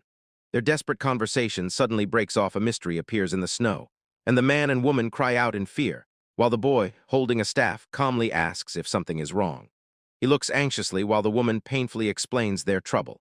The child has a high fever and cannot move, and the woman regretfully says they did not take medicine and were not well prepared. The small family is stuck on the roadside. Their sick child lies motionless, like Rito and his companions, while Snow and the huge rock bird Audi silently watch from a short distance. Arito gently asked the child's name, and the mother, with anxiety on her face, replied that her name is Chico. The mother quietly praises Chico for enduring the painful fever and seizes the chance to help. Arito turns to the father and asks permission to use his cleansing skill on the girl, and the surprised man only shyly whispered his consent. He raises his hand over the child. A soft light begins to barely flow from his palm. He prepares the spell and recalls Or's lesson from the clinic in the village of Ulu. In such cases, the cleansing skill can replace medicine. He focused, spoke the spell, and imagined harmful bacteria disappearing almost immediately. The child's breathing evened out. The heat on her cheeks began to subside, and the mother, tightly hugging her, whispered with relief that she was already better. He exhaled for a long time, feeling relieved that his skill had worked, and then just in case offered the family medicine to reduce the fever. The father froze in shock at the sudden turn of events, when a single feather quietly fell on the surface of the nearby stream, and the wind rustled in the trees. He noted with surprise how strange it was that someone so young but looking adult, and with two familiars, appeared so suddenly. To avoid causing a commotion in the city, he advised Rito to record his companions. The man sympathized. Living in a place with a lot of magic, for example in the forest, is probably difficult, but this left Rito confused. As a sign of gratitude, the family shared food, scooping warm stew into a bowl. The young girl, who was already recovering, ate what her mother gave her, looking at her. The father told Rito that she seemed much better. The night passed quietly, and a new day dawned. The next morning, the family sincerely thanked him from the bottom of their hearts. The father said that Arito had saved them and handed over a pouch with payment for the medicine, and Arito, stunned, insisted that he had done nothing special to deserve it. He politely refuses the money, saying that he has already learned so much from that man that he cannot accept anything more. The man, Sells, looks at this, his face embarrassed, and he poses a riddle. The man firmly shakes his hand, pushes bills into his palm, and insists. Money is made to flow, and Arito will definitely need it on his journey to Year and City, adding that these money will save him more than once, just as Arito saved them. When everything is settled, they part ways. The family waves goodbye. The man sincerely hopes that Rido's kindness will be passed on, and the girl waves cheerfully and energetically. He watches them leave, and a gentle smile appears on his face. He thinks about their kindness. Continuing on the path, he walks beside Shiro and notices that Audi has flown ahead again. He tells his companion that for some time they will remain just the two of them. From the height, Audi circles over the village nestled in the landscape, and looking down, Arito notices that this is the first village on his path, and it is slightly larger than his native Ulu. He and Shiro enter the village, walking along its main path. He politely greets a couple of villagers and looks around, asking aloud if their shop is nearby. His search leads to a store where he is greeted by a shopkeeper with a musty smell. Arito's attention is immediately caught by unfamiliar vegetables on the counter, ones he has never seen at home. And seeing his traveling backpack, the shopkeeper asks if he has come to sell medicines and herbs. The shopkeeper carefully examines the items Arito brought. Arito says he gathered them in the forest behind his house and doesn't care about the price. The shopkeeper asks in shock if he is mistaken, but the boy seems embarrassed and as if he doesn't understand the question. He presses further, doubting the amazing quality of the herbs, and asks where they are from, explaining that he can only offer a regular price. When Arito asks for clarification, the shopkeeper warns him. Possessing such high-quality goods will bring trouble if he encounters large groups of people. He guesses that Rito is from the village and gives him simple, friendly advice. Due to the high quality of the goods, the shopkeeper explains that he will still earn well. As a sign of goodwill, he allows Rito to take additional vegetables from his stock, 2 pieces of each kind. Overflowing with joy, Arito sincerely thanks the man, and when the boy leaves the store with Shiro, the shopkeeper looks on anxiously, silently hoping that no one will take advantage of his naivety. He meets Shiro again, who patiently waits outside, and Arito sighs with relief, confessing to his companion that he was very nervous but happy his first deal succeeded. Later, standing next to Adoro, the large bird asks if he plans to stay at the inn now that they are among people. Arito hesitates a little, then admits that before reaching their final destination, the latrine, he still needs to do one thing. Under the starry sky in a quiet camp lit only by a single lantern, a small white wolf Shiro sleeps sweetly, dreaming of tasty, slightly roasted pieces of meat. Suddenly, Arito's voice cuts through the silence. He announces that the work is done, calls Snow and Audi, and the mustached shopkeeper only wonders what is happening in the middle of the night. Oro, the stone bird, lands next to Shiro and carefully examines the ornate new cuff attached to his claw. He immediately feels that Orito has filled this item with magic. Shiro explained to the shopkeeper that he heard from some Selson. To register a familiar, a mark is needed, so he made it, and then, returning to his comrades, apologized, saying that they would get nothing from this registration. Only he would benefit, so he asked for their consent. Adoro calmed him down, saying everything was fine, and Shiro seemed to think that the cuff looked very cool. And Adoro asks if it can become smaller, just like Snow. He explains that the cuff is designed to change size as it wears out. In response, Adoro instantly begins to shrink sharply. The bird asks in surprise why he needs to become even smaller, but agrees shrinking to a tiny size and asks if it is effective. Rito explains his reasoning. He asked Adaro to shrink so that they would not attract unnecessary attention, and admits that he wants to avoid being noticed if that is even possible. Tiny Adoro settled on Shiro's back and grumbled about why Arito worries about what others will say. When Arito wished them good night and headed to his tent, the little bird let out an indignant cry. He flew through the sky behind him, remained a powerful gust of wind that swept across the plains below. The gust of wind knocked Rito to the ground, and he let out a frightened cry. Nearby, Adoro softly landed near the remains of a small campfire. He got up, noticed the strong wind, and that Adaro seemed to be struggling. Despite this, he could not help but admire the power of the creature, and seeing a chance, Arito decided that this was a good opportunity to train his body to feel the wind and announced that he would go ahead. He returned to the other companion, and called Shiro. She gladly confirmed that she was ready. With that, he pushed off and burst into a run. He rushed forward, and Shiro and Adaro kept pace with him on both sides. While running, a new thought flashed through his mind. These efforts, this speed, are actually pleasant. A wide smile blossomed on his face. He enjoyed how the wind rushed past. It was true happiness, but mentally he decided to stay away from the main road. Looking at him, Shiro suddenly realized. They were running together like this for the first time. Their first plan surfaced in her memory, and she remembered how back then Arito seemed warm to her, so that was why she felt so warm now when she ran beside him. She suddenly shouted to stop, warning Rito that a carriage was standing right in their way. He stopped, stunned by this warning. Immediately someone saw a chance and suggested meeting the owner to exchange information. But Adarot, who was watching from the sky, brought grim news the carriage was surrounded, and Orido's face tightened with anxiety. He asked for an explanation. A drop of sweat gleamed on his forehead. From above, Adaro explained that the horse was frightened. This meant that a humanoid monster was hiding nearby. Thoughts raced in his head. He asked if there was anyone else nearby, but Adarot confirmed he saw only one carriage. The conclusion was obvious. It was under attack. Without hesitation, he decided. "All right, forward, Snow," he shouted. Shiro barked in agreement, and they both rushed forward to help. The attackers were a horde of piercingly screeching goblins, who in a crowd were throwing themselves at the lonely carriage with raised primitive clubs and spears. When the goblins intensified the attack, the coachman barely held the frightened horse and cursed his fate on the empty road. And at that moment of despair, Orido and Shiro rushed into the very heart of the chaos. Dorito's blade cut through the air and felled one of the creatures. A sharp jerk of the wagon threw the coachman to the ground. And from inside the covered wagon, a young girl looked in horror and called for her father. She sits petrified with fear, watching as a grotesque goblin, heavily panting, crawls toward her from among the carriage wreckage. She trembles, begging it to stay away, while its threatening silhouette approaches. Elsewhere, Orido rises to his feet, his face becoming stone-like. Hearing the question if he was done yet, he confidently thinks that together with both comrades they will easily deal with the monsters. He returned to the companions and resolutely declared that the most important thing was to save the people. Then he laid out the plan for Adaro and Snow, who listened without taking their eyes off him. Announcing that he trusts them, he gives the order to move out. He and Snow rush forward together. His eyes open wide with concentration as he notices a carriage in the distance under attack. He knows the moment has come. He sees humanoid monsters storming their victims and believes in their collective strength. Snow says, "Leave it to me," once again confirming they will stick to the plan, then loudly shouts, "Adderall." He asks Adderot to deal with the goblins he might let through, and the giant bird responds as Adderot swiftly swoops down.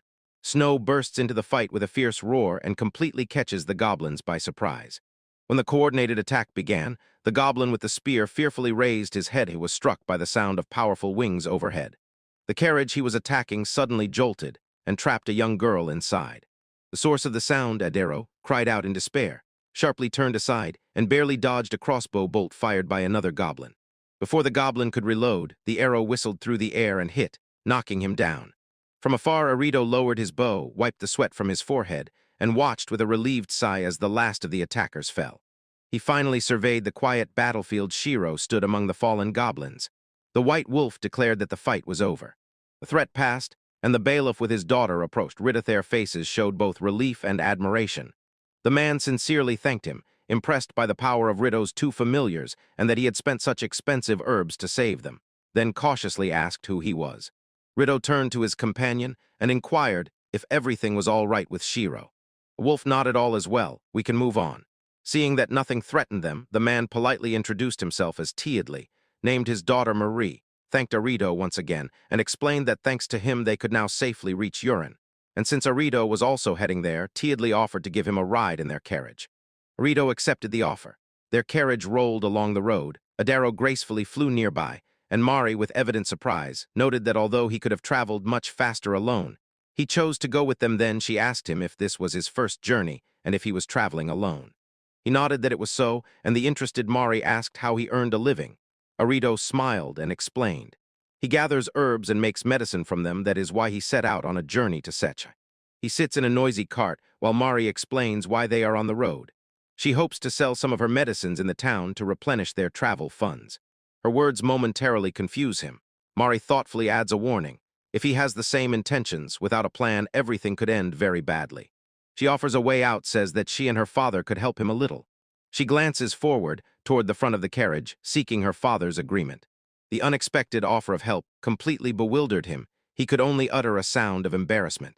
In the local shop, the Beastman owner, weighing goods, starts a conversation and notes that he hasn't seen any puzzles lately, asking if the boy hasn't gone on a long journey after one of the Orserans. The little Beastman boy looked up at Orst and anxiously asked if Arido would ever return to the village of Ulu. Orst reassured him, saying he would return as soon as he finished, and meanwhile the shopkeeper announced he had to go to the warehouse for flour and would be back soon. "Don't hurry," said Orst. "I'll look around for now." The shopkeeper, noticing he seemed busy, smiled and invited him to visit again soon, and when Orst left, the children in the noisy market began calling his name. Vorst strolls through the city square decorated with festive flags, looks up, and thinks to himself that the harvest festival is probably approaching. His thoughts are interrupted when a little beastman boy catches up to him and thanks him for waiting, and Ors just waves goodbye and says he will see him later. It becomes clear why Or is in such a good mood. He recently received a letter from Rido confirming that the boy is doing well on the road, and the great bird sweetly soars in the sky, serving as a messenger and faithful companion. There were even a few recipes for tasty soup that Arido cooked on the journey. Ors admits that is exactly why he called Adoro so quickly, because Arido will soon reach his first stop year in city, and Ors needs to manage to gather the ingredients. The face hardens with determination. He knows that there is a library in that city, and it should have information about the deceased. He watched the great bird with his eyes, hoping that Arito would find the necessary information. Suddenly another thought flashed through his mind to challenge himself and prepare soup from dried meat to check if it really is as tasty as they say. Meanwhile, Arito's journey led him to a place that made him freeze for a moment, his eyes widened in amazement. Huge city walls towered before him. The gates teemed with travelers, merchants, and carts, and the air buzzed with countless conversations. He made his way through the crowd and saw the end of a long queue winding toward the entrance. When he took his place, a voice asked if the sight surprised him, but his attention was drawn to a small, destitute child sitting alone on the dusty ground. The question was asked by Tabli, the coachman. He explained briefly that they were standing in line for inspection before entering Sechu. It is the second largest city in Nabilia, second only to the capital. He reassured the boy, telling him to just follow them and everything would be fine.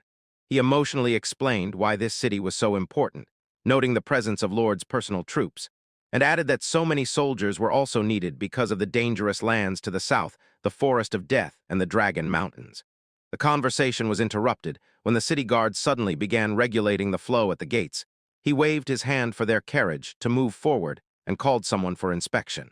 He stands before the captain of the city guard and extends his identification. Arito says he came to sell herbs and medicines and also to obtain a qualification. The captain looks at him from under his brow, his eyes sharp. He asks why such a young boy has familiars with him. When Arito begins to explain that they belong to him, a burly mustached guard nearby shouts for someone to stop. The guard's team was turned to another commotion. Meanwhile, another guard scolded a group of sick and poor people, demanding to know why they returned after being told they were not wanted here, and one of them, coughing weakly, insisted that they had just arrived. He does not relent in his tirade, finger pointed at one of the refugees accusing him of vagrancy and saying that he had already tried to enter earlier.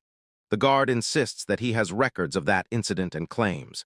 That person was just traveling to other places, did not find work, and now has returned. The accused stammers and awkwardly denies it. The first guard again turned his attention to Arito, explained that not everyone who wants to enter the city is a good person, then looked him straight in the eyes and asked what kind of person he is. Before the answer, the crowd erupted in a scream, and another guard shouted to the captain that among them was the very person from the wanted posters of Nabilia. The mustached guard sighed quietly, saying their job is to protect laws that people hate, and no one thanks them for it. The captain sharply demanded to see what that person was hiding. The captain's face twisted with rage. He roared to grab that person and take him to the office. He instantly turned to Rido, who stared wide-eyed, and sharply asked about the two creatures standing behind him. He calmly replies that they are his familiars, points to them, noting the collars and chains on both, and assures the captain that they are very obedient. He stands before the captain of the guard, who looks intently and says that the familiars are indeed as described. The captain asks if they have been registered, and when Arito admits they have not, he firmly insists that he do so. The captain glanced at the boys' documents. They were issued in Aradana, a distant city in the north, not at all where, he said, Arito came from to the south. He also reads the stated purpose of the visit, selling herbs and medicines. His eyes narrow suspiciously as he lifts his gaze from the paper. He sharply asks if the enigma has a guild card. The younger guard raised his eyebrows in surprise, recognizing the name Aradana, and Rido calmly explained that Aradana is the hometown of his grandfather, the one who adopted him. He continues, clarifying that he was too young when he left, so he has no real memories of Aradana instead. He quietly spent his whole life near a place known as the Forest of Death. He explains that his two companions are children of his grandfather's familiars and have always been together, and adds to the captain that Yirn is the first city with a guild he has ever visited, so he has not yet managed to register. The captain's stern face softened. He acknowledged that the story made sense, apologized for the doubts, and ordered Rido to go to the Merchants' Guild, register his familiars, and find work after that. he would be issued a card to show to the guards. Another guard smiled, asked the boy not to cause trouble because he would not want to catch such a young person, and called the next in line. After the interrogation, the guard tells him that 1 silver coin must be paid for entry. Arito places the coin on the counter, hears a brief, "Thank you," and he is officially welcomed to the city. He was called by name. He looked around and saw Mari, who was waving happily. She and her father Tadley were standing by the carriage and calling him to come over, while Shiro was watching. The street around them was bustling like a river of hustle. The noise of countless voices filled the air as people walked between tall, unfamiliar buildings under decorated lanterns. He froze, completely stunned. Before him stretched a city much larger than he could imagine, so many people and such huge buildings that he could not utter a word, and beside him Mari with eyes full of admiration.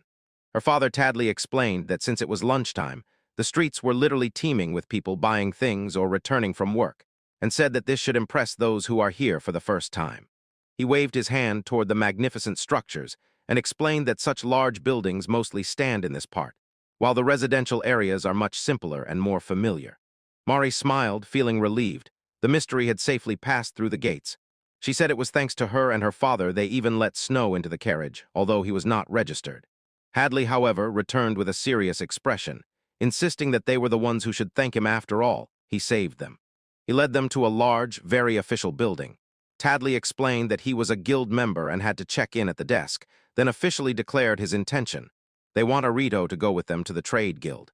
When entering, he warned Arito that the people here are strict and promised to explain everything briefly. He fell silent, listening as Tadley explained that the merchant guild is not just a market. It monitors all goods and traders and even resolves disputes. And Tadley added that since they arrived by carriage, they would enter through the back door, not the front one, which is usually used by pedestrians. The man added that if some mysterious figure wants to sell their herbs and medicines, the guild guarantees fair trade. The boy's eyes slightly widened. He absorbed this advice carefully.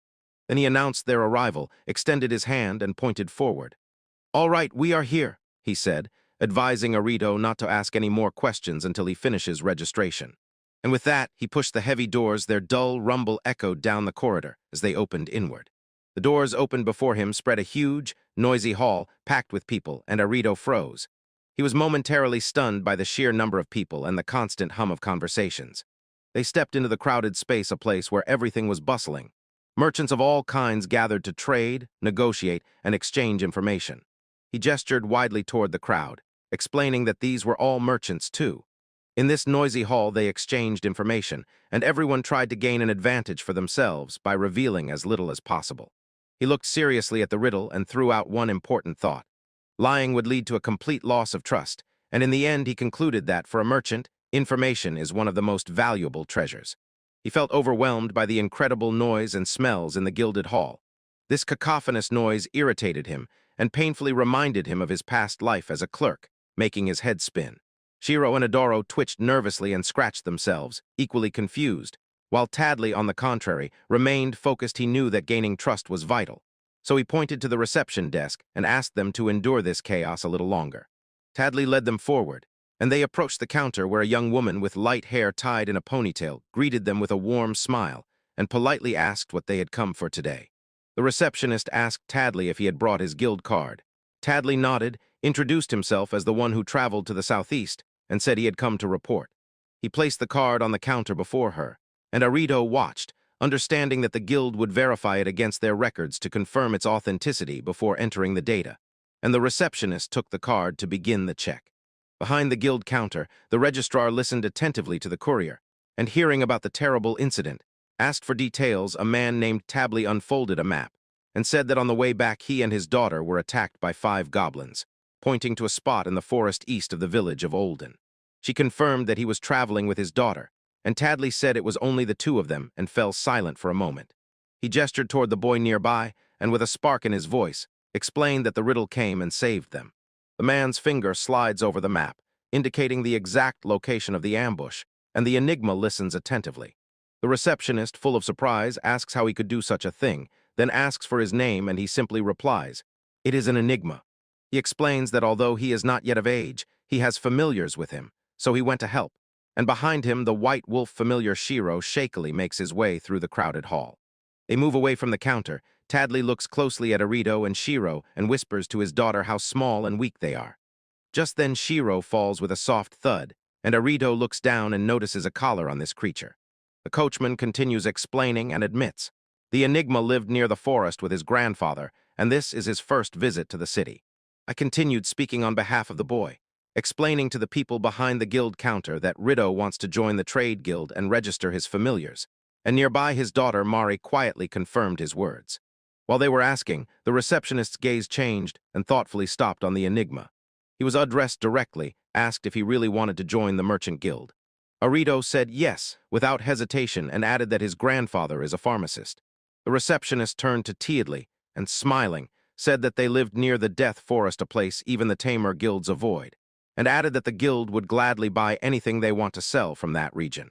And Headley inquired if there was an inn that would allow Orito's familiars to stay in the same room, assuring her that they are calm and obedient, and added that Orito knows how to cleanse. The receptionist readily agreed, and Mari looked down at Shiro, who appeared nearby, and said how fluffy this creature is, like an ordinary city dog. At her table, she extended a letter of introduction for the inn, explained that the herbs and medicines would be kept on consignment until Rito's next visit, showing a sample of psyllium herb and fever medicine, then leaned down and gently stroked Shiro's head to calm him. Outside, when familiars gathered around him, Arito quietly pondered the day's events. He felt that he was gradually getting used to everything, and his thoughts involuntarily returned to the story about the attack on Tadley's carriage. He continues the conversation with the guild receptionist, his cheeks slightly flushed while she finally confirms the details of his registration. When they finished their business in front of the great hall of the guild, she thanked him, saying that thanks to his cooperation, the reporting went smoothly. He returned to Teadley and his family, giving praise and insisting that he was the one to thank for their help with the guild and the registration of familiars, and Teadley smiled and said that it was their way of repaying for the rescue, after which he announced that it was time to return to the carriage. Raising his hand in farewell, Tadley wished him luck and said he believed now that they were both merchants, they would meet again. Arito agreed and responded with the same wishes as the family walked away. As they left, his attention shifted to the familiars. Shiro, irritated, scratched the ground and telepathically grumbled about the endless chatter, saying he could no longer stand it. Arito, it seemed, had gotten used to the city noise and asked if everything was okay with the snow and the sound, noticing that it had been difficult for them. In response, the majestic bird Adoro soared into the sky and loudly declared that after the familiar registration, he would now do as he pleased. He asked Shiro to telepathically call him if needed, and added that the inch should have windows. They watched as he became a silhouette against the evening sky. Orito could not believe his eyes. Adoro flew so skillfully at night, even despite the town's lights, and Shiro quietly observed his departure. Now left alone on the street, Arito knelt beside Shiro and offered to get himself ready before going inside.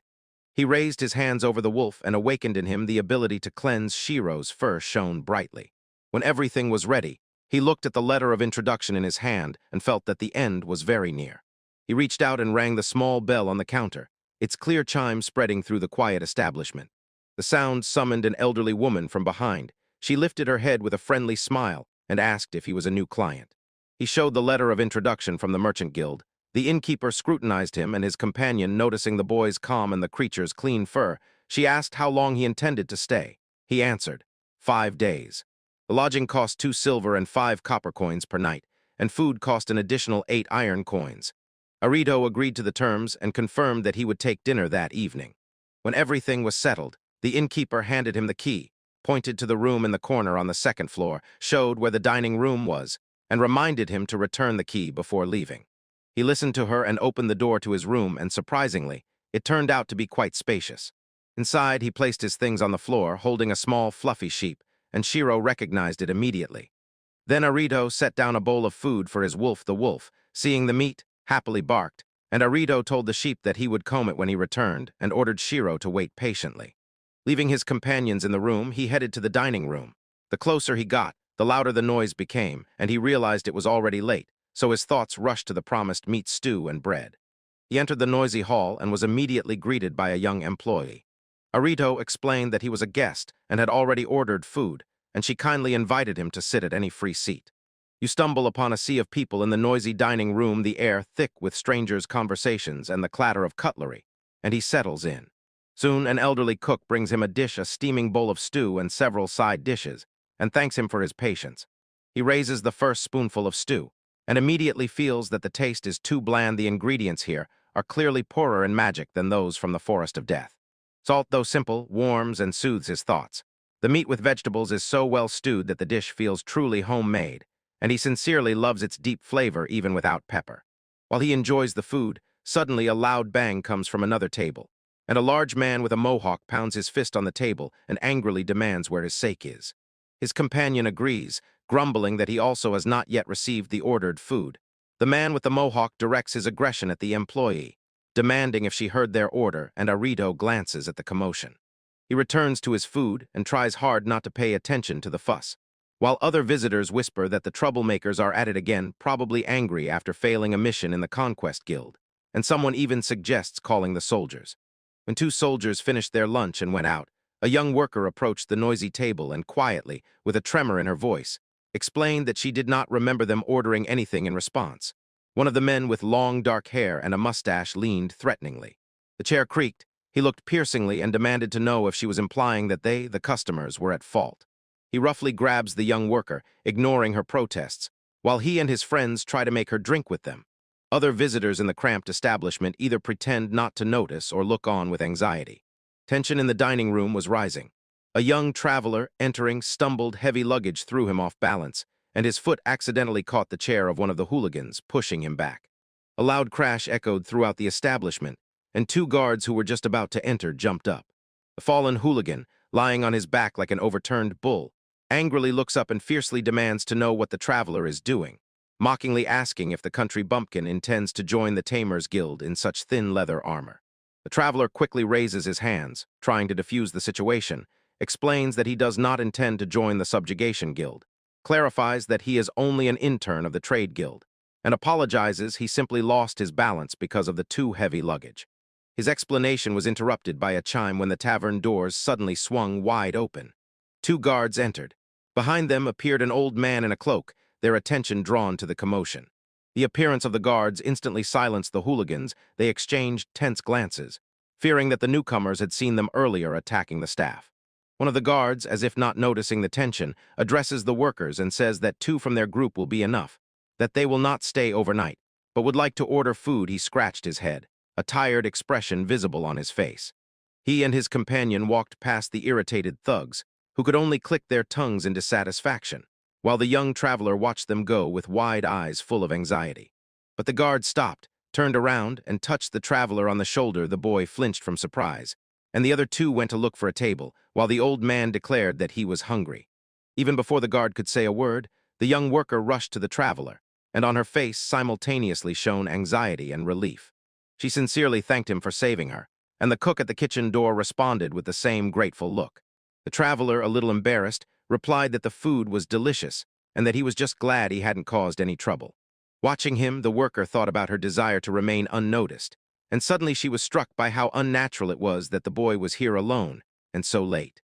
Deciding to leave quietly, the traveler headed to his room, but a sharp ring stopped him, and the bald guard shouted, "Hey, boy." He turned around and saw the guard, his partner, and an elderly man sitting at a table with a generous feast. And now there was also an elf with long blonde hair, who looked at him with a calm, curious gaze. At the table, the muscular guard enthusiastically praises the young traveler for his previous performance, calling him wonderful, and his elven companion agrees and regrets that the boy is not joining the Guild of Subjugation, adding that if he carries heavy loads every day, he will get used to it. He considers their words, admits that they are right, and sincerely thanks them for the advice. The polite conversation is suddenly interrupted by the sharp creak of a chair nearby, and his face instantly becomes quietly alert. As the boy walks away, the guards watch him. The burly one looks puzzled, and the elf smiles and says how interesting he is. He didn't even blink when he saw the elf. He leaves the table and heads to the stairs, attracting the attention of the innkeeper, who notes, "This boy is clearly not an ordinary child." As he passes by, she quietly, barely audibly whispers, "Thank you." He climbs the stairs, lost in thoughts about the journey, and finally reaches the first stop, the restroom. Although so much has already happened, he trembles with anticipation that many good things await him here. Under the light of the full moon, Rock Bertadoros soars over the quiet, dozing town, and its huge wings cast a shadow on the roofs below for a moment. Softly landing on the windowsill, it looks down at the street. Adero came because Arito said it was time to eat, but the boy is nowhere to be seen, and it wonders where he could have gone. Arito returns from the window with a smile and greets Adoro, explaining that he used wind magic to get and read a letter from his grandfather, and asks if she herself closed the window. He continues reading the letter. Grandfather writes that he received 7 acquaintance letters, and judging by them, believes that in this country there is someone whom the riddle can visit. This person lives in the forest north of the capital, is described as strange but not evil, and grandfather insists that the riddle visit her if he finds himself in trouble. Looking up, Arito confirmed to Adoro that he has already eaten, and added that although it is nice to have food prepared by oneself, the taste was rather bland, almost like in a hospital, especially compared to what they ate in the forest of death. Quietly nibbling on something, Adoro asked what his plans were for tomorrow, advised them to visit the merchant guild, that noisy building, and perhaps find useful things at the city market. Garrido, settled on the bed next to Shiro and Ralph, contemplates the plan. Since registration is complete, he and Shiro can go to the guild themselves, and adds that he still wants to check one thing but will not rush. They will stay in the city for 5 nights. Settling in his room for the night, Shiro lay in bed and could not understand why Adoro did not want to stay with him. The large bird, perched on the neighboring table, yawned widely, said it loves being outside, and announced that it was leaving. The bird took off. Arito wished him good night. Shiro echoed the same words, and just at that moment the door slammed, leaving them in peace and rest. The room froze in silence, and the sign on the door silently said that the residents had settled in for the night. The warning came quickly. Arito, already in his cloak, stretched out and said how well he had slept, a rarity compared to life in the previous world. He informed Shiro that it was still early, but he nevertheless decided that it was time to set out. When they were descending the stairs, the tavern hostess greeted them with a smile. Arito replied, and she, noticing that they had set off so early, asked if they were looking for shops, especially herbs, and said that at this time only the stalls on the square were open, but advised the trading quarter to the south. Taking her advice, they stepped onto the cobbled street, and somewhere in the distance a bell rang. Arito decided that they would start searching in the trading quarter.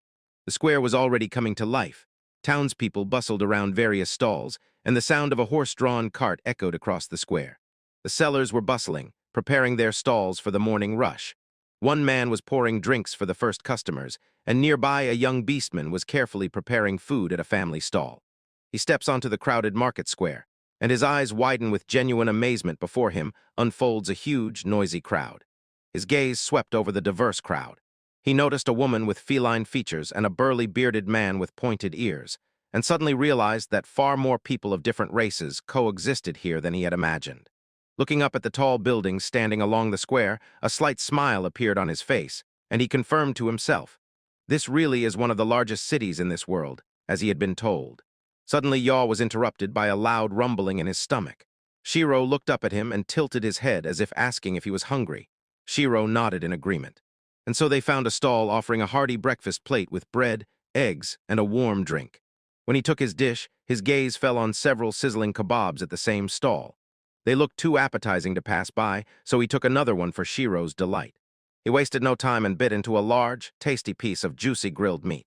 Finding a free spot on a nearby bench, he and Shiro settled down to eat. Just as he took a sip of his drink, an elderly woman with a kind face approached and politely asked if she could have a sip from his glass.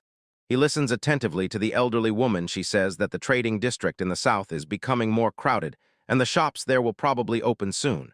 After eating, he thanks her for the information. Next to him are his new companions, a woman in a dark cloak and a young girl. He and Shiro set off into the bustling city streets, and nearby the clatter of a cart echoed. He leads them and decides. Their first stop is the place he was told about, the commoners' trading district. He enters one of the shops. The bell at the entrance rings as he arrives. Shiro patiently sits outside while he greets the shopkeeper and asks for permission to look around. The man smiles warmly and tells him not to rush. As his gaze runs over the shelves, his eyes suddenly widen with surprise and confusion. He realizes with disappointment that the shop only has simple medicines, and the selection is much poorer than he expected. And aloud he wonders if those jars on the counter are just spices. Leaving the store, he notes, this is already the 3rd establishment he has entered, and they are all the same. For a moment he wonders if it is generally difficult to restock necessary goods, but something tells him that is not the case. Suddenly everything becomes clear. He remembers Horst's warning. The elf said that the local medicines are made from herbs gathered in the forest of death, and openly selling them could cause a great commotion. Now he understands everything. He recalled countless lessons from his grandfather, and finally saw what a priceless treasure the knowledge passed on to him was. Suddenly, he was distracted from his thoughts. He looked up and saw Shiro approaching and asking if he was done with the shops. Arito confirmed that he was and suggested they return for now. His visit to the pharmacy flashed through his mind again. He was curious about how much magic was in those remedies, and he immediately felt they were very weak. Although a special evaluation spell is rare, he knew that even without it anyone can estimate the general effectiveness of medicines, and the difference between strong and weak is immediately visible. Suddenly he realized, the medicines in the shop are the same simple doses he made for practice.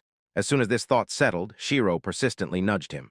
A gloomy expression appeared on his face when he thought about the consequences. This could become a problem. Shiro broke his concentration by calling him and rubbing against his leg to get attention. But Orito's mind was still occupied with the ingredients.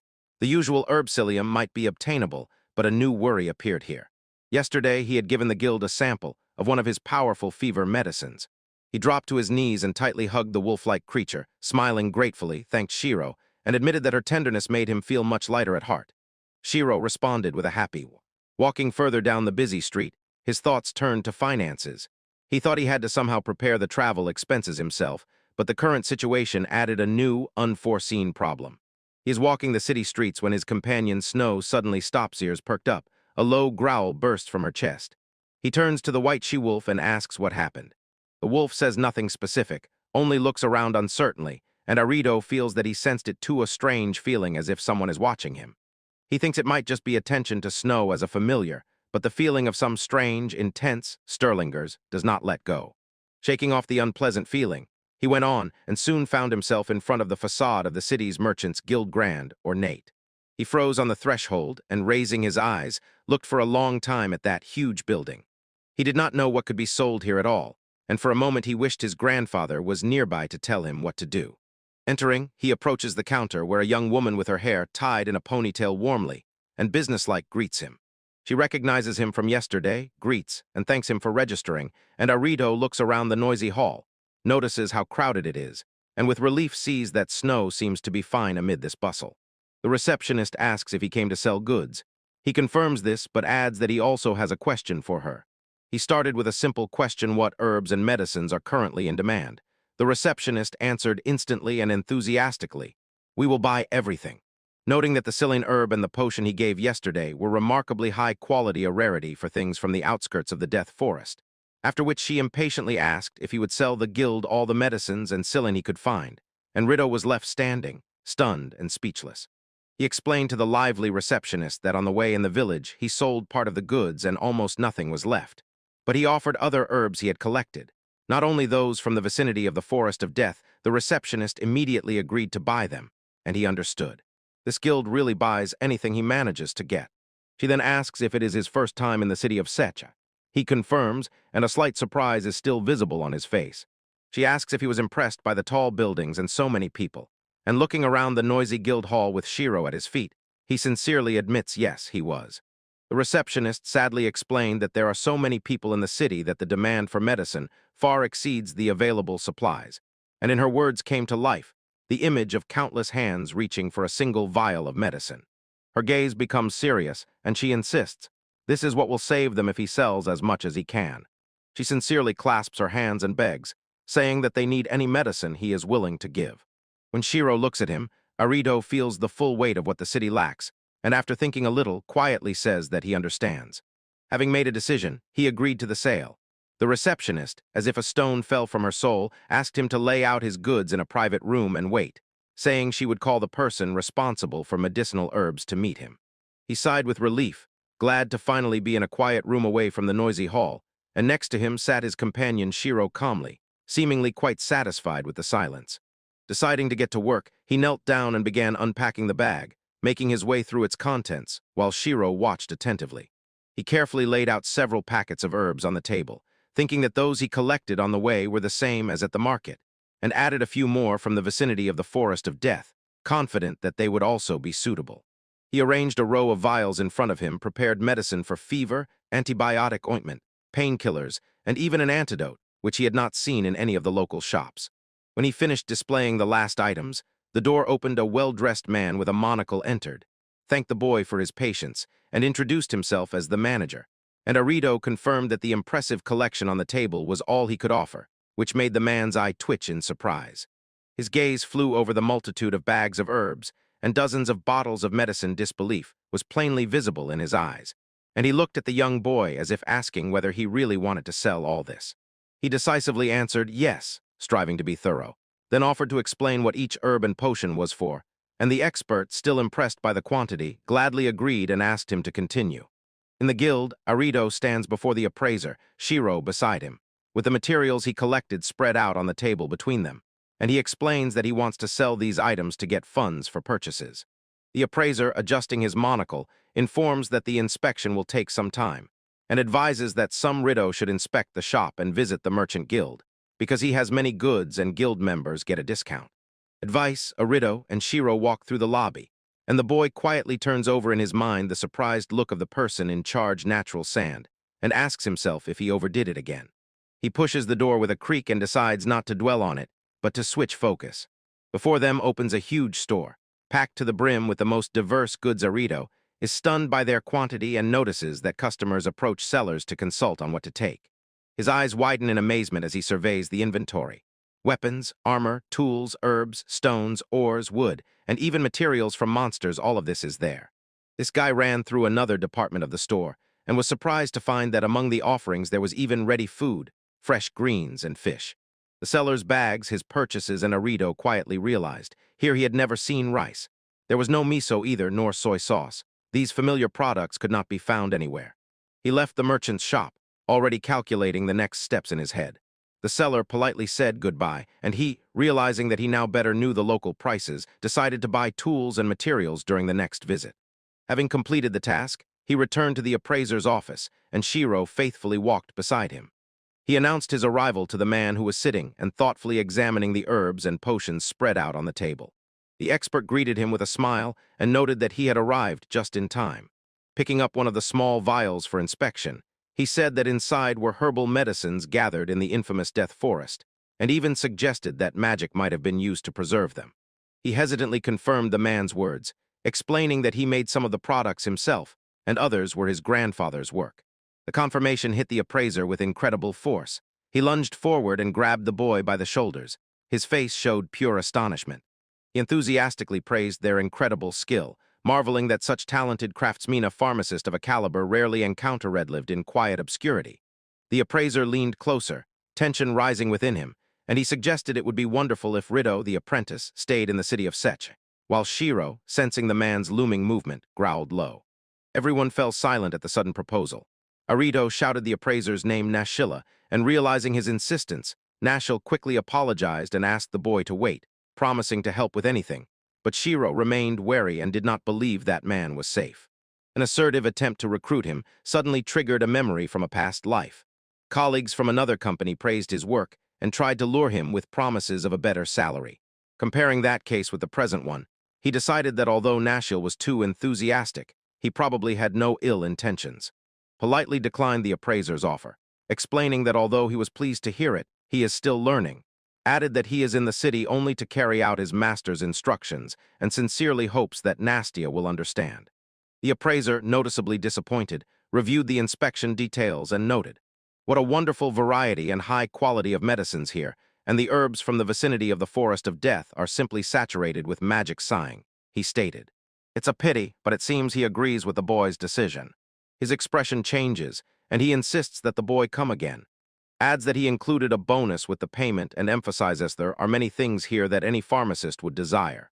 Arito took the bag of money and thanked the appraiser. The weight impressed him. There was much more than he expected, enough that something would remain after the journey, and he promised to return as soon as he had the chance. When he was about to leave, the appraiser asked if he had found what he was looking for at the market. Arito replied that although he bought a few small items, he did not find any tools for grinding. Taking the opportunity, Nastil offered help to introduce him to a specialized store. He agrees and decides to go to the specialty store the next day. Nastil hands him a letter of recommendation for the reception, and Arito realizes that the appraiser meant their previous conversation and feels that the man's gesture, possibly caused by pity, helped a lot. Leaving the building, he walks through the city streets. Shiro walks beside him. He looks up and sees the sky turning red. Evening is approaching. He glanced at the introduction letter in his hand and suddenly understood where he was going tomorrow. Arito walked away from the guild, still in shock after that meeting. He only showed Nastil the sand things, but the man's generosity was overwhelming, and the feeling that accepting so much might have been a mistake troubled his mind. His anxious thoughts are suddenly interrupted by Shiro. The wolf happily jumps up to him, calls him by name, and full of energy asks where they are going next, snapping Rito out of his reverie. He smiles, feeling better. Arito says that since they will be nearby, they should first buy dinner at the square, and when they return he promises to brush Shiro, and the wolf greets this idea with a loud yes. Laughing, he nudges Shiro to hurry to the square so he can be cleaned later. Shiro lets out a joyful squeak, and they both rush forward. Their path led them to a noisy market square. Arito glanced at the crowd and noticed that there were also people with familiars around, even a man with a horned creature resembling a horse. He approaches one of the street stalls. Shiro patiently stands nearby. Arito points to what he wants and buys it, and the seller names the price 3 silver coins. As they are about to leave, Shiro suddenly freezes. The wolf confirms that the purchase is made and it's time to return, but anxiously adds that he felt the same strange sensation again, as if someone is watching them. Arito crouches and looks around, but admits he feels nothing. An unspeakable warning hung in the air as night fell over the city. A solitary lantern cast dim light on the quiet, empty street. In the room, Arito began brushing Shiro's thick white fur. He asked if she liked the food from the market stall, and she sighed and admitted she did not compare to what she ate in the Death Forest. The food of human cities has very little mana. He moves on to combing under her front paw, smiling to himself. Simple care for her brings him pleasure, genuine, full satisfaction. While working, he asks Shiro how she feels, noticing that she looked anxious all day. She confirms his suspicions and tells about the strange gaze she felt on herself, and Arito says that it's probably just many people in the town looking at her. Finishing the combing, he asks if she felt any hostile intentions in that gaze. Shiro says no, and when everything is done, Arito simply remarks how amazingly soft the fur has become. He pulled her into a tight embrace and buried his face in her neck. Shiro notices that he has become fluffier, and the mystery whispers that her fur is warm and ticklish. Arito shifts his gaze to Adoro, who settled nearby. He thanks the bird for the care, but Adoro explains he was worried not about him, but about Shiro, and understanding this, Arito promises to be careful, which brings a satisfied smile to Shiro's face. When the daytime worries subsided, Adoro approaches the open window. The bird advises Arito to go to bed earlier because of tomorrow's affairs, says good night, and flies into the moonlit sky. Heeding the advice, Arito and Shiro settled in for the night and fell soundly asleep together in bed. The next morning, Arito and Shiro stood in the bustling city square. The cobblestones teemed with life, and tall buildings with wooden beams stretched on both sides. His attention was suddenly caught by a food stall. Fish gleamed on skewers, and he eagerly approached the seller, happily saying that it was the first time in this world he would try such a thing, and asked for one, even though he learned it was more expensive than him. He settled on a bench, bit into the fried, dried fish, and with a smile murmured how nostalgically it pulled him. Shiro asks if they are going to explore the town, and Arito replies that first they will visit the tool shop, and only then decide what to do next. While pondering their plans, suddenly a thought flashed in his mind. He remembered a conversation with Tadley and realized there was a place he once came across it was worth checking out. He imagines the city map, notices its division into 4 districts: commercial, noble, residential, and craft. Remembers hearing about a farm near the wall and slums outside the town, but he is drawn north, towards Ruslan, and feels he must go there to scout. Having a clear goal in mind, he decides to stop by the bookstore after the tool shop. He remembered that the store Nastil mentioned should be a bit beyond the main street. Following the directions, his gaze fell on a hanging sign decorated with pictograms of tools, a hammer, pliers, and other blacksmith's implements. He approaches the building and notices the tool shop turned out to be smaller than he had imagined. He enters the cluttered tool shop. The bell jingled, announcing his arrival, and looking over piles of scattered equipment, he exclaimed that he brought a letter of introduction.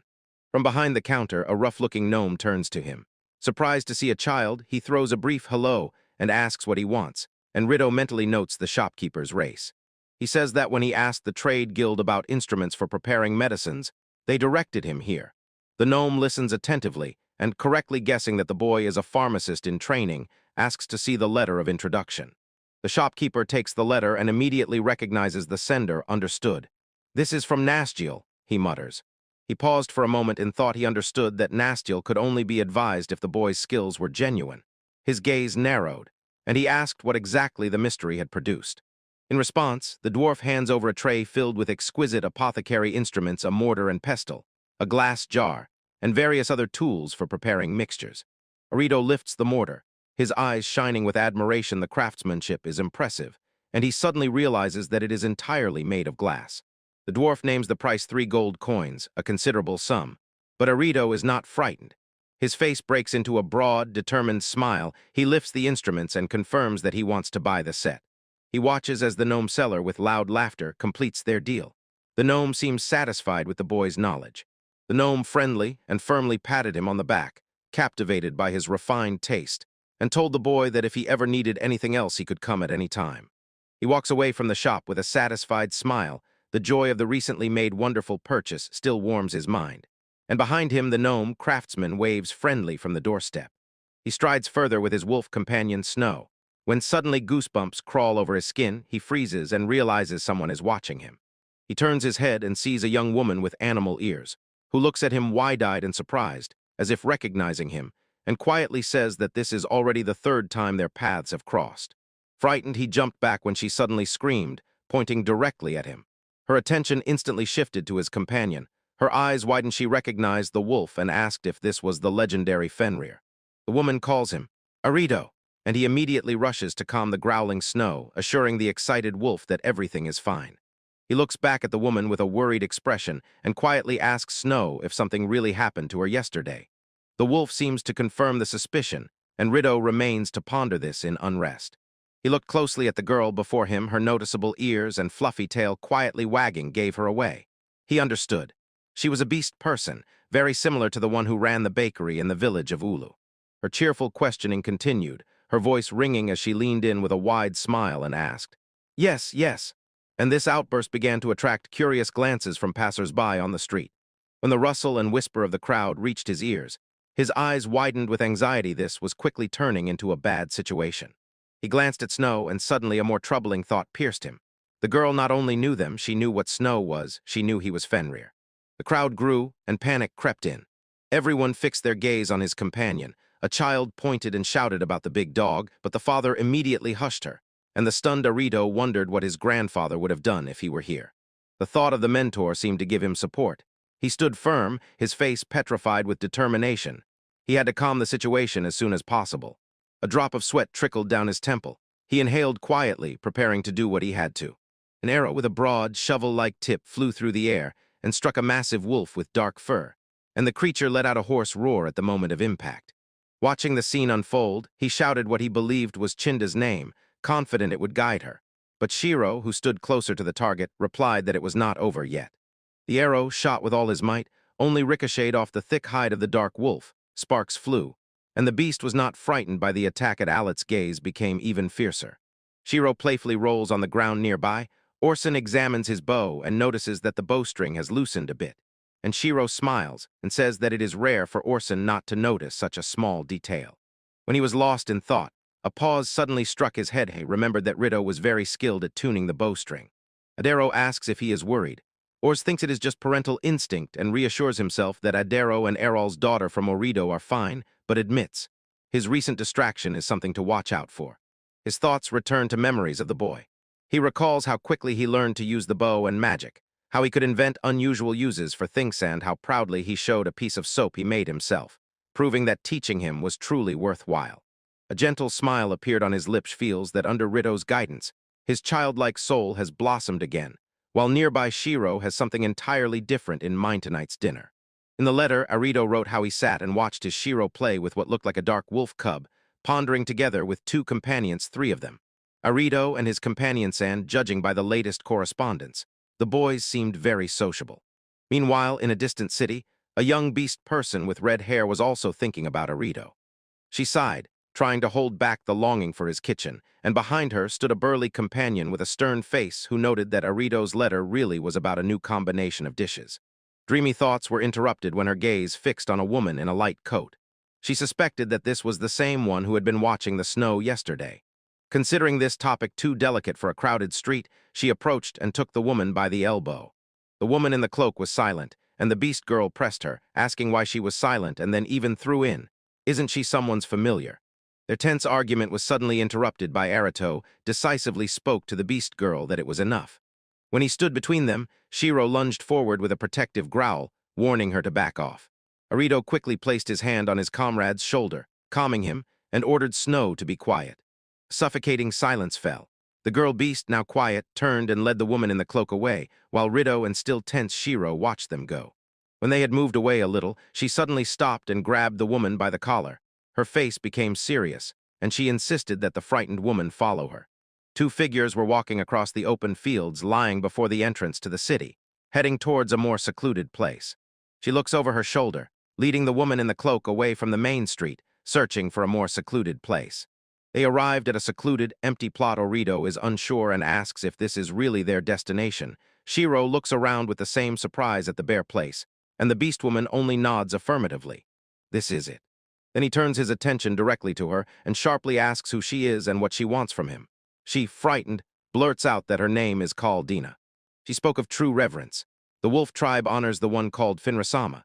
Stroking Shiro's fur with eyes shining with adoration, Haldana confessed that for her people the dream is to one day touch Finros's fur, for incredible dignity and pride emanated from the great wolf. The revelation strikes him suddenly, like a riddle. He realizes with growing horror that if every werewolf from the wolf tribe thinks this way, the news of Snow's existence could cause enormous chaos. An image flashes in his mind of a panicked crowd attacking his comrade, while Shiro stands nearby, her face expressionless. His inner panic was interrupted by Kaldani's plea. Begged to be allowed to touch the great wolf, even for a second. Arito mentally felt relieved that it was good they had moved to a more private place before this conversation began. He looks at her sincere expression and understands that she came without hostile intentions, but still tightens the edge of his cloak, deeply troubled by what her words mean. Thoughts about possible consequences rush through his mind. If rumors about who Snow is spread, he imagines a terrible scene. A multitude of beast people of the wolf tribe, their faces hidden in shadow, desperately reaching out. He does not know how many of them live in Seche, but the very thought unsettles him. At first, he addresses the beast girl Caldana, then turns his attention to his companion and tells Shiro to listen carefully as well. He looks at her sincerely, showing that he understands her point of view, but pleads, "First listen to my side of the story." He explains what their business is. They are travelers who earn money by trading in the towns where they stop, and if personal information about him and Shiro spreads, it could bring them trouble or even threaten their safety. She explains, although Shiro is almost a deity to her people, the curiosity of outsiders could unintentionally put the little wolves at risk. His words seem to reach Shiro. She raises her gaze thoughtfully. Arito's expression is heavy with anxiety for his companion's safety. When it became clear how serious it was, he directly addressed Caldana and asked her, please, not to tell anyone about them. Aldana nods and says that, in her opinion, everything is fine. Next to her, Shiro also seems convinced that the girl has no hostile intentions, but Arito quietly doubts to himself whether she will really keep her word. They walk away, and he, looking at their backs, hopes that his explanation will be enough to keep them safe. But in his mind, a backup plan is already forming. If trust breaks, they will have to leave the city immediately. They discuss the day's affairs. At least they managed to register with the trade guild and complete Snow's familiar registry, and nearby stood the frozen beast girl Caldana, stammering from despair. Her apology burst out, her voice thick with remorse. Explained that she felt she not only stood in his way but perhaps even endangered him, and when Rito began to respond, she could only whisper painfully, "I'm sorry." He knelt down to look into Shiro's eyes but spoke to Haldana. He said a condition her silence. If she promised not to tell anyone, he would overlook this incident.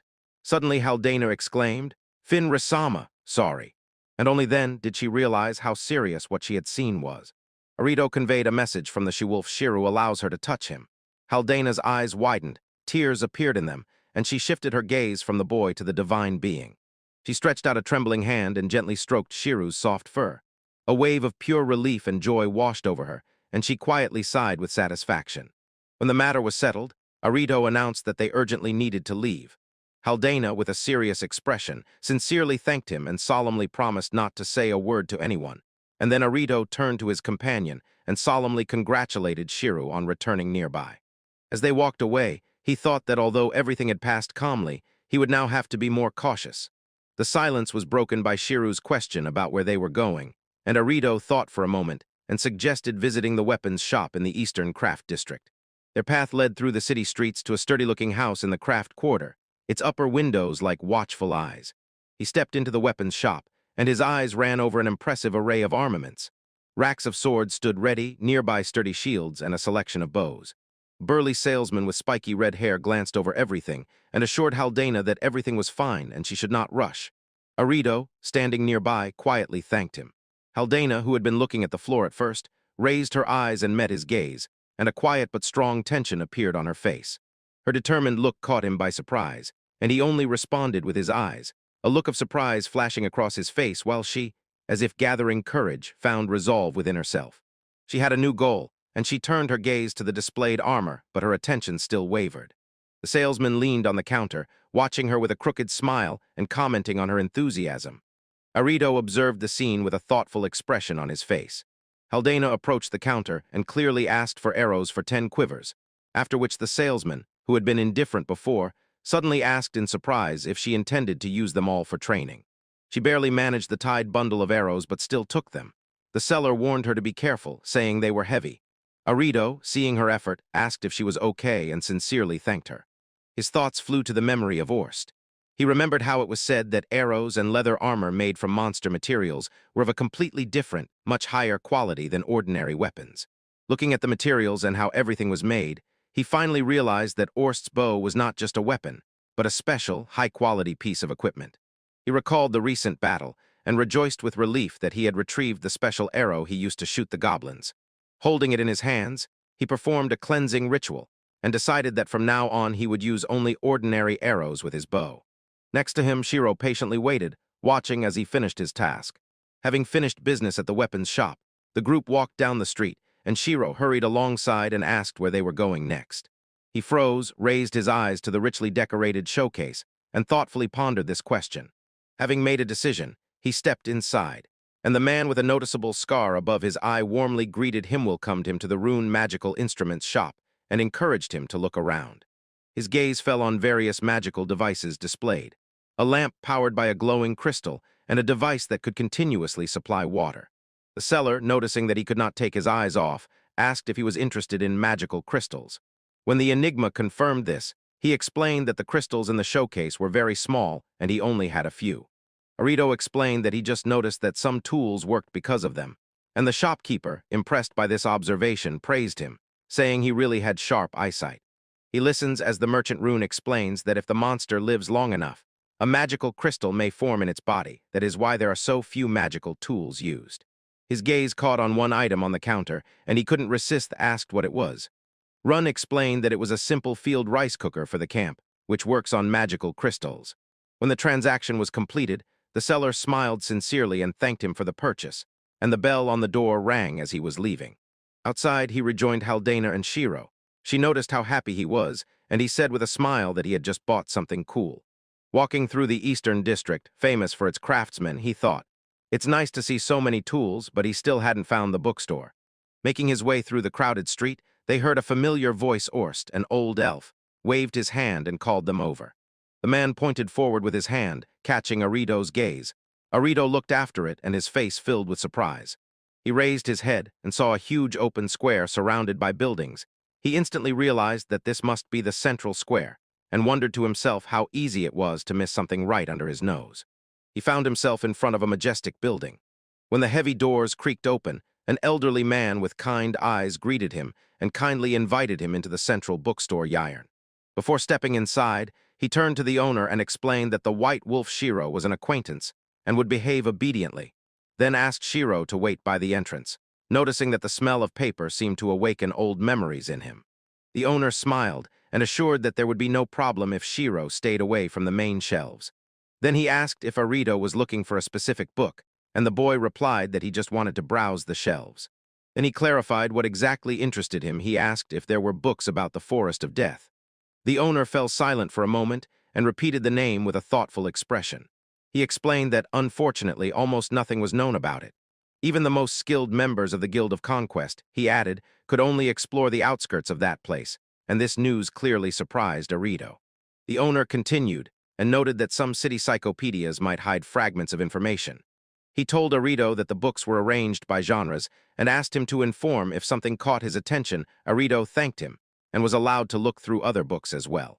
With this, he moved between the rows, his gaze sliding over the towering shelves filled with countless volumes. Finally, he pulled out a book about the first king of Nabilia and realized the lack of information confirmed only a few had ventured into the forest of death. Bypassing books on politics and research, the bookstore owner silently watched him from afar. He reviewed a stack of 3 selected books, felt their wonderful content, and saw how much work was invested in them. He decided that this would be enough for now. Bringing them to the counter, the bookstore owner asked if he had already made up his mind. Arito confirmed, and then the owner inquired if he might be interested in making books himself. Arito agreed. The owner, having received payment, said he would wait for his arrival, but Arito asked permission to return the next day because he still wanted to look through more books. Leaving the shop and returning to the busy city streets, he sighed thoughtfully. He had stayed much longer than planned. Although the purchase was expensive, it seemed worth it to him. He calculated the expenses once more and realized that the money from selling medicine was not enough. In the end, he had to spend part of the money his grandfather gave him, but he regretted nothing. The books were worth it. His thoughts were interrupted when he finally met Snow, who seemed to ask if he was finished. Arito smiled, apologized for making the wolf wait, and offered to buy dinner before returning back to the end. Later that night, already in their room, it was time for the familiar ritual brushing teeth. Preparing, he recalled his 3rd day in the city of Urine. So much had happened. He made a bunch of purchases and, most importantly, managed to get several new books. He ran the brush over Snow's thick white fur. A satisfied sigh escaped his lips, and he thought that his life was truly fulfilled. He settled comfortably next to Shiro and carefully examined one of his new books. The cover was made of leather, and he admired the craftsman's work with enthusiasm, wondering if each was handmade, and a slight smile appeared on his lips as he relaxed. Finally, his eyelids grew heavy. Quietly sighing, he nestled against the sleeping Shiro, their warmth gently luring him to sleep. That night perhaps prompted by new books, he dreamed a strange dream. The dream began in absolute darkness. He shouted, "Shiro!" Panic rose in his chest. Had he been teleported again to another world? When the dim light barely illuminated the space, he saw Shiro, but next to him was such a small companion, like a puppy, and suddenly everything became clear. This must be a dream. The dream world shifted, revealing a vast, wild land. Before him stood a regal bearded figure in a crown who, addressing the gathered crowd, announced that here they would build a city, first clearing the land of monsters, then going into battle. Arito listened as the royal figure painted his vision. He dreamed of making his kingdom even grander than the one in the north, and ordered people to master applied magic to create water, kindle fire, ride the wind, and make the land fertile. He also insisted that they find better ways to use magical particles, and Arito realized he was witnessing a premonition and memory of a great beginning. The last moments of his dream swirled with vivid images revealing the rich culture of the new kingdom. He saw an extraordinarily detailed picture of the city, the precision of which was striking down to the veins on a leaf, and the vision also highlighted the local flora, pointing out gilly herb and Cillian herb. Then he finally understood how this kingdom grew into what it became. The vision showed a society where everyone made efforts and helped others, together creating a common future. As the dream began to fade, Arito's eyes opened. He lay thoughtful, images of cooperation still glowing in his mind, and Shiro gently laid her head on his shoulder. In the quiet hours, the spacious city dozes under the pale sky, its numerous roofs and central clock tower silent and still. The winged creature Adero quietly descends, softly flapping its wing, and gracefully perches on a street lamp near a window behind which a small figure is visible. Again into the sky, a sudden whistle flew by, attracting the attention of a young guard below, who looked up in fright. He asks aloud what he just saw, but his companion waved it off, saying it's late and maybe he just confused a bat with something else. He is unwavering in his certainty, firmly says he saw a bird flying. A worried colleague approaches, asks if he is overworked, and another guard advises him to rest a bit. 2 guards walk away along the cobblestone street. Somewhere else it turns out that the whole scene is just a dream. Little Arito stirs in his sleep, deeply nestled in Shiro's soft white fur, murmuring about his futon, wanting to sleep a little longer and struggling with the desire to wake up. The dream fades, and in its place appears a simple image of feet walking along the cobblestone road. In a cozy, well-kept bookstore, the elderly owner smiles and says good morning to the young visitor Arito, who politely replies. He holds one of the store's volumes in his hands and looks intently at the printed letters, thinking that, as is proper in this world, books are valuable things created with the help of various advanced technologies. This realization reminded him of previous studies of the history of paper and printing, but the mystery remained. Despite all the texts he had read, he had never come across the name of the first inventor. He closes the book with a quiet click, and his thoughts still wander around that missing information. Noticing his pensive state, the owner pulls a small lever on the counter. Then the man places a warm cup on the table, thanks Arito and praises him for careful handling of the books, and also suggests a version that missing links in history might have disappeared due to a fall. Arito takes the drink and explains that where he came from, there were many scientific books. He is glad that here he can read so many different books. Even if he cannot afford to buy them, many of them have sparked his curiosity. Hearing this, the owner felt the boy's enthusiasm and said, "If Rito is impressed by this collection, then the capital's library is a completely different level, so be sure to visit it." The boy's eyes lit up at the offer. It was clear he was already planning to head to the capital next. The owner takes one gold coin and politely advises Rito to drop by the library as soon as he has the chance. He stood in the bookstore doorway and apologized to the owner for staying so long. The old man just waved his hand and said not to pay attention to it. The owner sincerely thanked the boy for his loyalty and warmly invited him to return when he would be in the city again. Later, returning to his room, he folded his hands and thoughtfully recalled the time spent in the city. 5 days had passed since their arrival in Sechu, and he confirmed to himself that they would set off the morning after tomorrow. The innkeeper, seeing that he was packing his things, looked at him worriedly. She asked if he was sure about his plans and reminded him that he had recently met a strange person. He gently stroked Shiro, calming the woman and saying that, in his opinion, everything would be fine, but added that they would have to be careful, especially because of the beast hybrid from the wolf tribe. Accepting his determination, she sincerely wished him a safe journey and looked out the window. The sky was cloudy, but she did not think it would rain in these parts. It happens very rarely. The next day, walking with Shiro through the elite district, he was stunned by the huge mansion of the owner, and with a heavy feeling of an ending, he realized that he would have to say goodbye to the year and to tomorrow. His thoughts returned to the people he had met, to the Tadley family who gave him a ride in a carriage, and to the members of the Tamers Guild with whom he had talked in the inn's dining room. He took these memories with him as he was about to leave. He remembered everyone he had met: Nash, Geel, and others from the trade guild, the gnome craftsman, the one who had the magical item, and the kind man from the bookstore. He was rushing through the streets when a sudden movement interrupted his thoughts. He sharply raised his head. Anxiety rose to his throat, and in the distance a werewolf appeared. He forced himself to dismiss that feeling, glanced one last time at the northern district, and was sure that they would go back immediately after checking the stalls. His companion's ear twitched and caught his attention. He asked Shiro what was wrong, thinking she might have fallen down the stairs again, but she shook her head and assured him it was nothing. Arito accepted her answer, exhaled with relief, and decided it was just his imagination.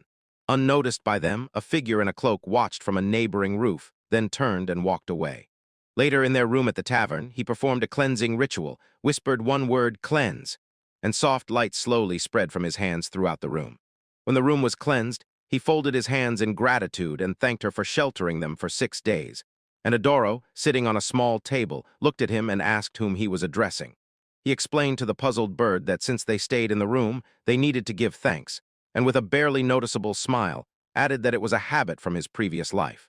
He confirmed the plan with Adaro, who had just landed nearby, and explained.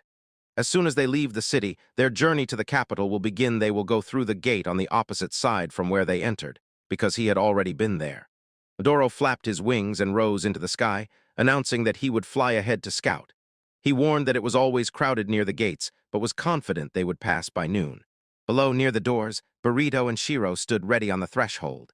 Before departure, Arito checked out of the inn, returned the key, and sincerely thanked the staff for their hospitality. The host wished him a safe journey and invited him to return, and the other workers echoed this wish in unison. On the city streets, the morning bustle was in full swing.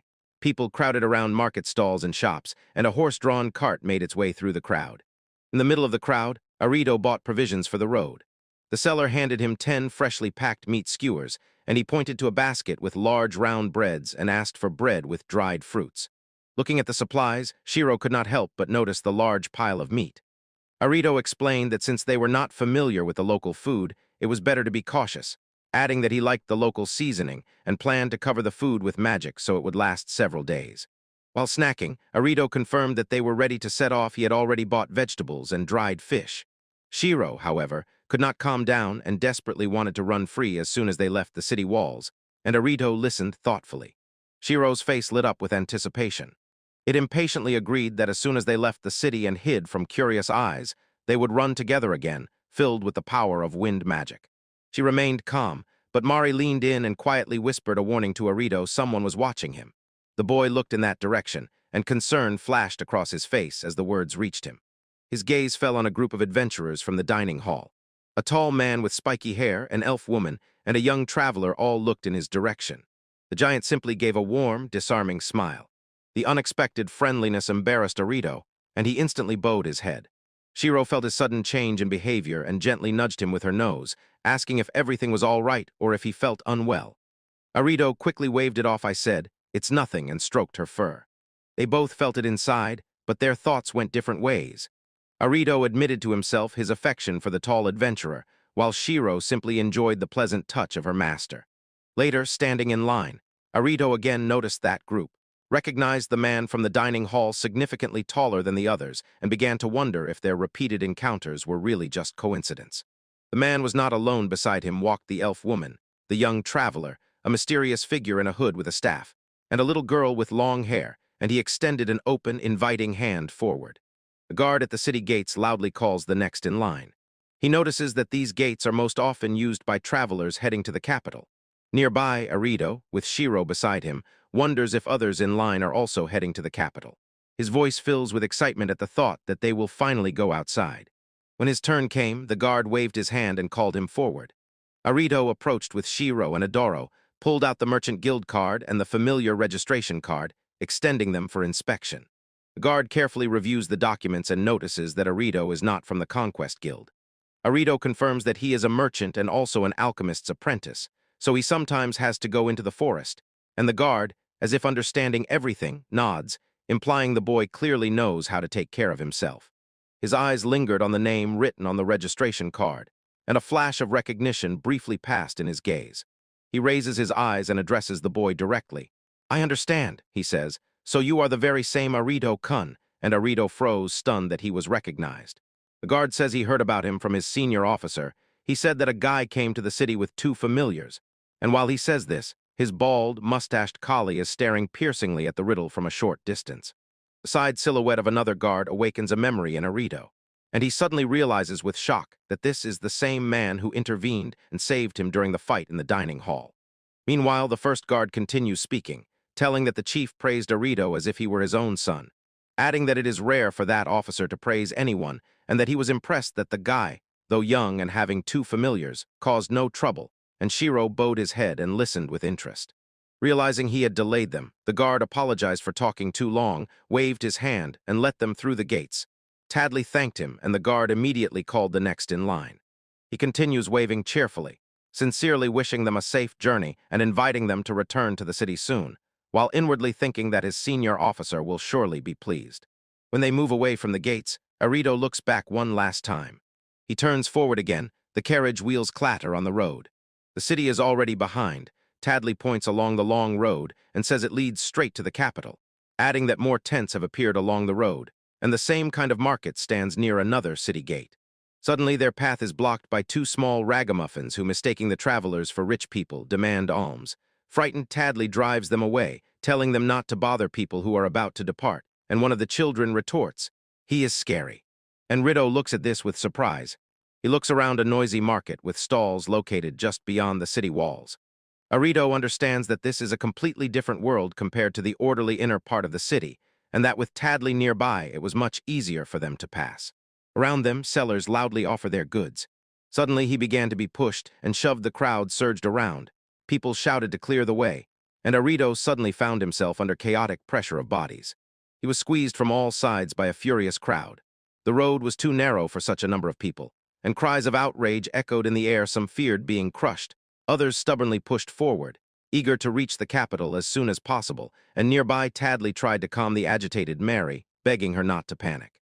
When chaos was raging around, Shiro nudged him and hinted that now, since they were already outside the gates, they should run, but Arito shook his head and refused.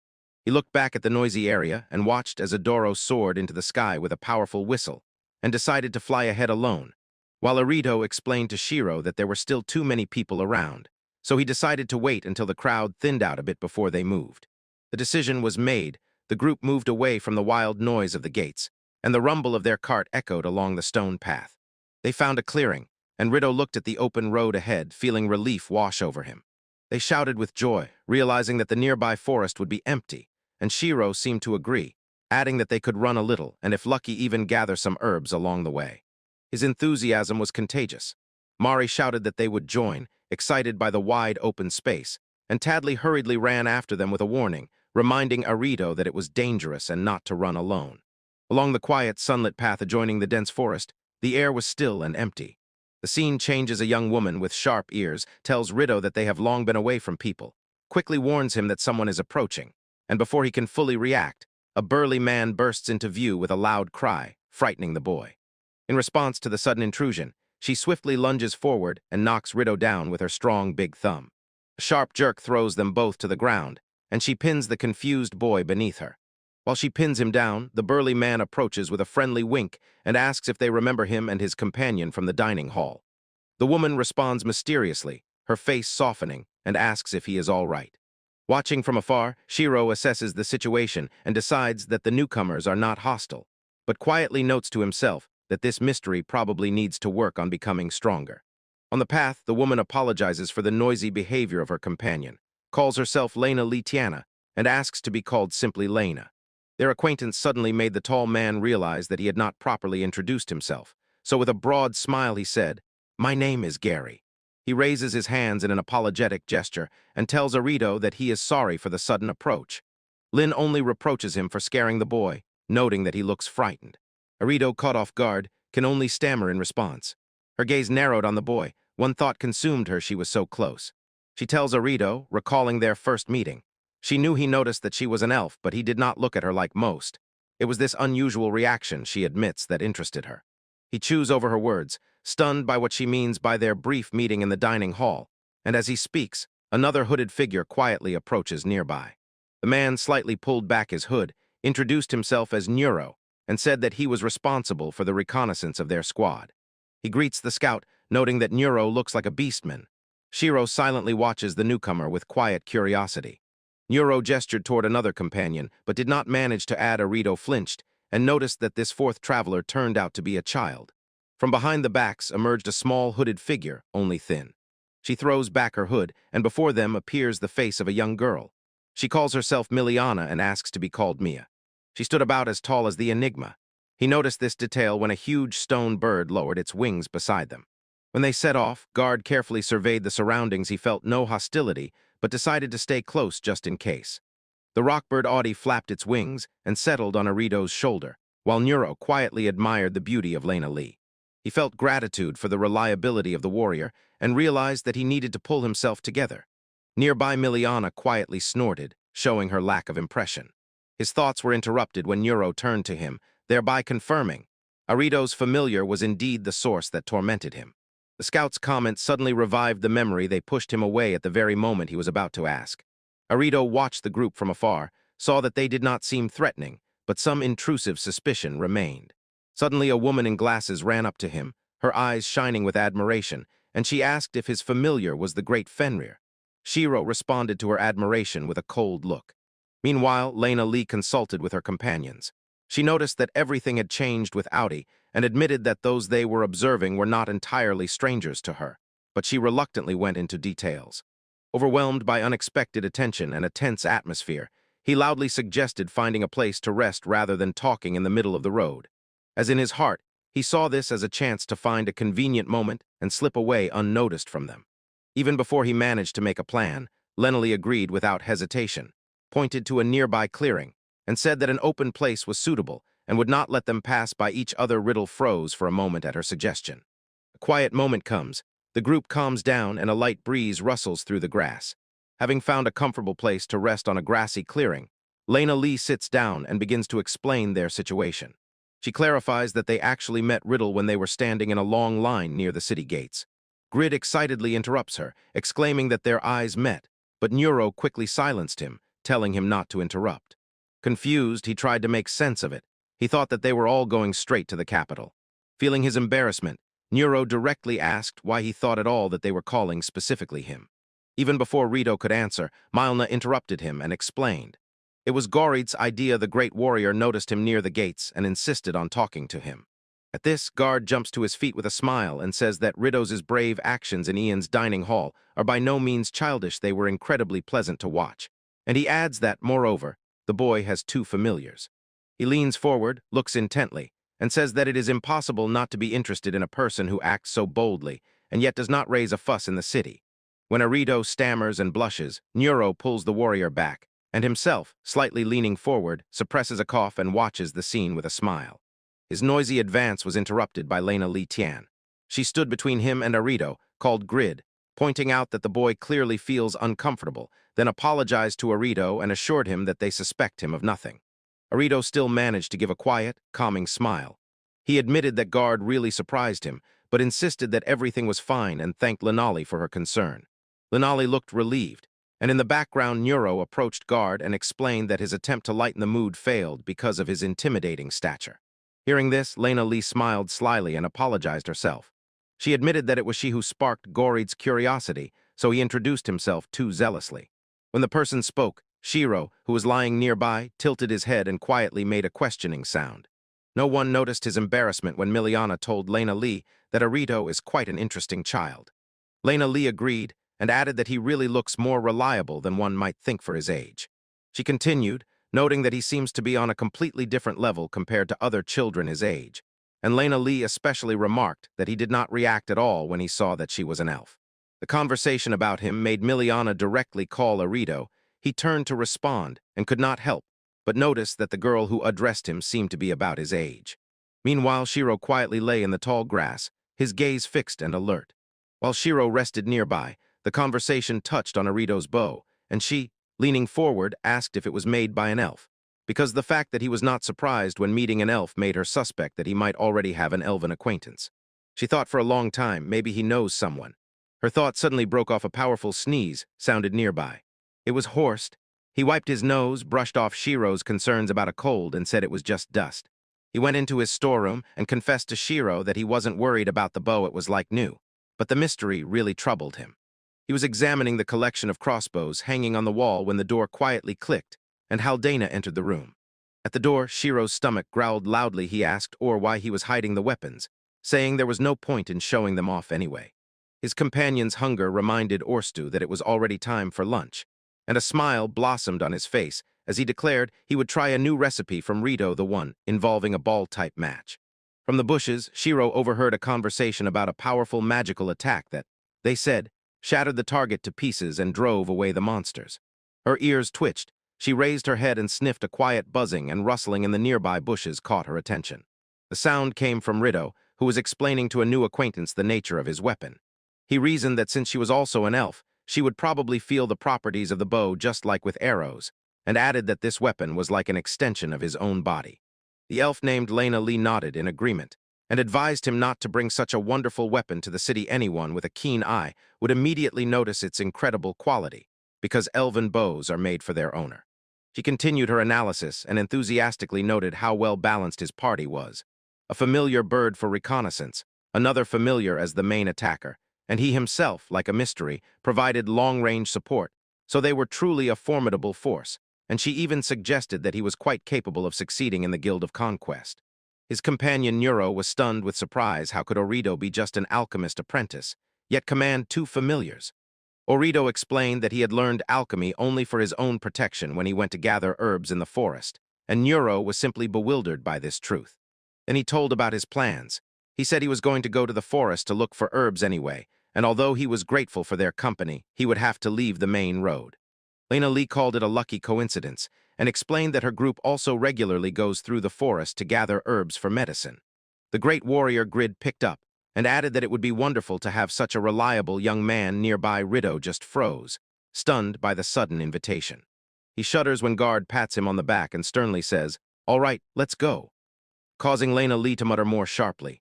Noticing the host's concern, Shiro asks if he is worried, suggesting attacking the group. Arito quickly rejects this idea, though secretly thinking that cooperation with him might not be bad.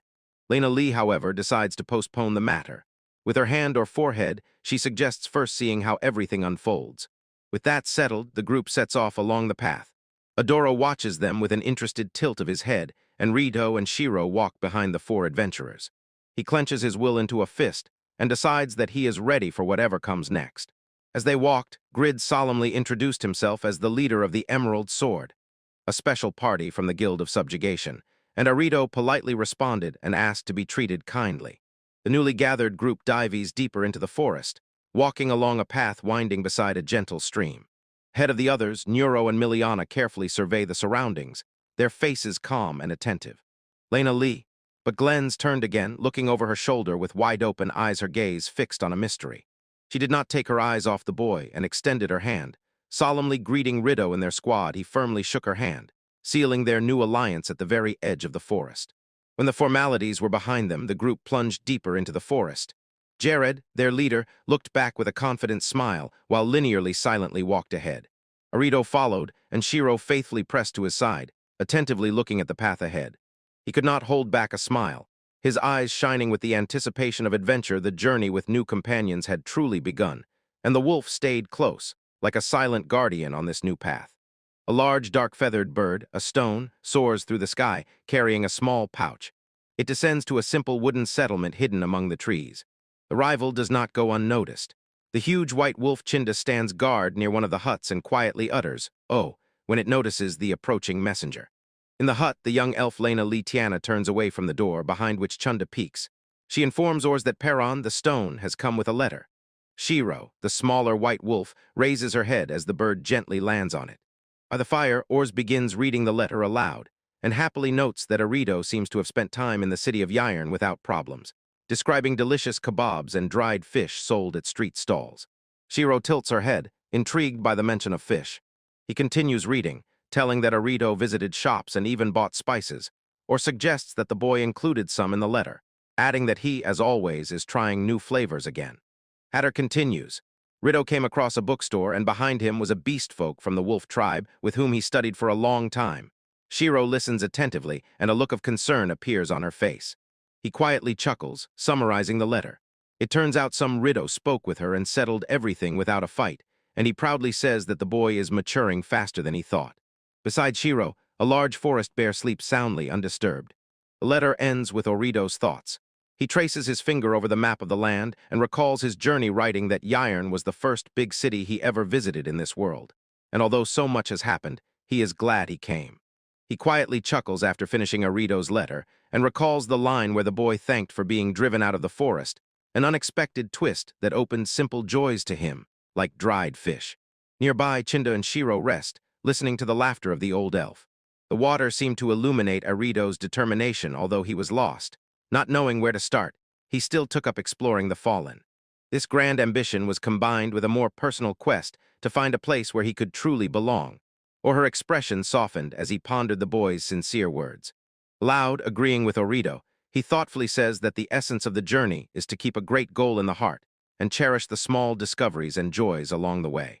Hearing this, Chindara smiles and says that it is nice to hear everything is fine with Arito, but the boy still has a long road ahead. The forest bear abruptly changed the subject and asked Orst if Rido's really plans to visit that first person mentioned in the letter of recommendation. After leaving the capital, Orst confirmed that he does. He explains that Arito is going to meet that boy and is confident.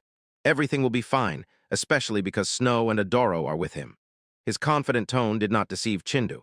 The wolf looked at him slyly and said that it sounds too simple, accusing Ors of hiding something, and Ors, turning his back, quietly admits that Chindu is indeed right. He smiled to himself. The person Arito was supposed to meet was his old acquaintance, so the boy would definitely be quite surprised. Meanwhile, Orito himself was talking about the nearest plans. He told his comrades that he wants to travel calmly and carefully with Snow and Adoro, and although he has already registered with the Guild of Merchants, he decided not to join for now. Nearby, a larger wolf guardian asked Snow if she was as worried as he was, and she simply called him a worrier and insisted that everything was fine. While their joint group was walking through the forest, a large warrior at the back threw his hands behind his head, and someone could not resist a remark about his carefreeness. The casual manner prompted the long-haired elf woman to start talking to Arito. She noted that although their groups had met at the tavern, they only knew his name. It was time to finally get to know each other properly. He seemed a little stunned for a moment, but quickly agreed, admitting that it would be good to introduce himself again. Sensing his slight uncertainty, Snow asked if he was irritated. Arito smiled, reassuring her that he was fine, but to himself, he thought that there was so much new information that everything was confusing, and this journey was definitely no longer carefree alone. Taking the floor first, the elf woman spoke. She introduced herself as Lina Liziana, although everyone calls her Lena. She said she can shoot a bow, uses magic, and also makes medicines. This usual mix of skills made him wonder if all elves specialize only in bows, magic, and medicine, like orcs. As soon as she finished, her companion, a large owl with noticeable horn-like ears, calmly settled on her arm. She gestured to the small owl sitting on her arm and introduced it as her familiar Morana. Arito's eyes widened with admiration for its fluffiness, and he smiled lazily, as if saying they would all get along. After she introduced herself, Nero stepped forward and introduced himself again, saying he was the group's scout. The last member of their group finally spoke. His tail twitching behind him, he introduced himself as a beastman from the Black Panther tribe, and said his weapons were a dagger and a short sword. Burrito's attention was completely captured by the beastman. His gaze froze on the man's ears and the swaying tail.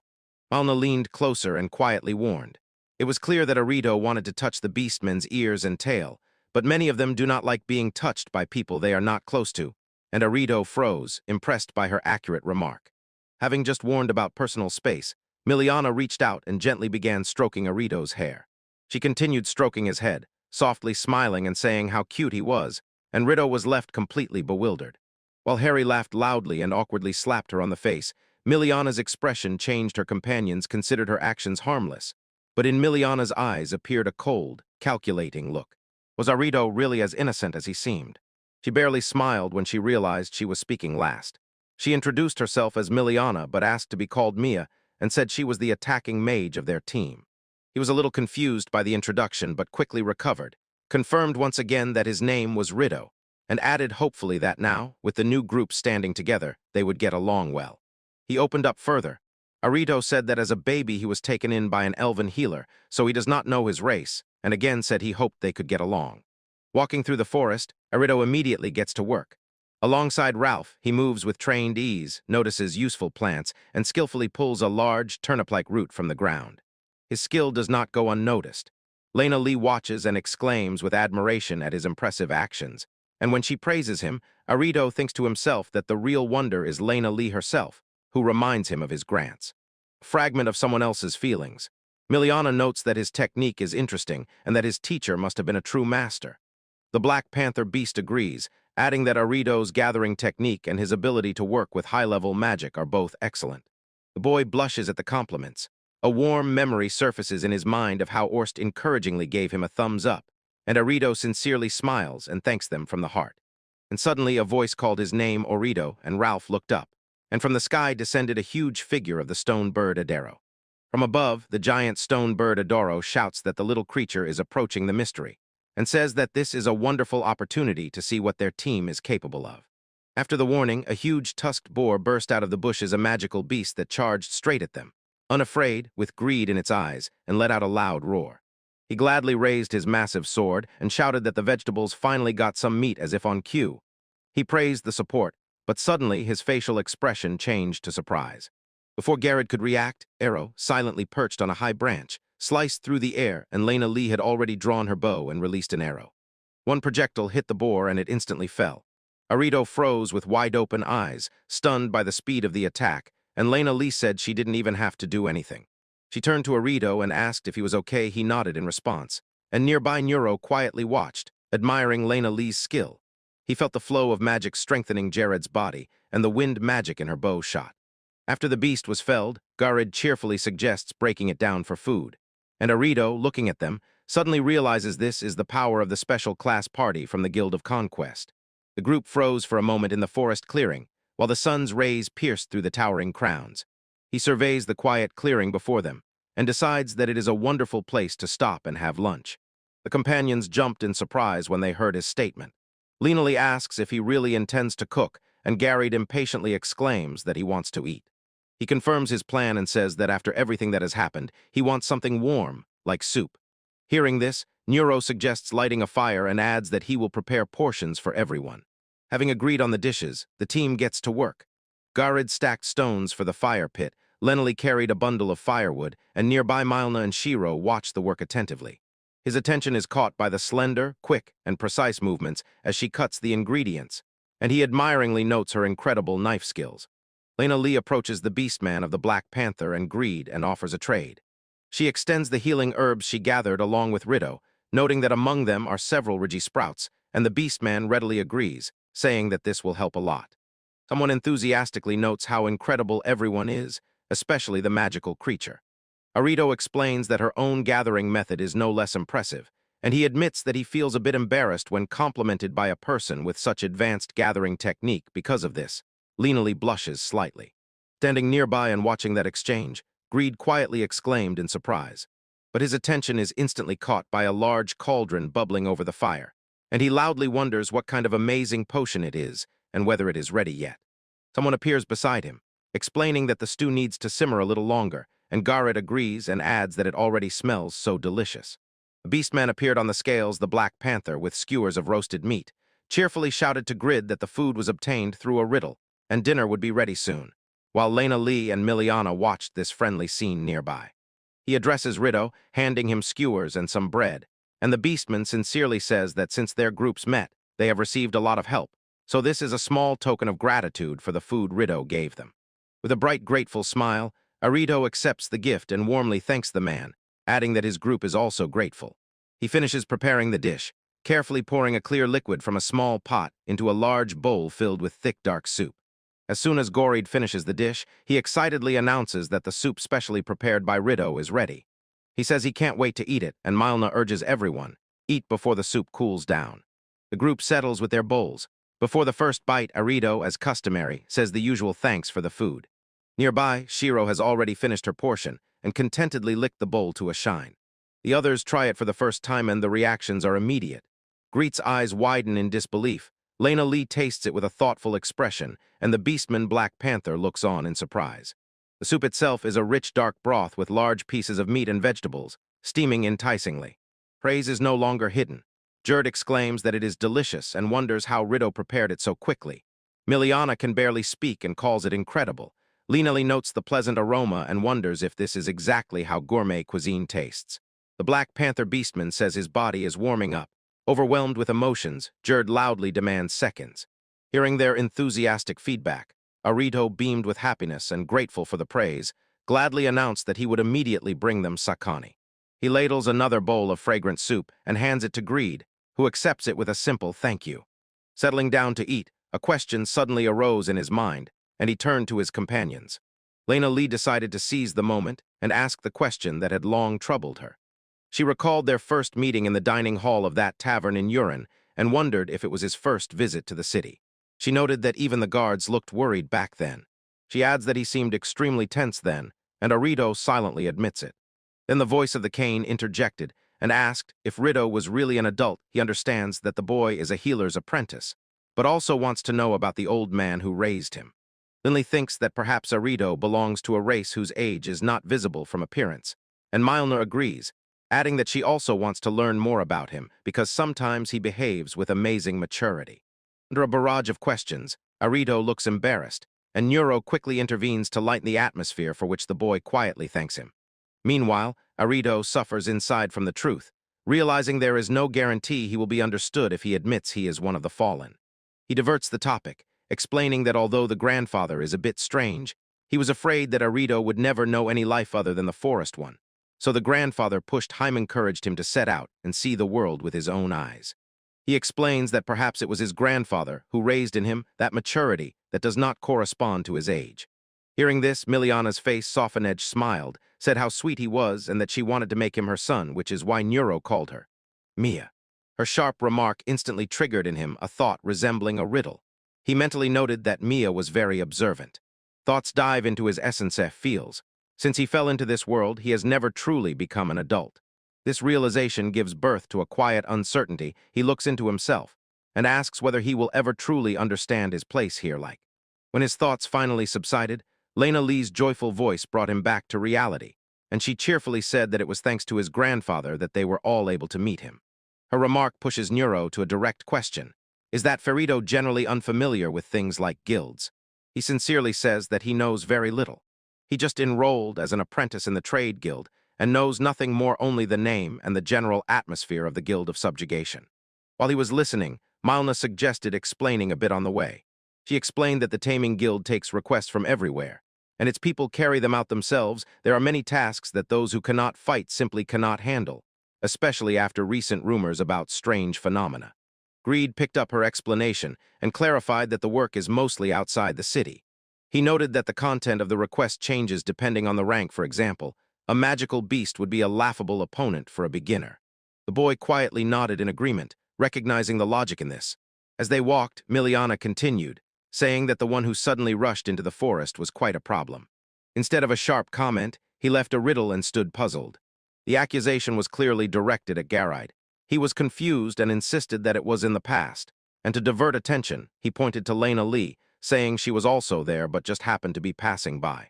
The argument had no time to continue when a new voice cut through the air. Enro appeared. He looks with a crooked smile and remarks what cruelty it is when they all attack him together. Lena Lee asks him to calm down, and Rido, embarrassed, agrees that the story is indeed cruel, and even someone like Nero would hesitate to rush into the forest alone. The group walks through the devastated, charred forest, and Orido's irritated shout echoes among the trees. "You are all so mean." At his outburst, Lena, as always, jokingly presses a knife to the bewildered neck of Guard and explains to Orido that they tease him only because he is the leader, and Orido looks at this and feels ashamed because of their past failures. He is still not convinced, but leaning in with a confident smile, insists, "Isn't he a great leader now?" When they move on, Guard admits she is right.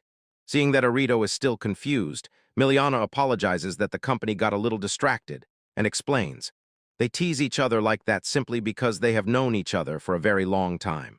She again turns the conversation back to the Conquest Guild and vividly explains, "It is their long-standing connection that allows them to work as a team."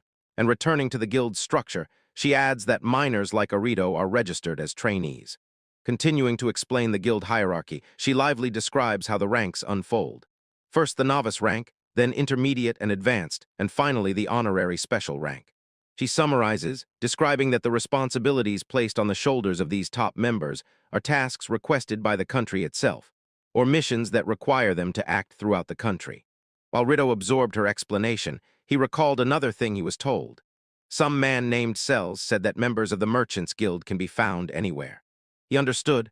Merchants are everywhere, and members of the Conquest Guild are selected by regions, so those who received that special rank must be truly outstanding, and he looked at his companions with a sense of admiration. Nero, noticing his expression, said casually, "It's just that he has been doing that for a long time." Greed, walking ahead, muttered indifferently, "Who knows?" without taking his eyes off ahead.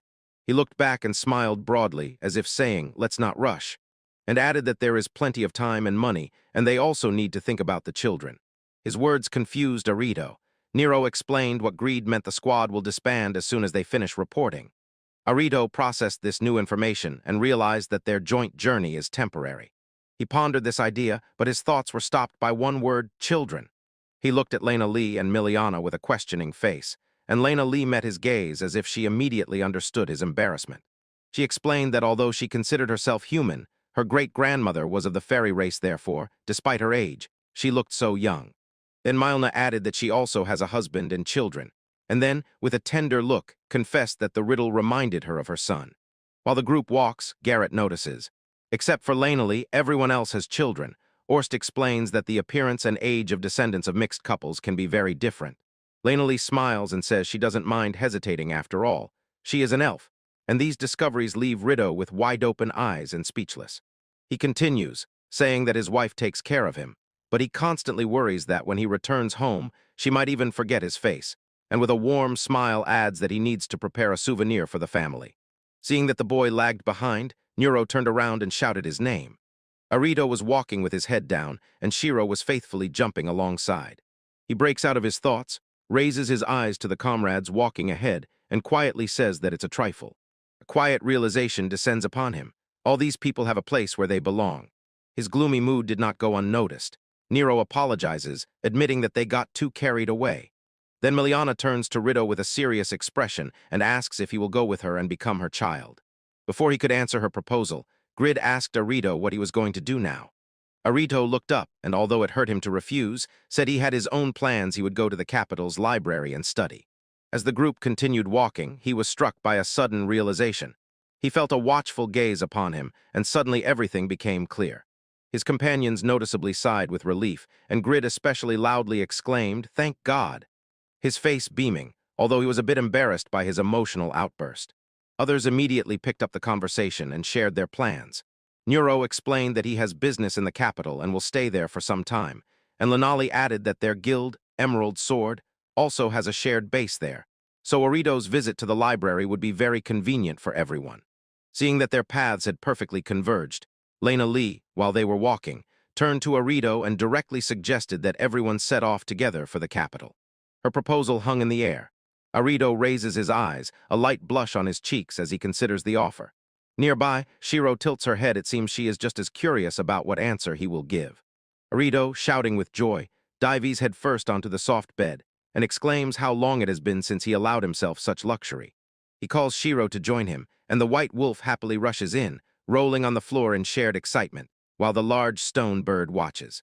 The light, cheerful atmosphere is joined by Greed and Miliana, who return from a successful hunt with meat and wild greens. Orito, firmly hugging Shiro, says with relief that finally they can rest in the inn and not worry about food, while Linali notes that 4 of the Emerald Sword were busy hunting and forging. She restrains his enthusiasm, explaining her concern she knows little about the local ecosystem and fears that excessive hunting could be dangerous, and Orito understands this. He agrees that due to overhunting, populations of other magical creatures might grow. With anxiety in his soul, he announces his plan. He will go with Lena Lee to exchange healing herbs, and turning to Shiro, promises to brush the wolf's fur when he returns. It is decided. Unlike many nights in tents, tonight in Townsend they have a real roof over their heads. In the room, Leon holds a bunch of herbs and with a slight smile says that the simple comfort of a bed and a solid floor gives a feeling of safety and peace. And Orito, looking at the herbs, agrees and asks if he can have some.